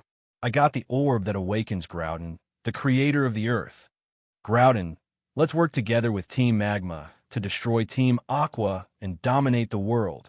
Maxie yelled, holding up the blue orb. The next second, the blue orb burst out with azure light, and the whole mountain began to shake. The giant Pokémon that had its eyes tightly closed slowly opened a crack. A hint of scarlet blood was revealed. Boom! In an instant, boiling magma erupted. Along with Maxie's arrogant and triumphant laughter, molten lava, like a pillar of fire, normal, rushed up into the sky from the ground. And outside the mountains, soaring in the sky in Lavaridge Town, began to change. The molten lava, mixed with the choking haze, merged with the blowing haze, covering the entire soaring in the sky of Lavaridge Town. Soaring in the sky, lightning and thunder roared, and scorching molten lava invaded the ground together. Lavaridge Town seemed to have reached the end of the world, and countless Pokémon and humans began to flee. And this apocalypse is still spreading outward, and the nearby crust has also begun an earthquake under the influence of Lavaridge Town. Dead volcanoes and dormant volcanoes that had not erupted for a long time began to erupt as well. The apocalyptic scene in the Hoenn region begins to unfold. The only thing wrong was that in the deepest part of Lavaridge Town volcano, Maxie's crazy laughter lasted for a minute and then suddenly stopped. He stared at the cold blue orb in his hand in disbelief. At this moment, the gem was slowly merging into his right hand. No, it's not like that. I am the master. Maxie screamed in panic. He felt his consciousness gradually disappearing. The sound was tearing and miserable, but unfortunately, it gradually became smaller and smaller, and Maxie's eyes began to turn blood red. A minute later, Maxie looked up at the sky and smiled an evil and ferocious smile. The deepest part of seafloor cavern undersea area 128 south of Moss Deep City. A middle-aged, bearded man with a blue headband walked in holding a red orb. This is Archie, the boss of Team Aqua. In a trench at the deepest part of the cave, a giant Pokémon was sleeping with its eyes closed. It is similar to a whale, with two huge pectoral fins, each with 4 white square structures at the tip. Its body is dark blue, with a white chin and 2 white spikes protruding from it. There are 2 white oval spots above the eyes.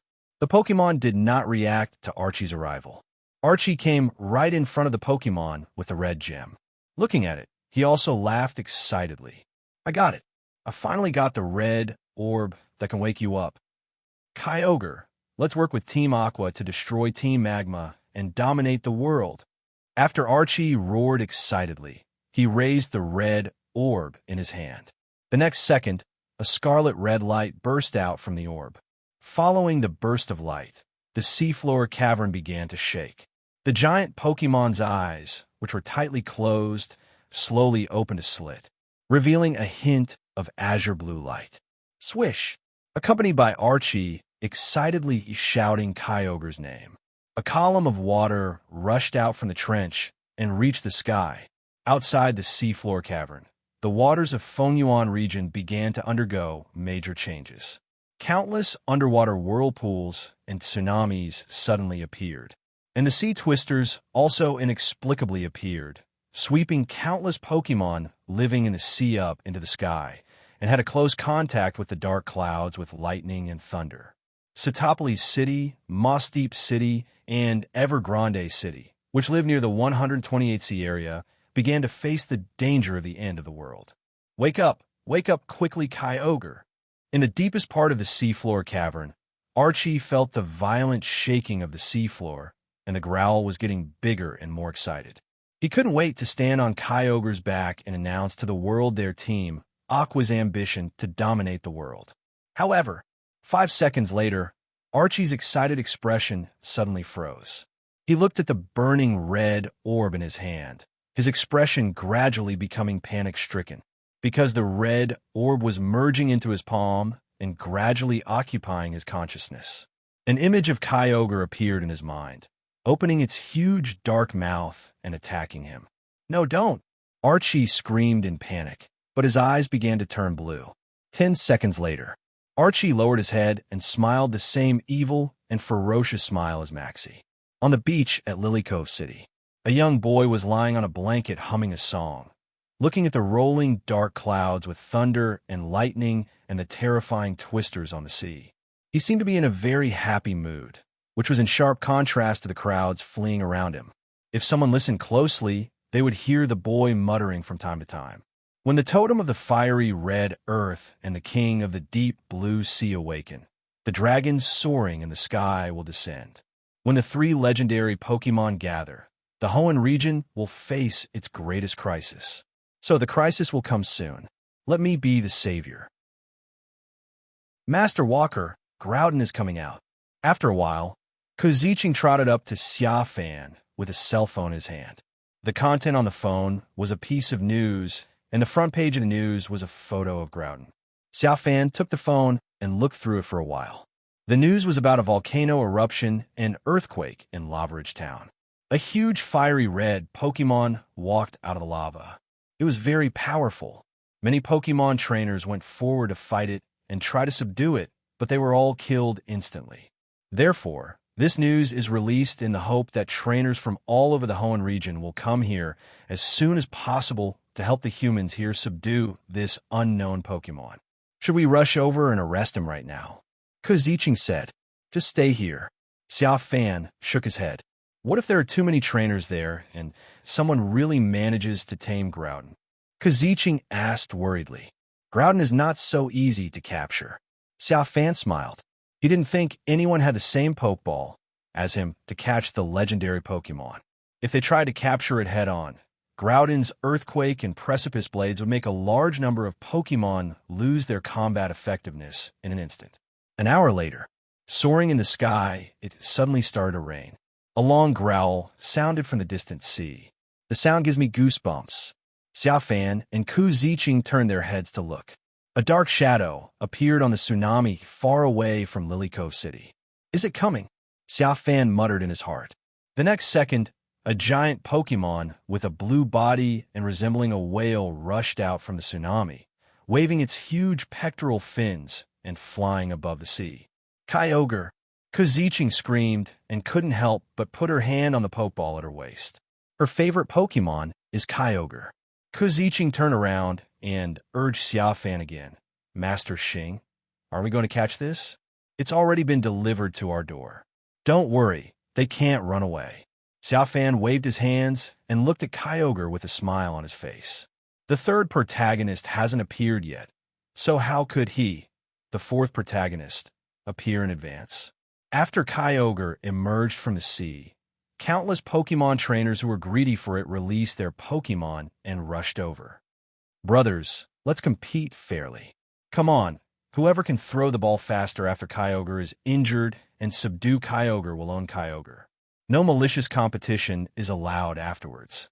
On the sea, a young trainer who had subdued Wailord took over the command and gave a suggestion to the others. Everyone looked around and felt that they all had a chance, so they quickly agreed.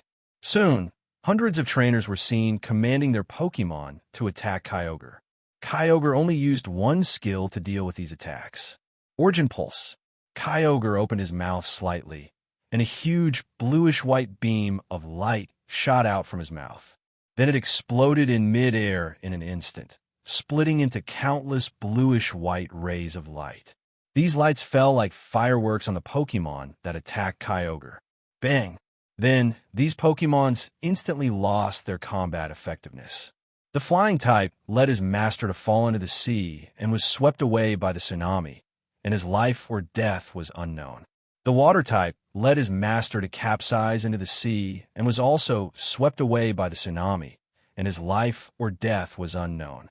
The only one that didn't fall was the Wailord, which was several times larger than Kyogre. But this thick-skinned meat shield was not in much better condition at the moment.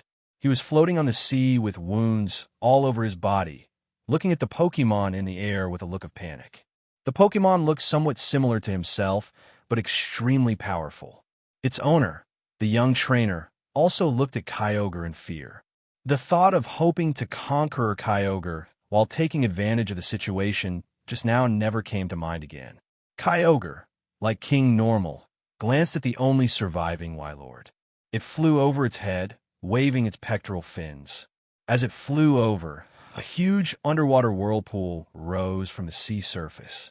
3 seconds later, Wailord was swallowed by the whirlpool and fell to the bottom of the sea.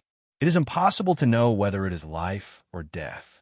After Kyogre passed Wailord, he turned and looked at soaring in the sky in the distance. There, the scorching sun hangs high in the sky. The land is barren, and the rivers and lakes are drying up rapidly. In Lily Cove City, Ku Ziqing exclaimed in amazement. Kyogre's origin pulse just now made her feel what the patron saint of the Hoenn region was like. Then he saw Kyogre turning around from Lily Cove City. Ku Ziqing took out his mobile phone and started looking at the map in confusion. At this time, Xia Fan got up from the blanket and said, "No need to look. It must have gone to find Groudon." These two old enemies woke up at the same time. After sensing each other's presence, they must fight first. After saying this, Xia Fan patted the sand off his body and followed the direction Kyogre left. Malville City. A huge red Pokémon came to a coast. At its feet were countless human growls who were fleeing in panic. Groudon listened to these noisy growls with a bit of impatience, and a red energy ball condensed in his mouth. The next second, a beam of light shot out from the scorching energy ball. Boom! The world is quiet. It looked up to the west at soaring in the sky. There, the sky was covered with dark clouds. Heavy rain was pouring, and the land was being covered by seawater.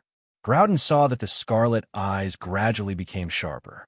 It jumped into the sea with its legs. The cool sea water dried up in an instant at a speed visible to the naked eye. Groudon walked westward along the sea. Just like that, Kyogre flew towards the east and Groudon headed towards the west. Two super ancient Pokémon approached their destined enemy, and on the sea far away from them, the giant pillar built by Tiantian technology emits a dazzling light. The light reaches to the sky. A few minutes later, a young man wearing a Taoist robe, who looked completely out of place in this world, walked out from the beam of light. He floated in the air, looking at the sea, and gradually, he was filled with curiosity. He waved his hand, and invisible sword energy shot out from his sleeves. These sword energies rushed into the sea. After a while, bloodstains slowly appeared on the sea. Then a whale mare with a sword mark rushed out of the water and looked at the young man with anger. "Woo!" Whale mare roared, and a huge hydro pump came out of his mouth. The young man's pupils shrank, and he quickly drew the sword from behind to block. Bang! The hydro pump hit the young man's sword body, and the young man flew backwards several feet. But he was not angry. Instead, he showed a happy smile. "Little guy, I am very satisfied with your strength. Are you willing to be one of my spiritual pets?" Whalemare ignored him and fired another hydro pump. Seeing this, the young man shook his head and dodged with his sword. "Then point your right index finger slightly upward." The next second, countless sword energies rushed out from below Whale. Bang! Under the attack of the sword energy, Whalemare exploded and died instantly. It seems that the spiritual beast world found by Tiantian technology is quite powerful at the moment. The biggest problem is that they can't use spiritual consciousness to communicate with me, and they are a bit stubborn. The young man put away the spiritual sword, sighed helplessly, and looked around. After a while, he saw a middle-aged man sitting on Lapra's back and fishing on the sea in the distance. The young man flew over. "Fellow Taoist, what is the spiritual beast sitting on your back? Also, do you know which is the world's most powerful spiritual beast?" Looking at the floating young man, the middle-aged man who was sea fishing was immediately startled. Then, as if he had thought of something, he showed greed and quickly commanded Lapras to fire an ice beam at the young man, while reaching for the Pokeball in his bag. A few seconds later, Lapras fell dead on the sea surface, and the middle-aged man's eyes rolled back as the young man grabbed his head tightly. A minute later, the middle-aged man was thrown into the sea by the young man. The young man sorted out his memories and murmured softly, "The spirit beasts in this world are called Pokémon. The Pokémon I just killed is called Lapras. The strongest Pokémon in this Fengyuan region are Groudon, Kyogre, and Rayquaza." After 10 minutes of collecting his memories, the light in the young man's eyes gradually became brighter, as if he had a sense of direction, and flew towards the ground in the distance. 3 hours later, Groudon and Kyogre met above Sea Area 133. Behind the two mythical beasts, there are two worlds.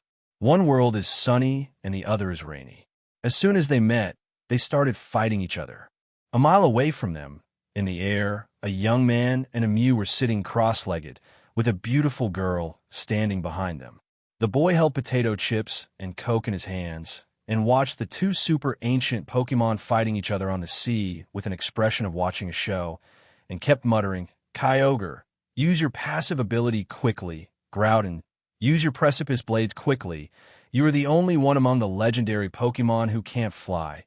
Why don't you beat up Kyogre, who can obviously swim in the sea but chooses to fly into the sky? Isn't this a clear humiliation to you?" As he was talking, the boy felt that they were not fighting hard enough, and he couldn't help but want Mew to hide and sneak up on Groudon or Kyogre, knocking one of them down or breaking the other's leg, so that they could hit harder. But he was stopped by Ho-Oh. Ho-Oh said, "Master, Groudon and Kyogre are not fools.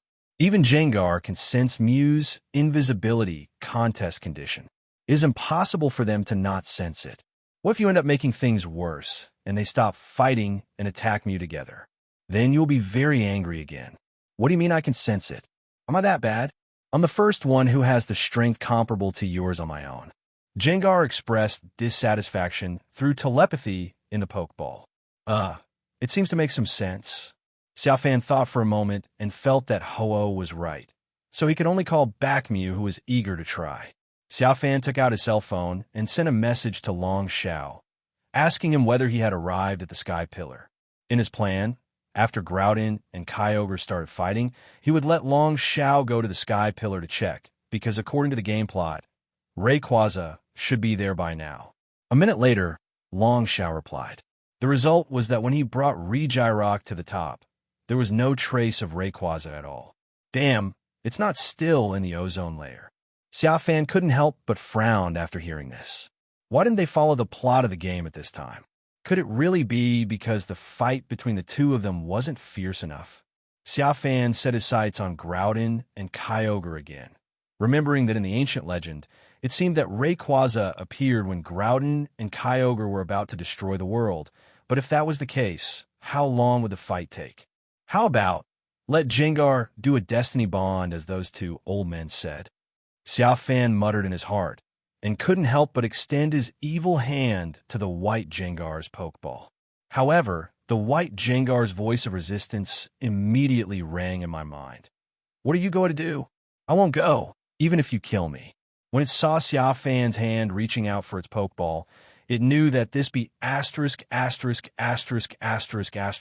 D must be trying to kill it, but it was not willing to do such a thing. That's Groudon and Kyogre, having survived from the ancient times to the present. If it rushed forward, it might be killed instantly by a Precipice Blades or an Origin Pulse before its Destiny Bond could be released. Xia Fan smacked his lips. Since Gengar didn't want to go, he estimated that it would turn a deaf ear to him even if he ordered it to go over. Then what should I do? Xia Fan fell in a deep thought, trying to think of another good way to irritate Groudon and Kyogre while not getting Flash Fire for the time being. After 2 minutes of contemplation, Xia Fan's thoughts were suddenly interrupted by Mew. Master, look over there. There's a human being who actually flew up by his own ability. Xia Fan naturally didn't believe it, and waved his hand to tell Mew to stop making noise. It was not until Kazichin behind him said, "Look, sir, someone is flying with a sword," that Xia Fan frowned and looked over. At the same time, he took a telescope from Ku Zichin's hand and followed the direction of her finger to see a young man in a Taoist robe standing on a sword with one hand in the air a few hundred meters away. This scene almost made Xia Fan's eyes pop out. He watched it over and over again to make sure he was not seeing things. What surprised Xia Fan even more was that the young man suddenly flew to the center of the battlefield between Kyogre and Groudon on his sword, and asked Groudon and Kyogre with a satisfied look on his face if they were interested in becoming one of his pets. That sentence almost made Xia Fan fall from midair. I seriously suspected that I was either dreaming or that guy was mentally retarded. Although he didn't know what was going on and why a Taoist priest who could fly a sword appeared here, if Groudon and Kyogre were convinced by this guy's words, he would definitely jump down from here immediately and smash his face into the sea. Just as Xia Fan was thinking this, Groudon, who was fighting with Kyogre, glanced at the young man and slapped him. Bang! The young man, who was full of self-confidence, was slapped away. Xia Fan almost died of laughter. A few seconds later, the young man, looking disheveled but extremely excited, flew over again. Under Xia Fan's telescope, the young man clasped his hands together, and the spirit sword under his feet stabbed at Groudon and Kyogre at 100%. These 100 spiritual swords were shrouded in light, carrying the momentum to destroy everything. However, nothing happened under the scales of Groudon and Kyogre, and it only angered the two. They were annoyed that the ant flying in the air came to disturb their fight. Therefore, only one precipice blade and a beam of roots were passively shot towards the young man. The young man's face changed drastically. Looking at the sharp stone pillars that suddenly emerged from ground and the blue-white beam of light that shot out from Kyogre's mouth, he quickly tried to dodge with his sword. However, the ultimate moves of these two super ancient Pokémon are not so easy to dodge. The young man was caught off guard, first stabbed in the abdomen by the precipice blades, and then knocked into the water by the passive attack of the root, leaving his life or death unknown. And Groudon and Kyogre continued to fight. A clown doesn't seem to be that good. Xia Fan shook his head. Although he still didn't understand why a person who could fly with a sword suddenly appeared in this world, it didn't matter as long as he didn't compete with him for Groudon and Kyogre. Groudon and Kyogre continued fighting for another 2 hours. The entire Hoenn region began to collapse gradually under the battle between the two. From the continent west of number 133, volcanoes occurred frequently, and countless humans and Pokémon were fleeing. From the continent east of number 133, most of the cities were covered by sea water due to tsunamis and heavy rains. Is Rayquaza coming or not? If he doesn't come, the Hoenn region will really be destroyed by these two guys. Xia Fan couldn't sit still any longer. Master, why don't you stop waiting and just tame these two first? Ho-Oh couldn't bear it anymore and communicated with Xia Fan through telepathy. Xia Fan bit her lip lightly, lost in thought. But at this moment, something unusual finally appeared in the sky covered by dark clouds.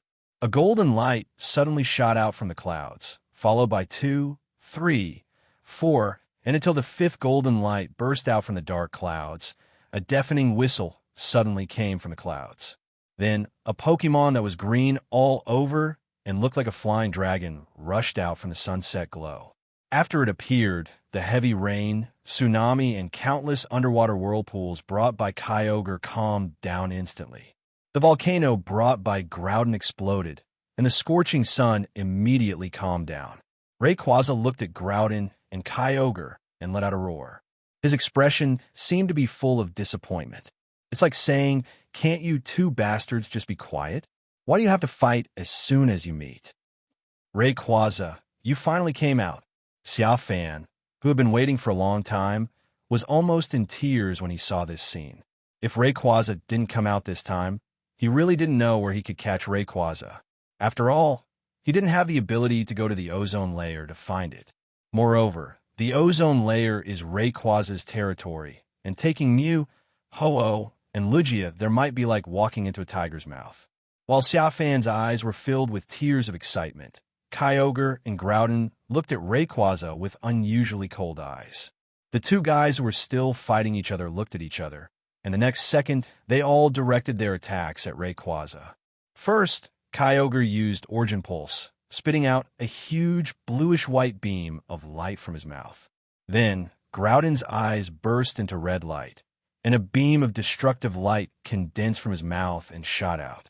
Origin Pulse and the Destruction Ray intertwined in soaring in the sky and shot towards Rayquaza at the same time. Rayquaza roared like a dragon and twisted his body, easily dodging their attacks. Master, Rayquaza is out. It's time for us to take action. Ho-Oh's telepathy sounded in Xia Fan's mind. Don't worry. Do you know what it means when the snipe and the clam fight, the fisherman benefits?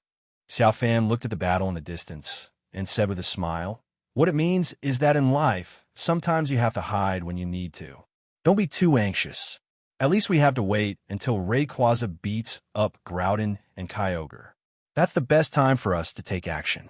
At that time, I will release you and Lugia to beat up Rayquaza, and I will take Xiao Huan and throw 2 balls to capture the beaten Groudon and Kyogre. Then, we will mobilize all the legendary Pokémon to beat it and capture it." A perfect plan. After saying that, Xia Fan stood with his hands behind his back, expecting Rayquaza to display his invincible power. After listening to this, Ho-Oh looked at Xia Fan through the Pokeball and replied telepathically, "I see. Raikou is right. You are such a scheming boy." Xia Fan laughed out loud, not feeling ashamed but proud. Now he didn't hide anything anymore, because they all knew what kind of person he was anyway. At the same time, as Xia Fan was laughing, Rayquaza, who was avoiding the attacks of Kyogre and Groudon in the distance, became a little impatient. He raised his head, let out a long roar, and 1,000 feet of golden light condensed in his mouth. The golden light condensed into a golden ball and was thrown into the air. It suddenly exploded at an altitude of 10,000 meters, scattering powerful golden meteorites that hit Kyogre and Groudon. Draco Meteor.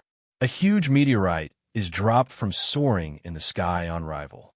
It is extremely powerful, but after using it, the reaction force will reduce the player's special attack for a period of time. Under the powerful Draco Meteor, Kyogre, flying in the air, was caught off guard and was hit by 4 meteorites in succession. It fell heavily into the sea. After falling into the sea, it continued to be hit by meteorites.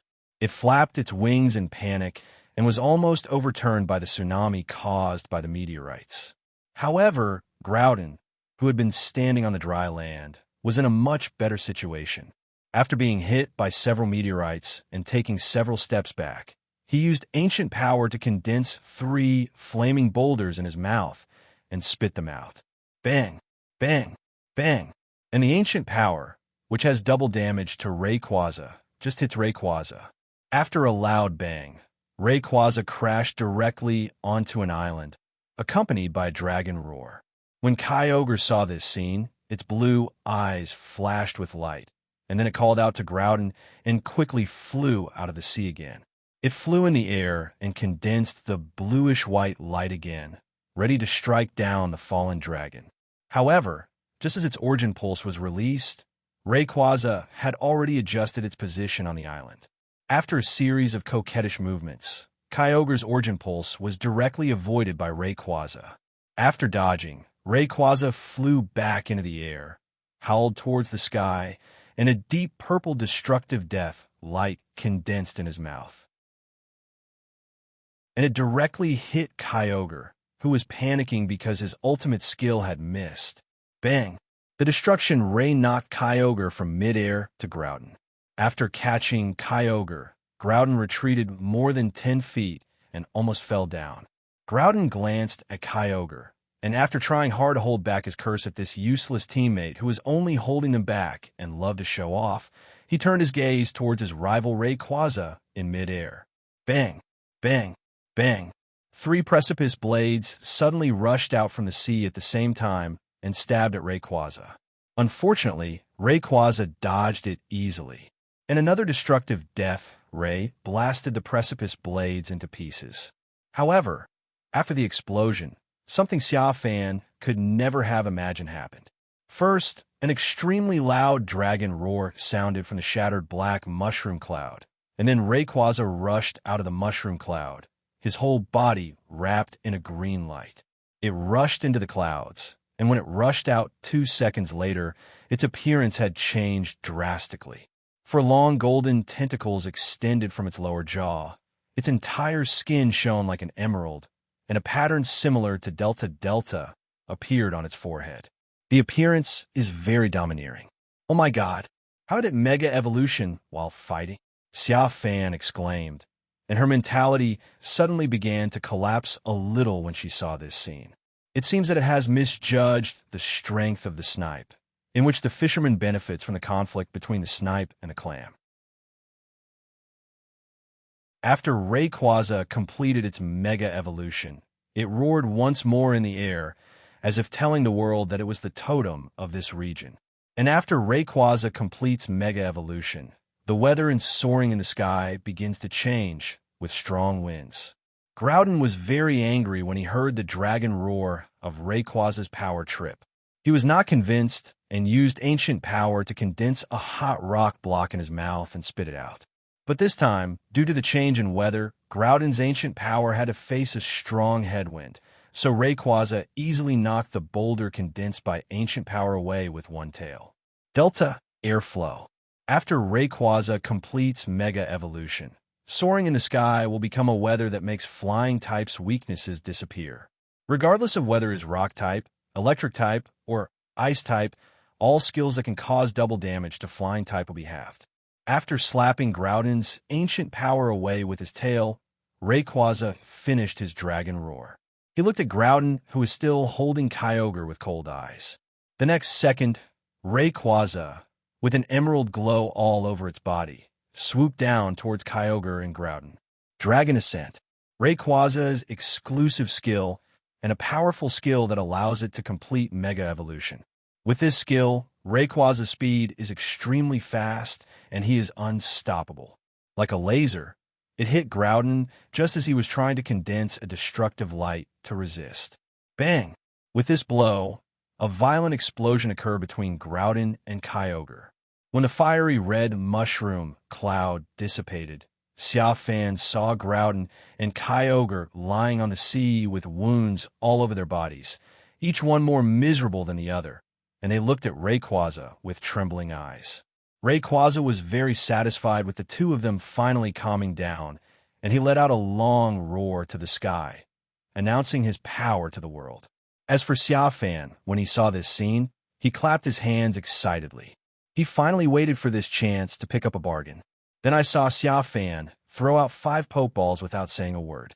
5 red lights flashed, and Ho-Oh, Lugia, Gengar, Nti, and Raikou appeared. Among them, Lugia, who possessed divine power, was specially called by Xia Fan for the purpose of capturing the 3 totems of the Hoenn region. As for the little Lugia, Xia Fan temporarily placed him with Kuziching. After releasing them, Xia Fan began to give orders. Ho-Oh, Lugia, Xiaohuan, the 3 of you beat up Rayquaza together. Don't be careless. You saw how it killed Groudon and Kyogre in one move just now. Although it was also because the 2 of them were already seriously injured, you still have to be careful and underestimate the enemy. It's best to wait until I subdue Groudon and Kyogre. 8 against 1 is the safest. Ho-Oh, Lugia, and Mew heard this and nodded, although they were somewhat reluctant. Xia Fan then added, Gengar, Nti, Raikou, follow me to subdue Groudon and Kyogre. Nti, Raikou, and the white Gengar also nodded. After a while, Ho-Oh and Lugia Mew flew towards Rayquaza, who had noticed them.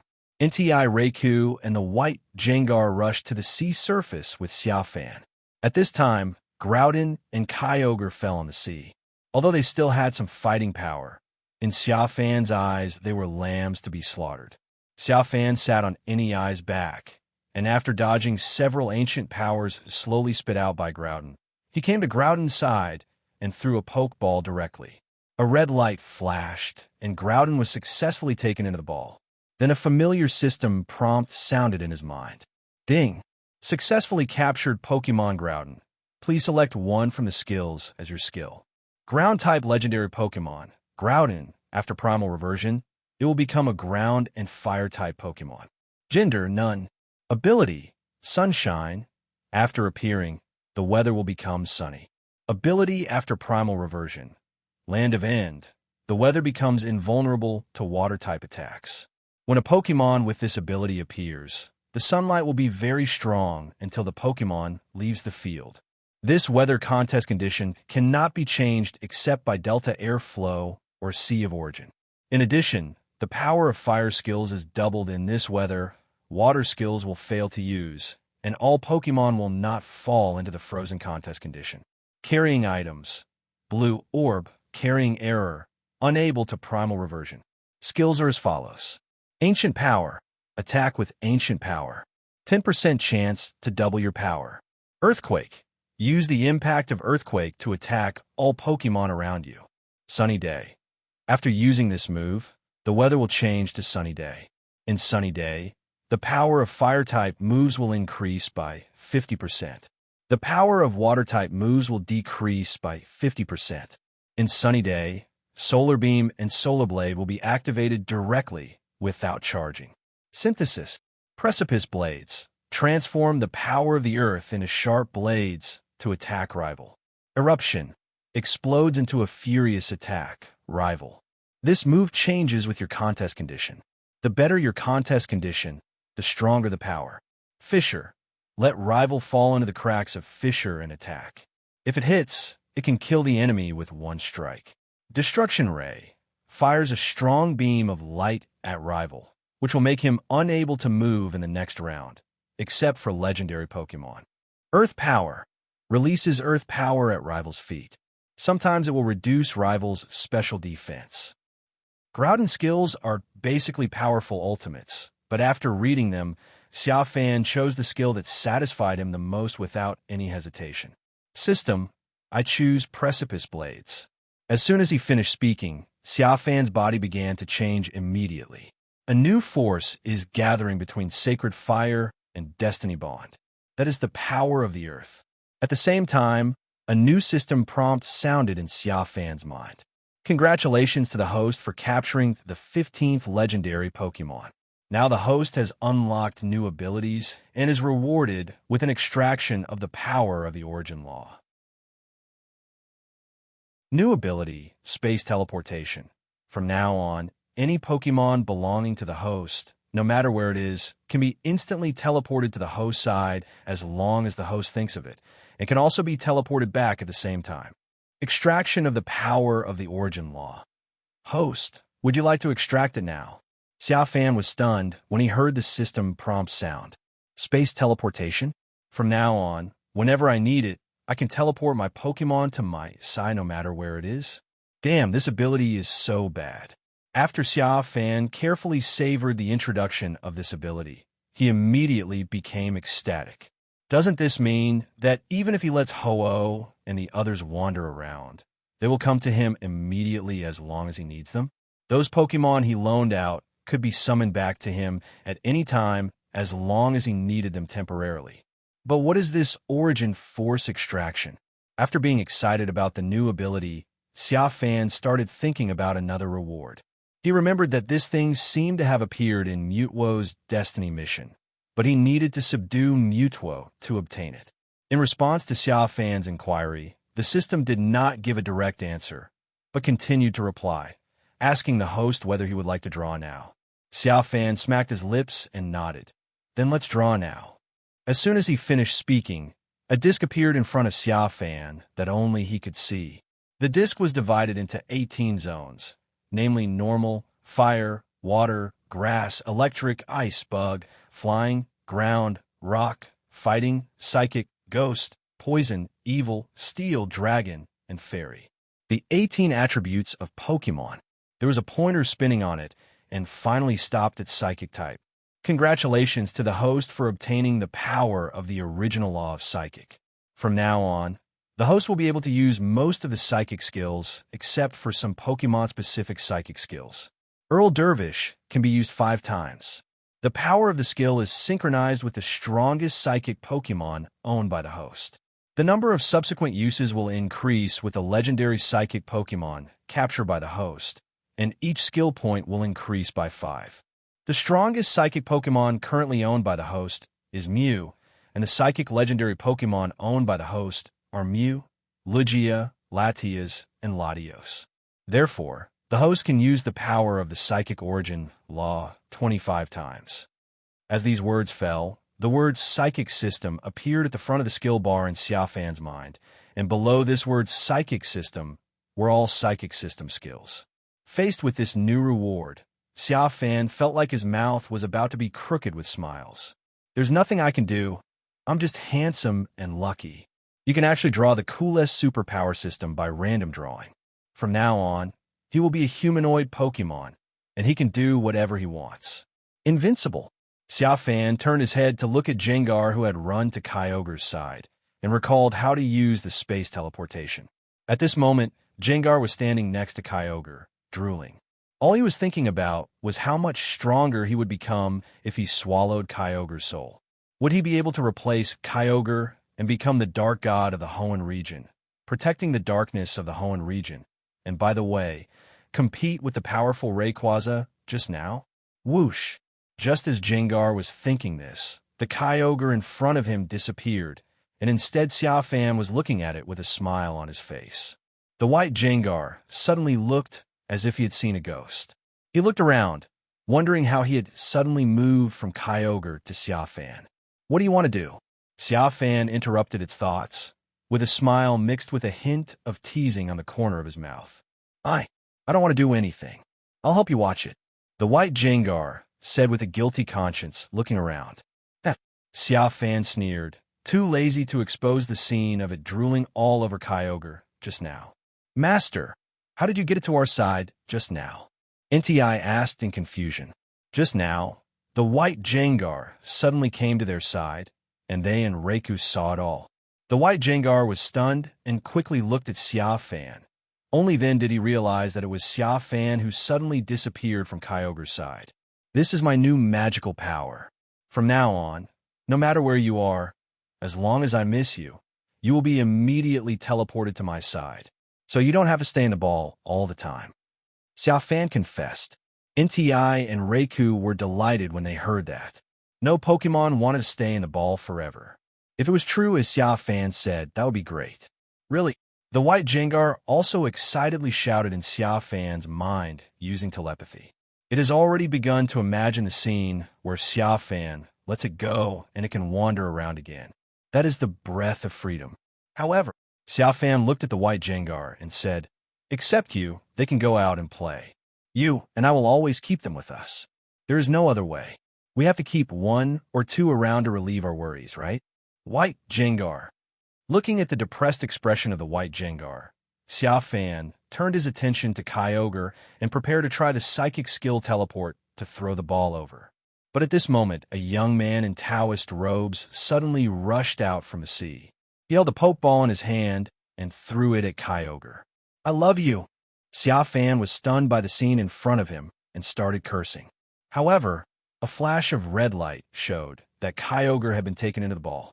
The ball fell on the sea and shook. However, 2 seconds later, Kyogre popped out of the Pokeball again. The young man failed to capture the Pokeball, but Xia Fan's face was already frosty. No one in this world dares to compete with him for the divine beast. If anyone dares to do so, he will chop him to pieces even if he has to chase him to the ends of the earth. Thinking of this, Xia Fan came behind the young man with a teleport. He lowered his voice and said coldly, "You be asterisk asterisk asterisk asterisk asterisk D. Do you want to die? How dare you snatch Kyogre from me?" The young man was still wondering why he couldn't capture Kyogre with the Pokeball he had snatched from someone else. When he heard Xia Fan's cold question, he suddenly turned around with a look of shock on his face. "You be asterisk asterisk asterisk asterisk asterisk D. Do you want to die?" Xia Fan asked again, looking into the young man's eyes. A strong sense of confusion emanated from Xia Fan's mind. Psychic. The young man floated up. He looked miserable and grabbed his neck with both hands, as if he was trying to strangle himself to death. He looked at Xia Fan with a face full of fear, but at the same time, he was also resisting. Just when his eyes were red and about to explode, he finally let go of his right hand from his neck. Then he was seen making hand gestures with one hand, and suddenly a sword condensed from sea water rushed out from the sea and slashed toward Xia Fan. Xia Fan quickly dodged, and the young man took the opportunity to break free from Xia Fan's confusion control. Yu Jian ran away without looking back. "Chase! Raikou, Jengar, you two go after him. Don't let him get away." Xia Fan looked at the NTI who were rushing over and gave the order. Raikou and the white Jengar nodded and chased after the Taoist youth. After the young man's accident, Xia Fan quickly took out the Pokeball and threw it at Kyogre. There was a flash of red light, and compared to the young man's Pokeball, Xia Fan's Pokeball successfully took Kyogre into the ball. Then a familiar system prompt sounded in my mind. "Ding! Successfully captured Pokémon Kyogre. Please select one from the skills as your skill. Water-type legendary Pokémon, Kyogre. Gender, none. Ability, rainfall. After appearing, the weather will change to rain. Ability after primal reversion. Sea of origin. The weather becomes weather that is not vulnerable to fire-type attacks. When a Pokémon with this ability appears, the weather will turn to heavy rain until the Pokémon leaves the field. This weather contest condition cannot be changed except by delta airflow or ultimate land. In addition, the power of water-type skills in this weather is doubled, and fire-type skills will fail to use. Pokémon with a wet body ability will clear their own status condition. At the same time, heavy rain and thunder will definitely hit the target in this weather. Carrying items, red orb, carrying error, unable to primal reversion. Skills are as follows. Body Slam. Use the whole body to press down on rival and attack. Sometimes rival will fall into paralysis contest condition with a 30% chance. Water Pulse. Attacks rival with water vibrations. Sometimes it will confuse rival. Rain Dance. After using this move, the weather will change to heavy rain. In heavy rain, the power of water-type moves will increase by 50%. The power of fire-type moves will decrease by 50%. Hurricane and thunder will definitely hit the target. The Weather Ball attribute becomes water-type, and water-type moves are double. Origin Pulse. Attacks rival with countless bluish-white, shining rays. Water Spout. Raises a tide to attack.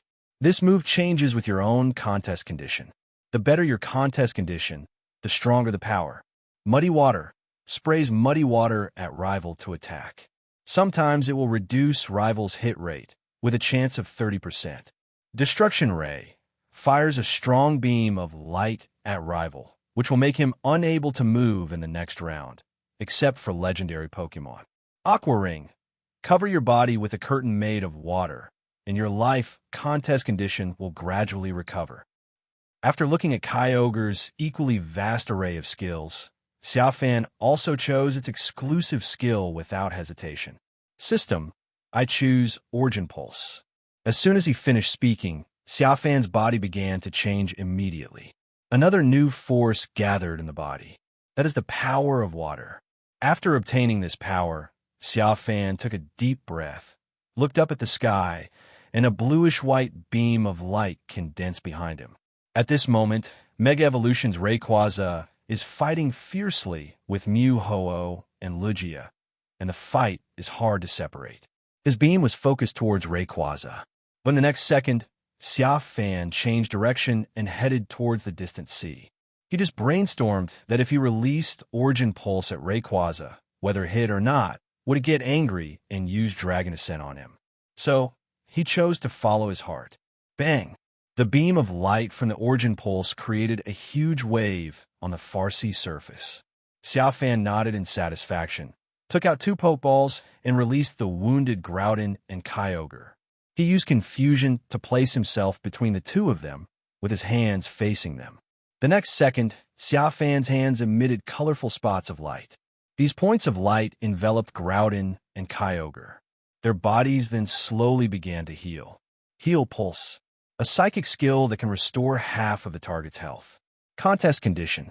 A minute later, although Groudon and Kyogre still had some scars on their bodies, they had recovered from the severe injuries and were in contest condition.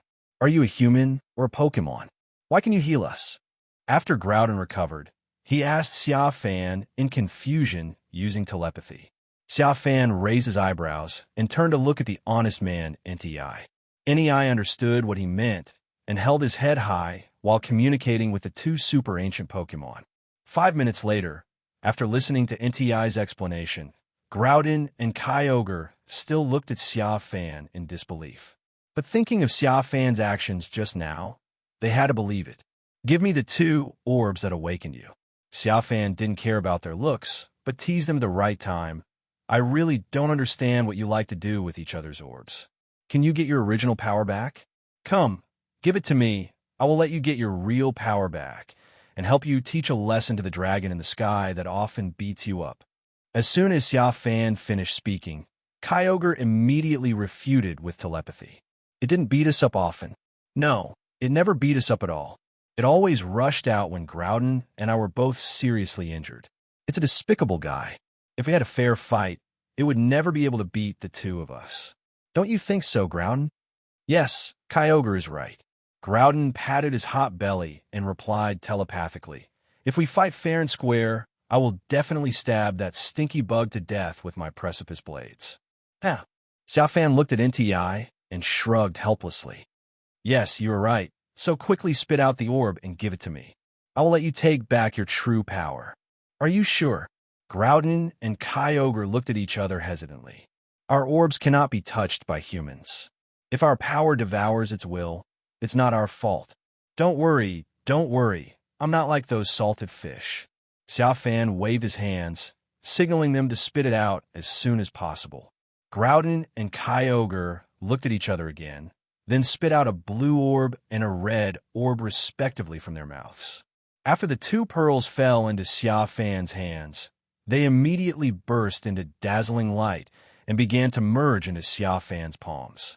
The huge figures of Groudon and Kyogre emerged in Xia Fan's mind. They opened their ferocious mouths and attacked him. Xia Fan, whose body had been improved by the system more than a dozen times, smiled coldly and just uttered one word lightly. Roll! As soon as the words came out, Kyogre and Groudon disappeared immediately. When Xia Fan opened his eyes again, the 2 pearls were quietly lying in his hands, and there was an extra triangular mark on the pearls. That is the true mark of Groudon and Kyogre's recognition of their master. How is it? How is it? Xia Fan raised a pearl and asked them jokingly. Groudon and Kyogre looked at each other without saying anything. Xia Fan then raised the corners of his mouth slightly and sent the blue orb into Kyogre's body and the red orb into Groudon's body. The next second, their bodies underwent a transformation. Groudon howled toward the sky, his body beginning to grow at a speed visible to the naked eye, and the temperature around him rose rapidly. The same thing happened to Kyogre. After a long roar, his body grew rapidly, but the temperature around him dropped rapidly. Under their feet, one formed lava land and the other formed an icy river. Like two different infernos. Xia Fan smacked his lips and quickly used confusion to get himself away from them. Standing in front of them, it's like being in a world of ice and fire. The feeling of sudden change from cold to hot is really life-threatening. 10 seconds later, Groudon and Kyogre stopped growth after doubling in size. The seams of Groudon's skin are a lava-like orange yellow, and there is an Omega icon on the circular part at the base of the arm, which also appears on the red orb. The primal form of Kyogre has a pattern similar to Alpha on its forehead and wing-like fins, which also appears on the blue orb. After primal reversion, the first thing they did was to howl at Rayquaza soaring in the sky. It was like cursing the bug in the sky and announcing that I was back. Rayquaza heard their shouts. It looked down with sharp eyes, wanting to teach them a lesson again, but it was being entangled by Ho-Oh, Lugia, and Mew, and it was difficult to escape. Moreover, we are gradually finding ourselves in a disadvantageous situation. Kyogre flapped his wings and flew towards soaring in the sky. He released the Origin Pulse and at the same time spread his telepathy around him and shouted, "Bugs, I'm coming." After Primal Evolution, the way Kyogre performs Origin Pulse begins to change. Bluish-white beams of light began to condense from behind it, and the number became 4 beams condensing at the same time. Boom! 4 bluish-white beams shot towards Rayquaza, who was fighting with Ho-Oh and his men. Ho-Oh, Lugia, Mew, feeling a powerful energy coming from behind, quickly dispersed. Rayquaza faced Origin Pulse and once again twisted his coquettish figure in the air to dodge the 4 bluish-white beams. Groudon laughed mockingly and fired an eruption. Unfortunately, it was also easily dodged by Rayquaza. They are really the same. The elder one laughs at the younger one. Xia Fan shook his head speechlessly and then asked Ho-Oh and the others to cooperate with Kyogre Groudon in the shared spiritual world to prevent Rayquaza from running away. Ho-Oh, Lugia, Mew, upon hearing this, echoed Xia Fan's instructions. Start a 5-on-1 fight with Groudon Kyogre. Just like that, with the official joining of Groudon and Kyogre, Rayquaza, which was already in a weak position, was in an even more difficult situation. During this period, he tried to escape from the battlefield and return to the ozone layer several times, but was stopped by Ho-Oh and Lugia. Half an hour later, Rayquaza was exhausted and could no longer withstand the beat-up of 5 legendary Pokémon. His Mega Evolution form was finally defeated by Ho-Oh's Sacred Fire, and he turned back into Earl Dervish. Seeing this, Xia Fan quickly used confusion to float himself up and teleported 3 times to the top of Rayquaza's head and threw the Pokeball decisively. A red light flashed, and Rayquaza was successfully caught in the ball. Ding! Successfully captured Pokemon Rayquaza. Please select one from the skills as your skill. The third system alert sounded today. Dragon-type and Flying-type legendary Pokemon. Rayquaza. Gender, none. Ability, Airlock. After appearing, all weather effects will disappear. Ability after Mega Evolution. Delta Airflow. The weather changes to make the flying type's weaknesses disappear. When a Pokemon with this ability appears, the weather will turn into turbulence until the Pokemon leaves the field. This weather contest condition cannot be changed except in the Sea of Origin or the Ultimate Land. In addition, in this weather, the attack damage caused by Rock-type, Electric-type, and Ice-type attacks to Flying-type is halved. Rain Dance, Sandstorm, Hail, and Sunny Day fail to be used. Rain, sunshine, blowing sand, and snowfall cannot change the weather. The attribute of Weather Ball is normal type, and the power is doubled. Carrying item, Life Orb. After carrying it, although the life contest condition will be slightly reduced each time you attack, the power of the move will increase. Skills are as follows. Dragon Ascent. Descend from soaring in the sky at high speed to attack rival. Your defense and special defense are temporarily reduced. Rayquaza can perform Mega Evolution after using this move. Dragon Dance. Perform a mysterious and powerful dance. This will increase your attack and speed. Extreme Speed. Take down attacks rival at lightning speed. This move is difficult to dodge. Rest. Go into hibernation when seriously injured. When you wake up again, no matter how serious the injury is, it can be healed. Outrage. Attacks randomly for a period of time. Thrashing will cause the player to fall into chaos. Pokémon with the Outrage ability will not enter the Chaos Contest condition. If a Pokémon in the Chaos Contest condition gains the Outrage ability, the Chaos Contest condition will be removed. Air Slash. Attack with an air blade that can even slash soaring in the sky. Sometimes it will make rival afraid, with a 30% chance. Destruction Ray. Fires a strong beam of light at rival, which will make him unable to move in the next round, except for legendary Pokémon. Draco Meteor. Drops meteorite from soaring in the sky on rival. After using it, the reaction force will greatly reduce your special attack. After seeing Rayquaza's many skills, Xia Fan smacked his lips, not knowing what to say for a moment. Because after he saw Rayquaza's exclusive skill Dragon Ascent, he thought that it would be useless for him to learn this skill. It is strong, but he is not Rayquaza, and he cannot Mega Evolve, so its practicality is not as good as other skills. System, I choose Rayquaza's Draco Meteor. Xia Fan thought about it, and finally chose Draco Meteor, who smashed Kyogre from the sky into the sea. And this seems to be its first dragon skill. 2 seconds later, Draco Meteor appeared in Xia Fan's skill list. He looked up at the sky and told the Pokémon to stay away, otherwise they would not blame him if they accidentally hurt them. Lugia and Groudon Kyogre were puzzled when they heard this and were about to ask why. Don't ask, just disperse. According to Raikou, the master is going to act up again. You nodded. Lugia, Groudon, and Kyogre didn't say anything more after hearing that, and dispersed as instructed. After a while, they saw what Ho-Oh was talking about. Xia Fan stood alone in the air. A beam of golden light shot out from his palm. Then it exploded at an altitude of 10,000 meters, and dozens of scorching golden-red meteorites smashed towards the ground, causing huge waves on the sea. Okay, you can go forward. Ho-Oh telepathically communicated with Groudon Kyogre after Xia Fan finished showing off, and explained like an old senior that after Xia Fan tamed them, he liked to use a skill to satisfy the feeling of showing off. Groudon and Kyogre were speechless after hearing this. After Xia Fan satisfied his desire to show off, the voices of Raikou and the white Jengar in the shared spiritual world rang in his mind. The originally happy expression immediately froze, because they both said that the human who could fly with a sword got rid of them and ran away. Raikou and white Jengar's voices are full of remorse in the spirit-sharing world. Xia Fan thought for a moment and finally did not blame them and let them come back directly. After all, he also had many doubts about the existence of that guy. Master, you should have captured all the legendary Pokémon in the Hoenn region. Where are we going next? Ho-Oh flapped his wings and came to Xia Fan. Xia Fan, who had just finished communicating with Raikou White Jengar, took out a map he had obtained from Tianshan Technology from his backpack. There's no rush to leave this Hoenn region.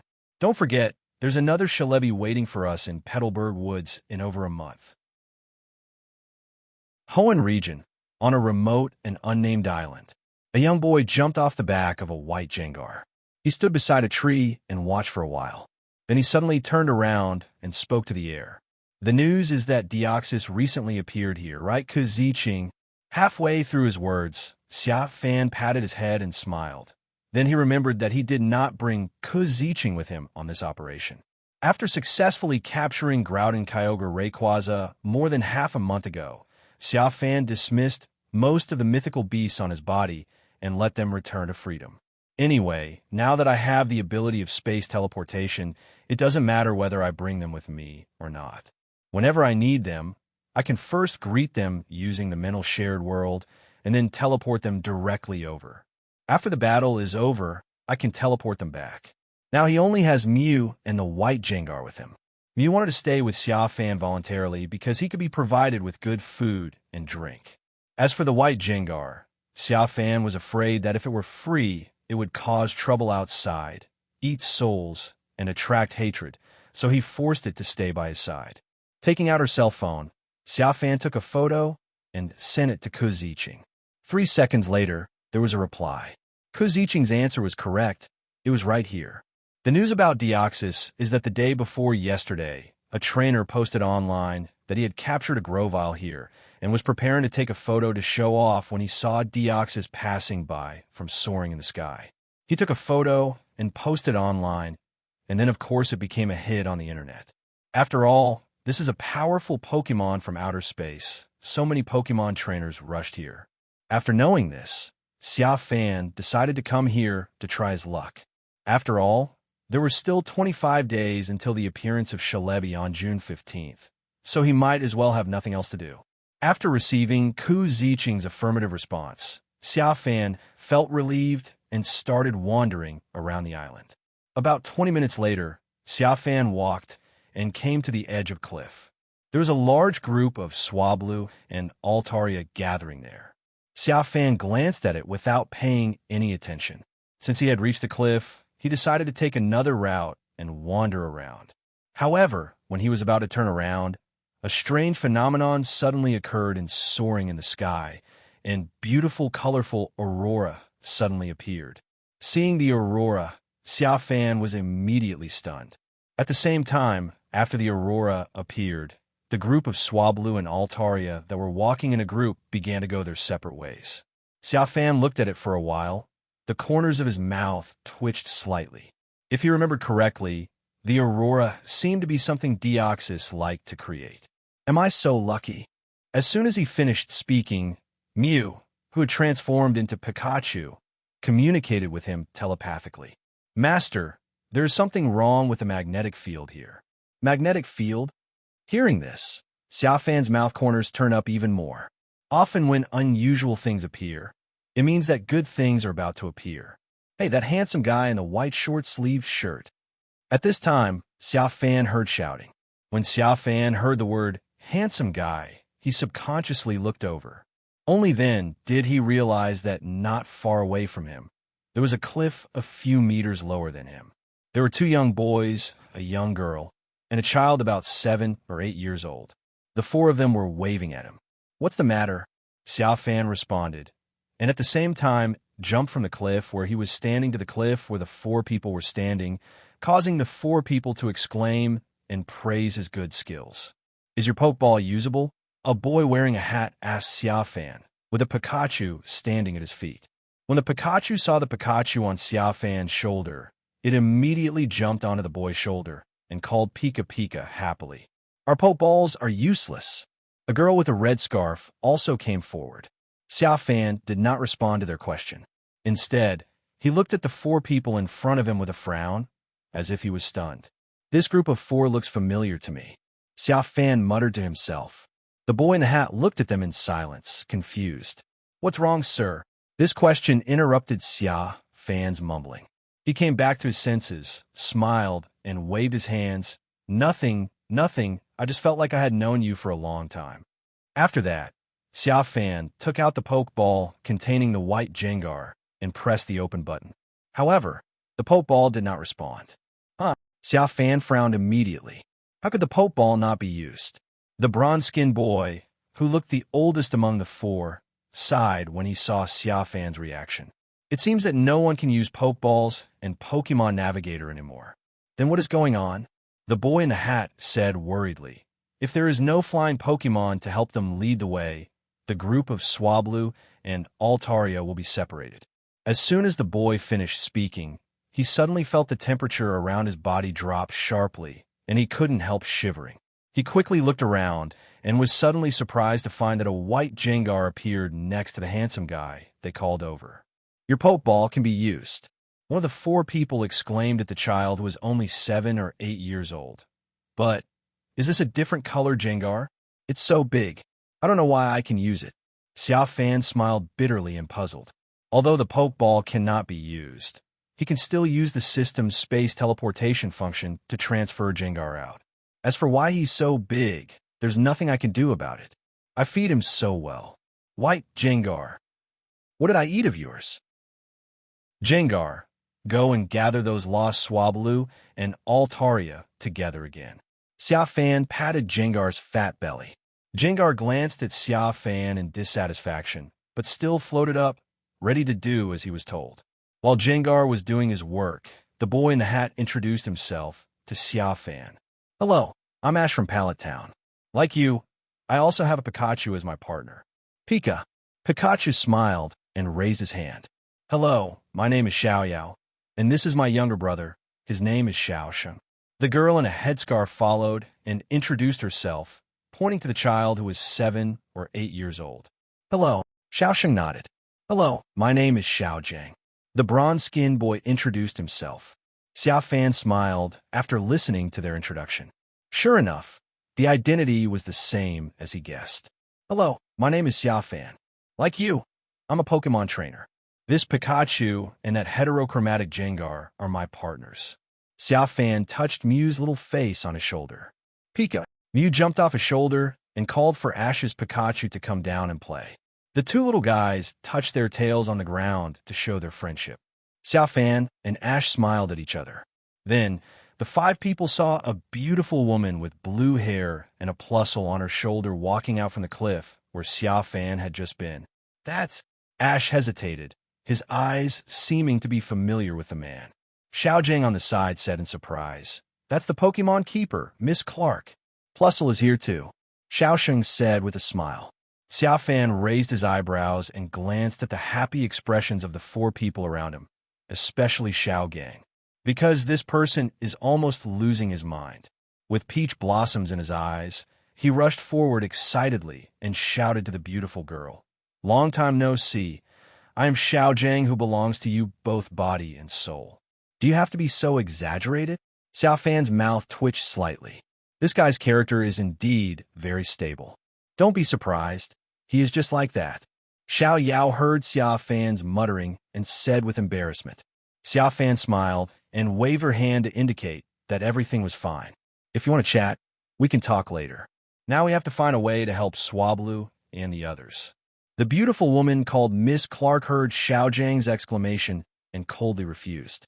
Then she looked up at the sky and said, "Is that white Jengar yours?" Ash and the other 3 looked at Xia Fan. Xia Fan stepped forward and held out his hand. "Mine. Your Jengar is now trying to drive the stray Swablu together, right? That method is feasible, but it is only a temporary solution. I will help you to resolve the chaos." As she spoke, Ms. Clark took out a device similar to a mobile phone and quickly drew circles toward an Altaria and soaring in the sky that could not tell east from west and south from north due to the magnetic field. Then, as she waved her hand, a white halo appeared out of thin air and enveloped Altaria that Miss Clark was targeting. Altaria wanted to struggle and panic. But 3 seconds later, as Ms. Clark drew circles faster and faster, the white light finally merged into Altaria. A white light flashed, and the look in Altaria's eyes when it looked at Miss Clark changed from struggle to obedience. "Is this the Pokemon Keeper's capture styler? So fast."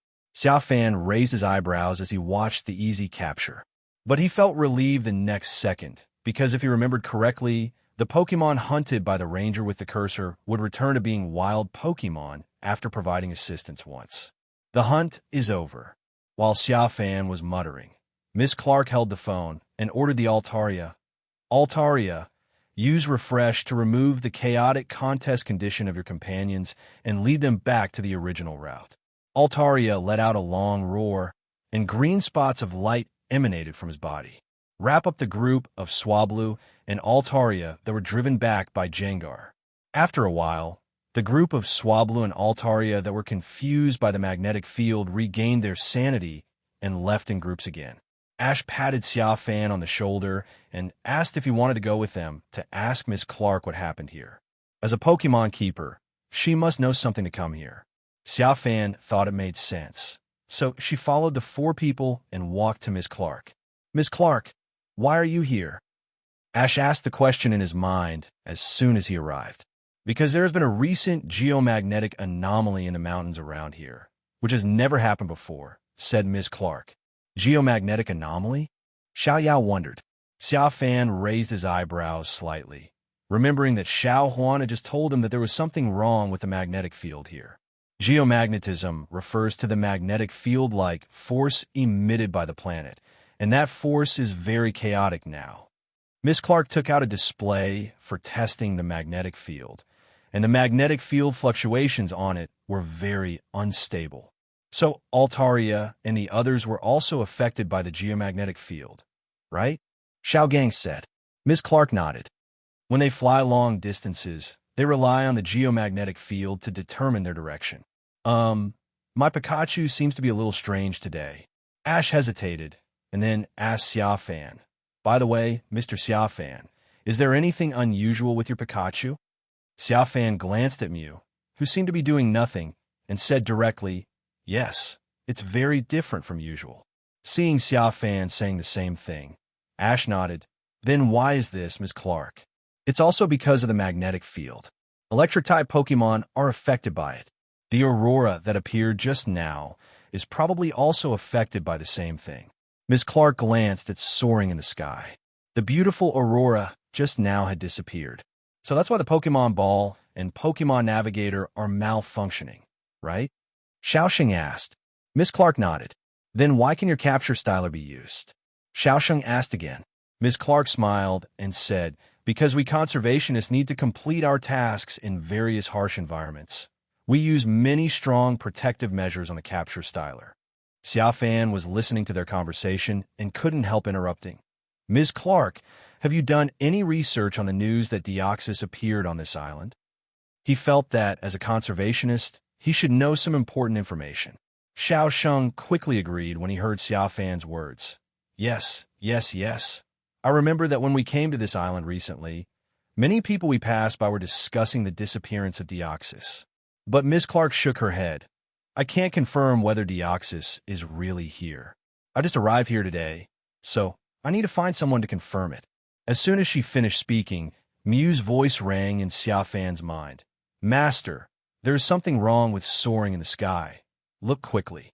Then, Mew jumped from the ground onto Xia Fan's shoulders and pointed Xia Fan in a direction. Xia Fan looked over there and saw soaring in the sky in the northwest direction, which seemed to have torn a space crack.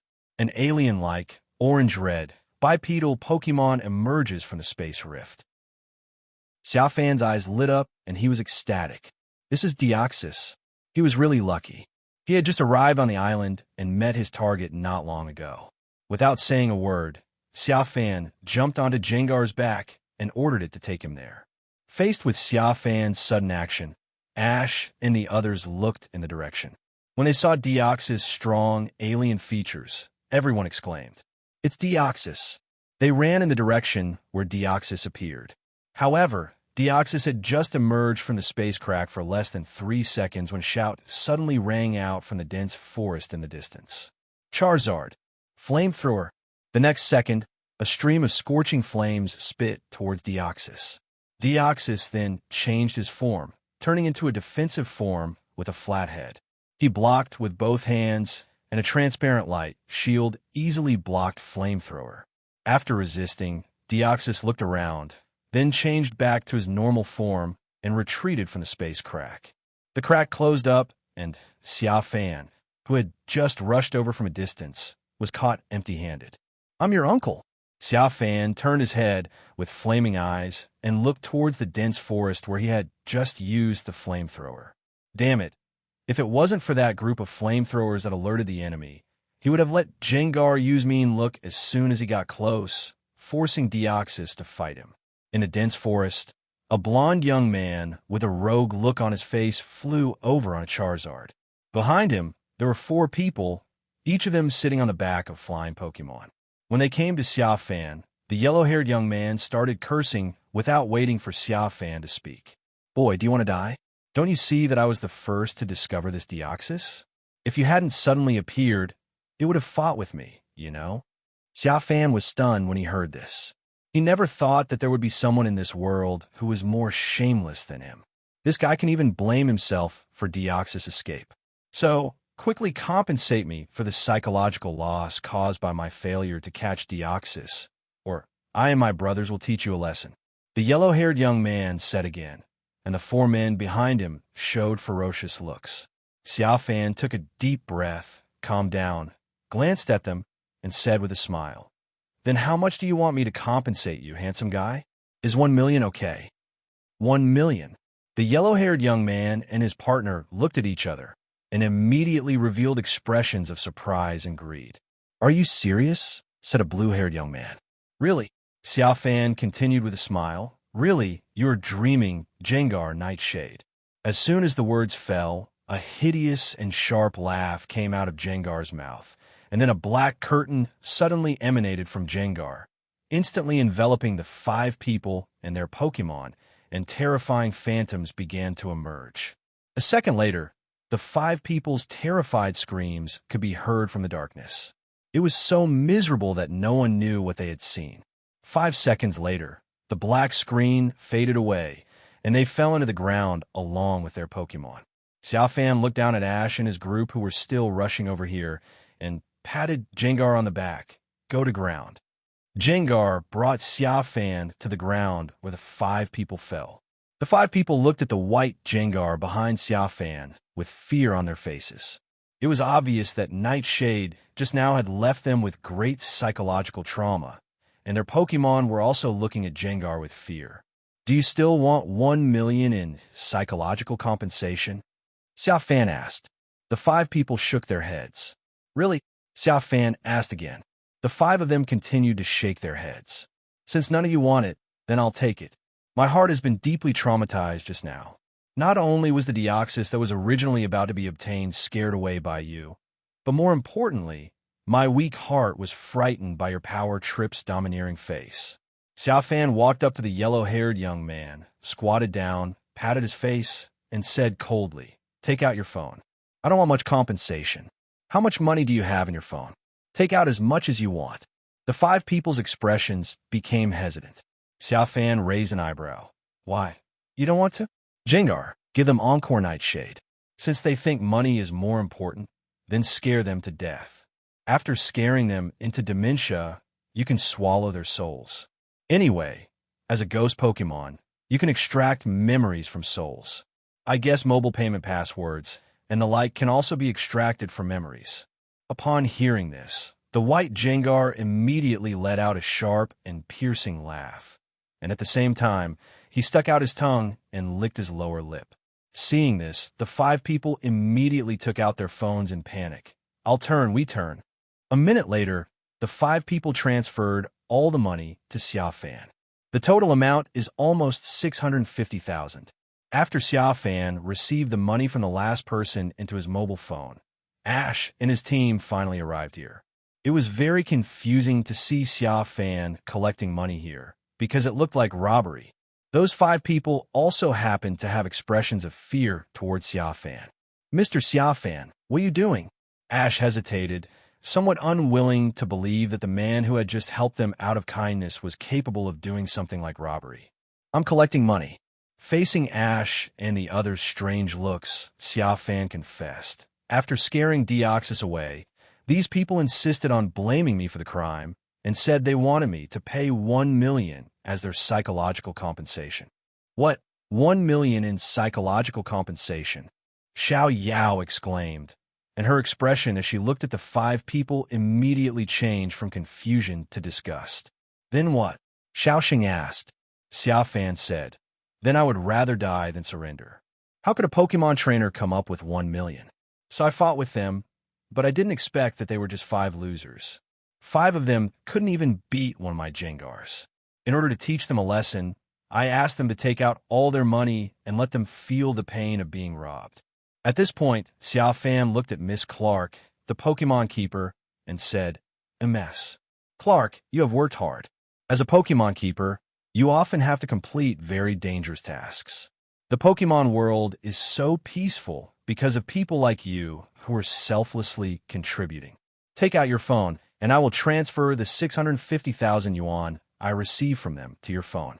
This money will realize its greatest value when it is with you."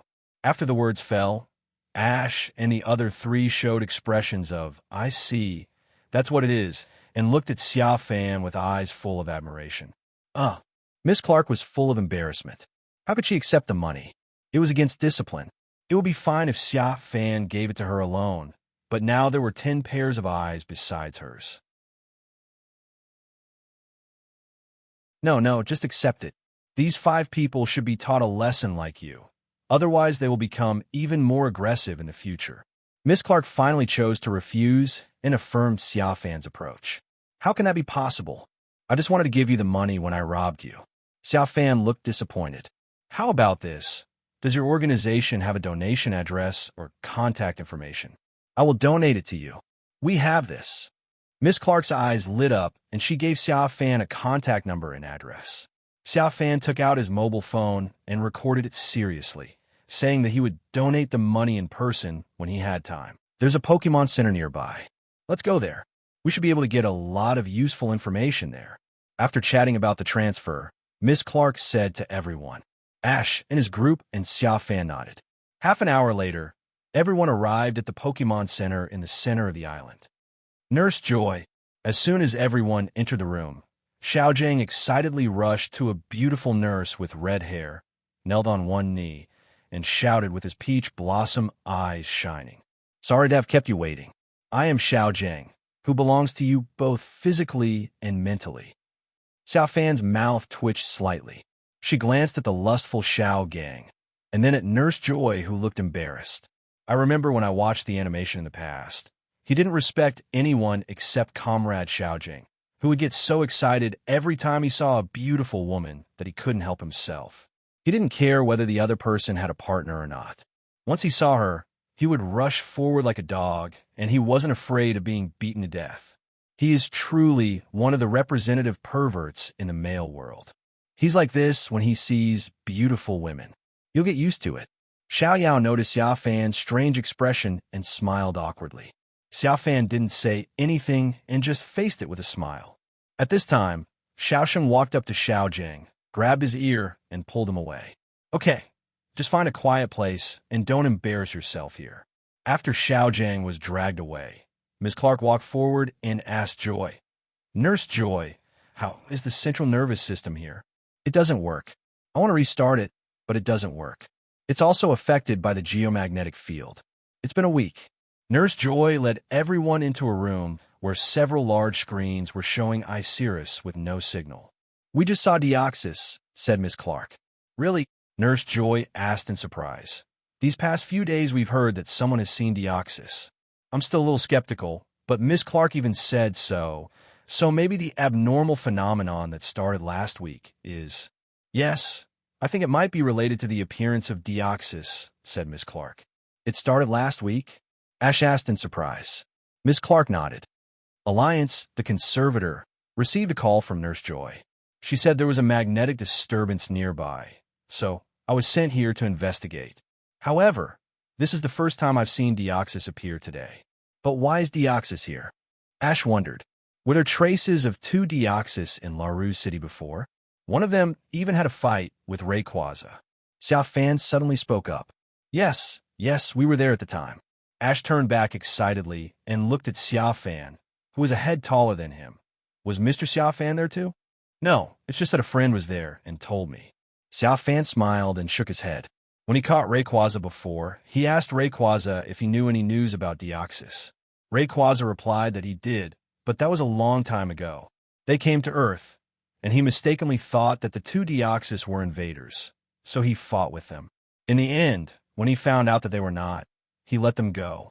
After that, he didn't pay attention to where the 2 Deoxys went, and they may have left the planet. Ash said, oh, and said nothing more. Miss Clark took over Xia Fan's topic. You are right. Deoxys appeared in LaRue's city before. Professor Rondo, who conducted the investigation at that time, pointed out in his report that the two Deoxys came from a universe with a meteorite. Nurse Joy, has there ever been a meteorite landing here before? Xia Fan asked Nurse Joy with a smile. Please wait a moment. Nurse Joy turned and left. About 10 minutes later, she came back with a book in her hand. 10 years ago, a meteorite did fall in the mountains around here, Nurse Joy said, and it was said to have caused an explosion. Xia Fan's eyes lit up. Great, that's easy with meteorite. At this time, Miss Clark said, since Deoxys has appeared, it is necessary to investigate the location where the meteorite fell. Nurse Joy, do you know where it is? Nurse Joy nodded and said, I know. Wait a moment. I'll get the map. After saying that, he turned and left again. Ms. Clark, I want to go too. Xiao Sheng, who had returned, said excitedly after listening to the conversation just now. I want to see Deoxys again. Xiao Sheng, the most important thing now is to find out what happened, because this is the job of our Pokémon keepers. If you want to go with us. Ms. Clark shook her head. It's too dangerous. But Xiao Sheng was unwilling. Ms. Clark looked at Xia Fan. Mr. Xia Fan asked Xiaoyao, I'm going to investigate now. You just stay here and wait for my results. Xia Fan smiled and nodded. Ash and Xiaoyao also said hello. After a while, Nurse Joy handed the map to Miss Clark. Miss Clark said thank you and turned to leave the Pokemon Center. Nurse Joy, where is the bathroom? I need to use the bathroom. Looking at Miss Clark's departing back, Xia Fan decisively used the urine shield technique. There. Nurse Joy pointed Xia Fan in a direction. After saying thank you, Xia Fan trotted towards the restroom. But as soon as he entered the restroom, his figure disappeared, and when he reappeared, he was already outside the Pokemon Center. Miss Clark had not gone far at this time. Humming a little tune, Xia Fan began to follow Miss Clark, who had just left the Pokemon Center. Since this matter concerns the capture of Deoxys, there is no way that Xia would really stay here and wait for the result. However, as Xia Fan walked out of the corner outside, she bumped into Ash and the others. Mr. Xia Fan, didn't you go to the bathroom? Ash looked at Xia Fan strangely, followed by Xiao Yao and Xiao Gang. This. Xia Fan was stuck. He never expected that he would run into the three of them outside just after coming out of teleport. Don't make excuses. I know you want to see Deoxys, right? Ash said with an expression that said, we do too. We are really itching to stay here and wait for the results. Yeah. Xia Fan nodded awkwardly. Since everything had been revealed, why was she still hiding it? Xia Fan began to follow Ash and the others to follow Miss Clark. After a while, Xia Fan suddenly discovered that one person was missing. That is Xiaoyao's younger brother. Xiao Sheng is not here. He's there. Ash pointed Xia Fan in a direction. Xia Fan looked in the direction and saw a little kid under the bushes in front of her, following Miss Clark even more stealthily than them. Why not call him over? Xia Fan asked puzzledly. Ash smiled and said, Mr. Xia Fan, you don't understand this. Only if Xiao Sheng follows us, we will have a reason to follow as well. Xia Fan raised an eyebrow. He didn't understand at first, but after a few seconds he suddenly realized. Looking for someone? Ash, Xiao Yao and Xiao Jiang smiled at each other with a fox-like expression. Xia Fan's mouth twitched slightly. He is indeed a real rookie. Still a little cautious. The routine is really good. An hour later, Xia Fan and his three companions came to the foot of a mountain and saw a cave entrance from afar. Miss Clark stood outside the cave entrance holding a map.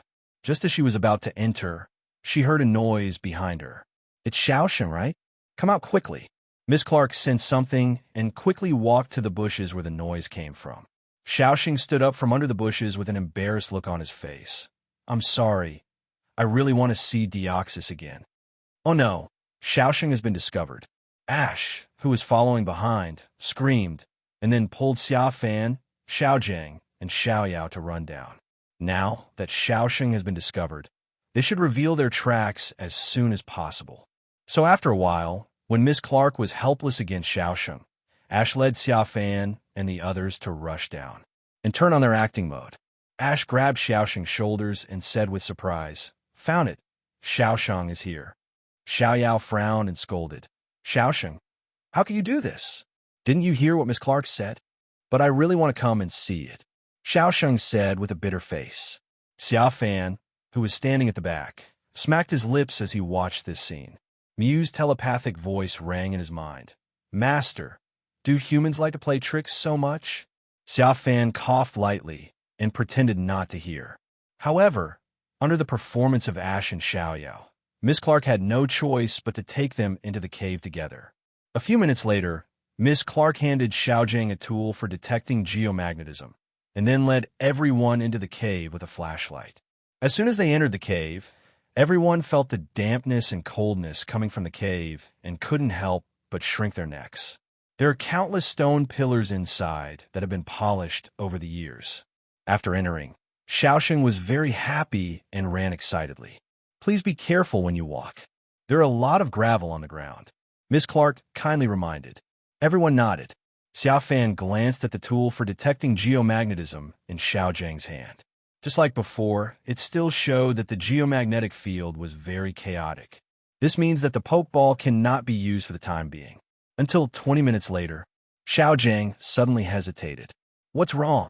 Xia Fan looked over in confusion. The disturbance in the geomagnetic field has disappeared, Xiaojing said. It seems to have returned to normal.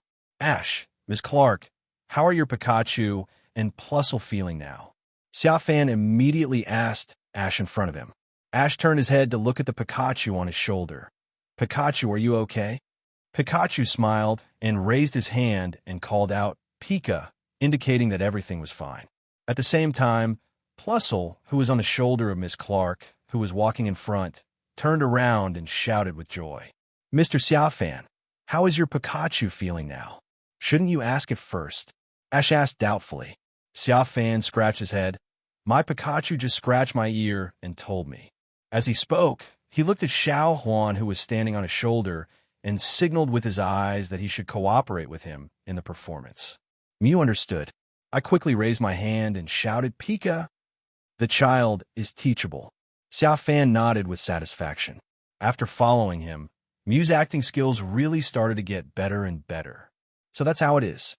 The geomagnetic anomaly is intermittent and not always so chaotic. It is now in normal contest conditions. Miss Clark said.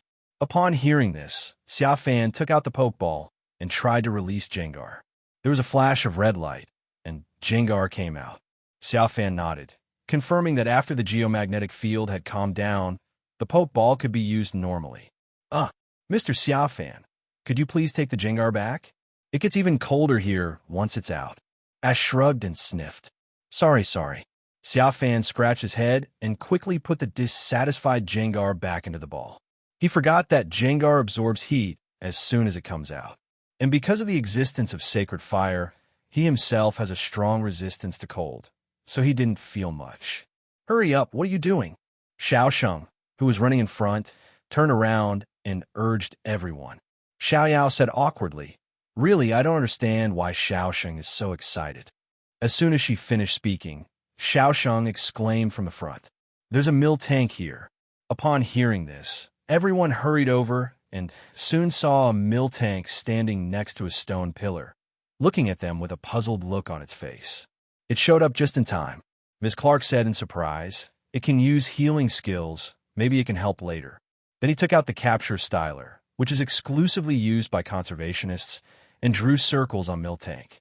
3 seconds later, Miltank stood obediently beside Miss Clark. Pika, Master, it's Miltank. I haven't had their milk for a long time. Can you ask Miss Clark to squeeze a few bottles of milk for me? I still remember the last time you sucked in Miltank's arms. You must miss the taste too. I'll save a bottle for you. Mew suddenly jumped off Xia Fan's shoulder and rushed to Miltank's shoulder excitedly. For a moment, he forgot to communicate telepathically and used Growl directly. Pikachu and Plusle looked at Xia Fan with puzzled eyes after hearing this. Then he looked at Miltank again. My mind began to involuntarily imagine the scene of a human sucking milk from Miltank. A second later, the two little guys suddenly looked at Xia Fan with bitter faces and remained silent, looking at him in extreme fear. I didn't expect that this human being would have such a hobby. Xia Fan looked at the looks in their eyes and didn't understand what was going on at first. It was not until Mew realized that the way he spoke was wrong and hurriedly repeated it telepathically that he was completely stunned. Suddenly, 10,000 ways of wiping one's neck emerged. Fortunately, after a while Xiao Yao pushed him and asked him why he was blushing, and then he realized that only 2 Pokémon understood what he meant. Xia Fan took a deep breath, forced a smile, and said, "It's okay, but she just felt a little hot for some reason." "Hot?" Everyone looked at Xia Fan as if they had seen a ghost. In such a cold place, Xia Fan actually said it was hot? Xia Fan didn't reply, but smiled and took Mew away from Miltank. When he took it away, Miltank looked at him with panic and fear. Obviously, it also understood what Mew. Everyone continued to move forward, while Xia Fan held Mew and walked behind, comforting Mew just like he was comforting his ancestors, telling him not to be anxious, and that they would go to the town later to rent a Miltank from a cattle farm for him to suckle milk. I just hope that it will think carefully before saying anything in the future. Otherwise, he didn't know how many times he could survive social death. 10 minutes later, the 6 people gradually saw a burst of cal emanating from the front. They trotted over and soon saw a huge rock embedded in the ground.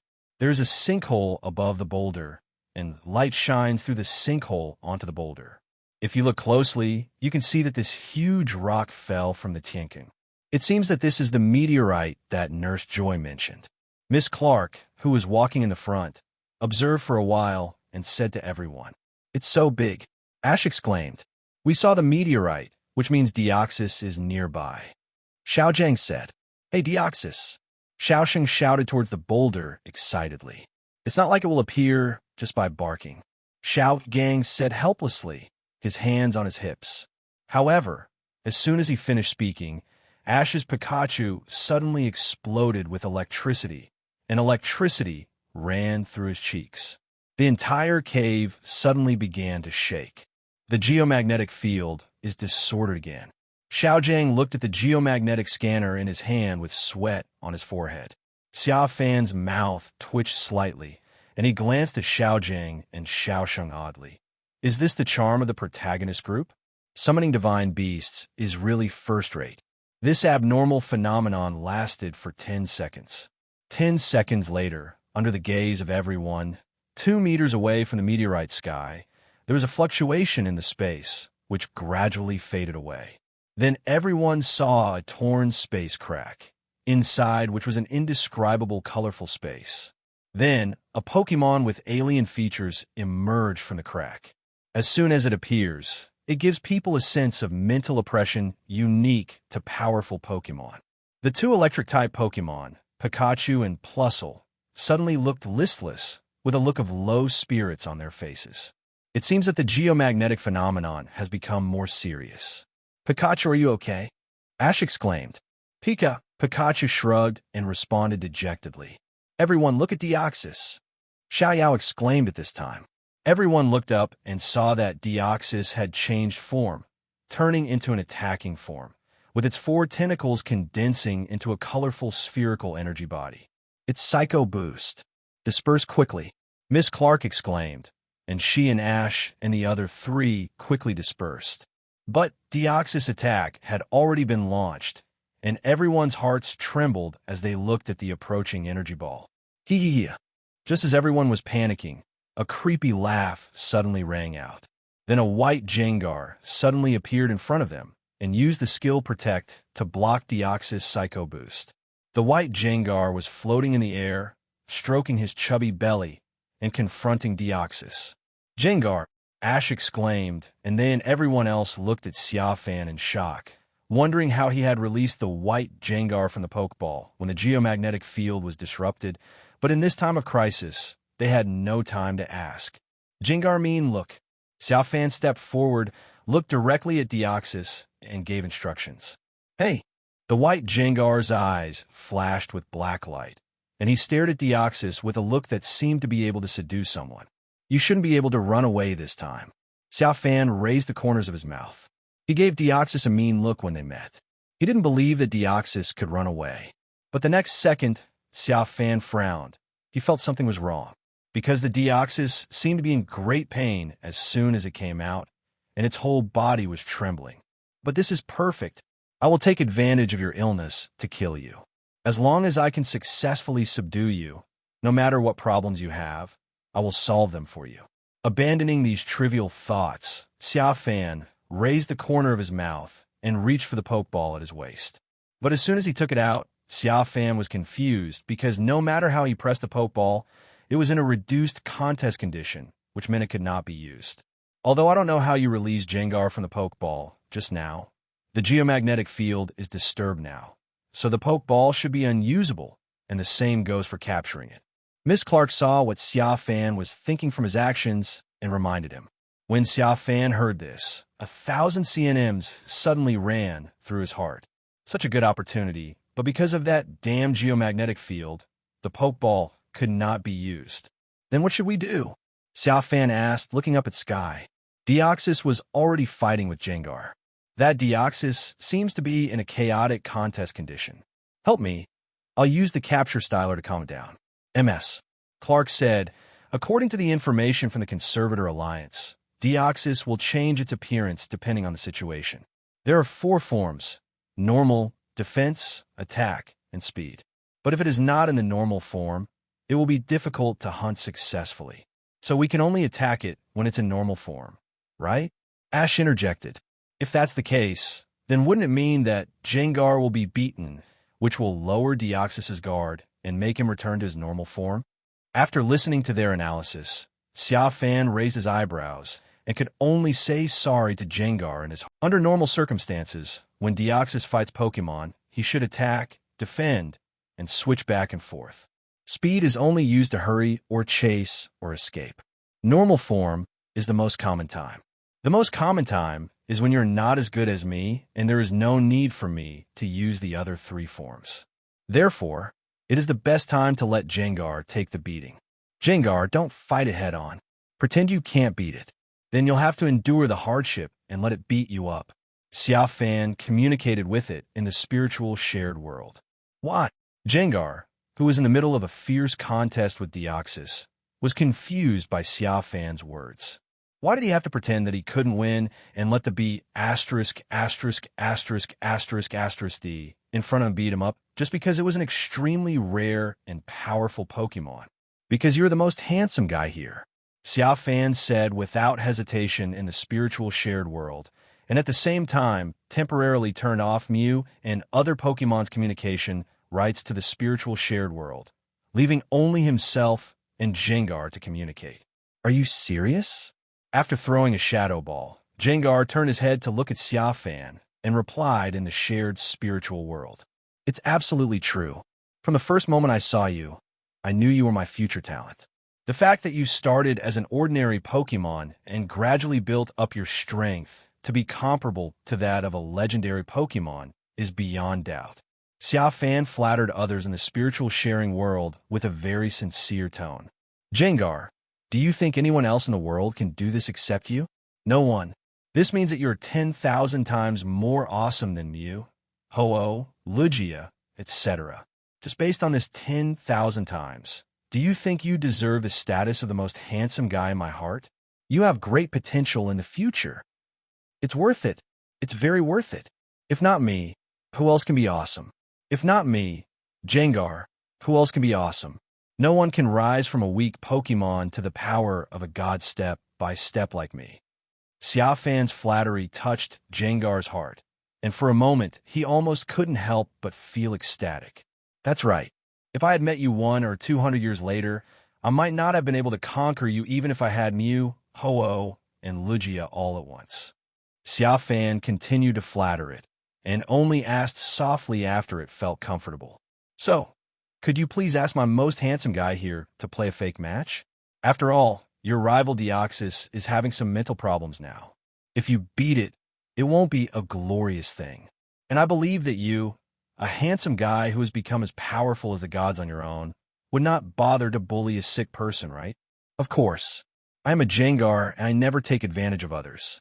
Master, if you tame in the future, let it fight with me again and let it know that I lost on purpose today. The white Jengar said proudly. Having said that, it withdrew from the spiritual shared world. Then, In front of everyone, the white Jengar was hit by Deoxys' Sin headbutt and fell to the ground. After falling to the ground, the white Jengar immediately showed his human form of surrender and shouted at the same time. Ah, you're so awesome, I can't beat you. Although everyone didn't understand, they couldn't help but look at the white Jengar who was so high-spirited just now, but now lay on the ground in less than 2 seconds with a look of mourning like a nagging woman, and they couldn't help but look strange. Xiaosheng hesitated and said, "Why do I feel like it's acting?" Ash agreed. "Me too, what do you think, Pikachu?" "Pika Pico, it's too fake." "Master, what is it doing? Has it seen too many tragic dramas performed by humans?" Mew's telepathy sounded in Xia Fan's mind. This. Facing the gazes of the crowd and Mew, Xia Fan scratched his head, not knowing how to respond for a moment, and could only shout in the shared mental world, "Brother, please act more like Drew, and can you not add so much drama to yourself? You are a Pokémon, not a human, and Deoxys is not a fool. How could it?" Before Xia Fan finished speaking, Ash exclaimed in her ear, "Ms. Clark, it has returned to its normal form. Now we can perform the capture styler." Xia Fan looked up, and his expression suddenly became strange. I. Damn it, Deoxys actually changed back to normal form from attack form. Jengar's telepathic voice rang in my mind. "Master?" Xia Fan apologized decisively. "I'm sorry, Master. I'm short-sighted and forgot that aliens can't watch human tragedies." Meanwhile, Miss Clark had already begun her capture, drawing quick circles. A halo then appeared around Deoxys' body. But just when everyone thought that they could successfully capture him, Deoxys actually changed his form again, becoming a defensive form, and directly shattered the aperture. Then, it changed into its attack form and launched a psycho boost at everyone. Jengar could only be called by Xia Fan to go forward again to help them block it. However, after this attack, Deoxys seemed to have mental problems, and his expression was very painful. It changed directly from attack form to speed form, running around in the cave at an extremely fast speed. "What's wrong with it?" Ash asked in confusion. "Ms. Clark, it seems a little bit strange." Miss Clark did not reply in a hurry. Instead, she took the capture styler, switched its function, and aimed it at Deoxys. Xia Fan leaned over. "It seems that capture styler is analyzing Deoxys' contest condition." After a while, Miss Clark said, "Sure enough, it is in status condition. Although the reason cannot be analyzed yet, it seems to be feeling something and is in pain." "What did you feel?" Xia Fan frowned and began to look around, while asking you to feel if there was anything different. While he was looking around, Ms. Clark directed Miltank, who had been briefly captured with Capture Styler, to use Heal Bell. Miltank strode forward, took out his tail, and shook it to make a pleasant bell sound. At the same time, bursts of bluish-white light emanated from the bell on its tail and spread towards the cave. Deoxys's painful expression gradually eased. It changed back to normal form from speed form, but the geomagnetic disorder phenomenon still exists. Xia Fan glanced at the geomagnetic detection device in Xiaozheng's hand, then took out her Pokeball and pressed it to confirm, but it still couldn't be used. With a raised eyebrow, Xia Fan couldn't help but look towards the Tianking. Since the status condition has been resolved, but the geomagnetic disturbance still exists, doesn't that mean there must be another reason? While Xia Fan was thinking, Miss Clark excitedly used Capture Styler on Deoxys again. But the result was still a failure. Deoxys once again used his defensive form to break free from Capture Styler's aperture, then switch attack forms and use Psycho Boost. However, this time it did not attack everyone. Instead, it smashed Psycho Boost in front of Miss Clark, as if to warn her not to cause trouble. The Miltank that had completed its mission was scared away by the threat. Then, Deoxys made a few growl sounds. Everyone was confused. "What is it saying?" Xia Fan asked Mew. Mew shook his head and telepathically said, "Master, it comes from a universe, and I don't understand its cosmic language."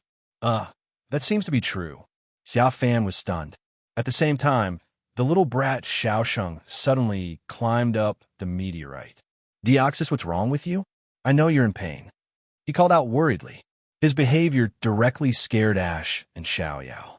Master, do you want to take him away? Jengar asked telepathically. No, Deoxys shouldn't hurt it. Xia Fan replied using the mental shared world. If this brat insists on making trouble, then just satisfy him. However, as a member of the protagonist group, it is likely that the miraculous effect should be triggered at the critical moment. Thinking of this, Xia Fan didn't care whether Deoxys could understand or not, and shouted to it. Deoxys, what do you want to express to us? Is there any other way to express it, such as sharing the mind or something?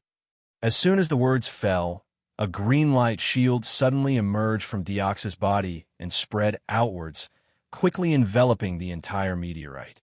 Its safeguard. Ash and his group rushed forward in a panic and tried to tackle the light shield with all their strength, but they were unable to shake it at all. At this moment, Xiaosheng and the light shield suddenly seemed to be controlled. His eyes glowed green, and he floated in the air. How terrible, he said expressionlessly. Xiaoyao saw this and shouted excitedly to let Xiaosheng go. Wait, Deoxys shouldn't hurt Xiaosheng. He seems to be assisting Xiaosheng's body to transmit information. Xia Fan stepped forward to comfort him.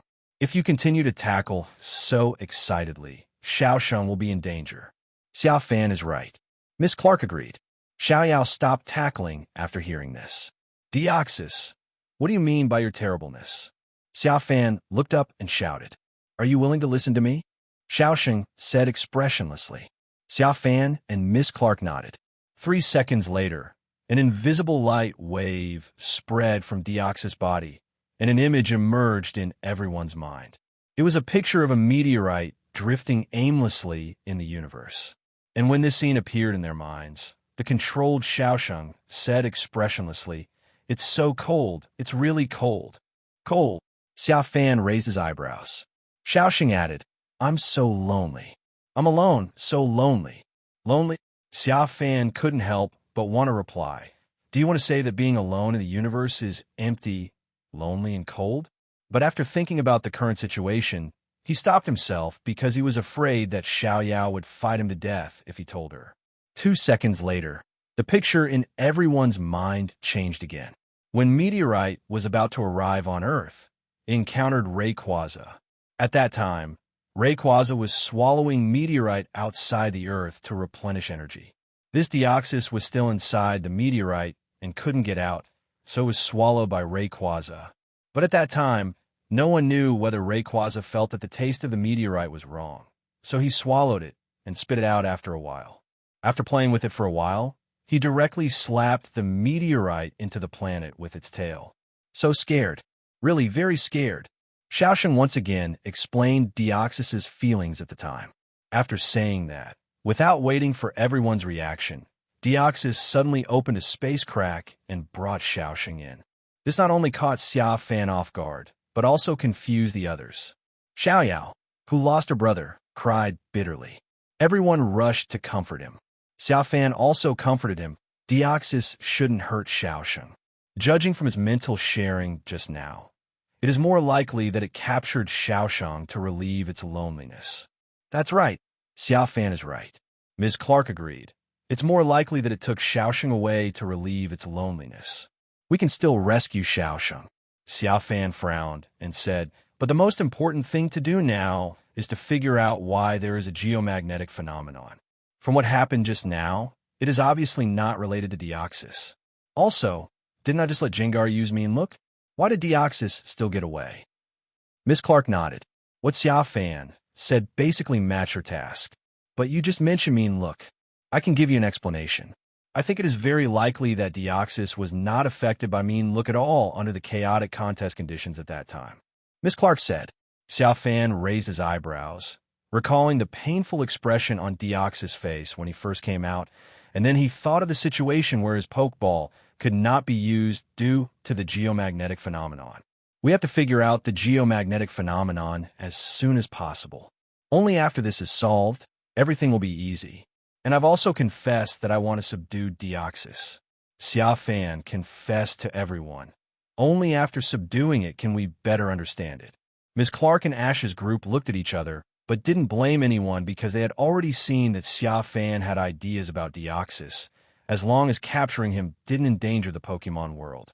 After the conversation, the group left the cave and returned to the Pokémon Center to look for the real cause of the geomagnetic anomaly. They decided to find it out before returning to the cave. Everyone, I think I know the reason. At the Pokémon Center, after everyone had looked through all the possible causes of geomagnetism, Miss Clark suddenly said, "What's the reason?" Xia Fan, who was still looking through the documents, asked in confusion. "I was on my way back to the Pokémon Center, watching soaring in the sky, and suddenly an idea came to me. I thought of a possibility, so I tried to ask the conservation base first." Miss Clark did not rush to answer, but took everyone outside and asked a question. "Do you know the solar wind?" Xia Fan raised her eyebrows and was about to answer when the conservator, Miss Clark, continued. "That is, the high-speed plasma flow blowing out from the surface of the sun will blow to our planet. That is the wind from the sun, referred to as the solar wind. According to the information from the conservationist base, now is the date when sunspots are getting bigger." "Kuriko," Ash asked in confusion. "There are sunspots on the surface of the sun. The area of sunspots will grow in a cycle of about 11 years. Minimize. When the area of sunspots grows, the solar wind will become stronger." "You see." Ms. Clark switched capture styler back to message mode and showed it to everyone. "I asked the base to send me the solar wind data. This is the waveform. And this is the waveform when the geomagnetic field is disturbed nearby." As Ms. Clark spoke, the two magnetic field waveform comparison images on the capture styler gradually overlapped. Ash and the other two exclaimed, "Since the waveforms are consistent, does that mean that the geomagnetic disturbance nearby is affected by the solar wind?" Xiao Gang asked doubtfully. Miss Clark shook her head. "That's not right." "No." Xia Fan frowned slightly. "According to the information from the conservationist base, the center of the geomagnetic anomaly is here." Ms. Clark switched the interface of capture styler to map mode, on which a red light spot was blinking. Everyone came forward to watch, and their eyes gradually widened. Because the place where the light spots are flashing above is the meteorite crash site we visited not long ago. This means that the geomagnetic anomaly is related to both Deoxys and the sun. Xia Fan suddenly felt a little dizzy. Why does it feel like solving a crime? After all the reasoning, I end up back at the starting point. However, Ms. Clark looked excited, so the key to solving the mystery must be there. An hour later, everyone packed up and came to the cave where the meteorite fell. Before entering the cave, the geomagnetic anomaly subsided again. When Ash and the others saw Xia Fan take the opportunity to release the white Jengar, they quickly released their own Pokémon as well. Swellowsceptile Combuskin Marshtomp. A few people let these Pokémon follow the white Jengar into the cave to check if there are any other abnormalities. "Mr. Xia Fan, if this incident can be safely concluded, can you fight me?" After the Pokémon entered, Ash and Xia Fan chatted as they moved forward. "Do you want to fight me?" Xia Fan raised his eyebrows and looked at Ash in surprise. "Are you sure?" "I'm sure. It's because I know your white Jengar is very strong that I want to challenge you." Ash confirmed. Xia Fan didn't say anything, just looked at him for a few seconds and nodded slowly. "I just hope that after the battle, Comrade Ash won't despair." Ash was very excited after getting Xia Fan's approval, but when he saw Xiaoyao's glance at him, he immediately suppressed his emotions, remembering that Xiaosheng was still missing. "Miss Clark, what are you going to do if Deoxys comes out again?" Ash asked Miss Clark, who was walking in front. "I must hunt him this time, and then I want to let him use Recover. Although I don't know the reason, I still think that Deoxys has been affected and become abnormal, and the heal bell used by Miltank did not make it completely normal. If I can successfully let it recover, maybe it can be restored to its original state." At this point, Ms. Clark looked at Xia Fan. "I hope you, Mr. Xia Fan, can help me figure out the truth and help me capture it temporarily with the capture cursor. As for Deoxys, after it is free, I will not stop you from taming it, as long as you don't use some illegal methods. Of course, I will help you use the capture cursor successfully. As for capturing Deoxys, I will only capture it with a Pokeball after the battle." Xia Fan shrugged, looking confident. He could summon more than a dozen divine beasts with a wave of his hand.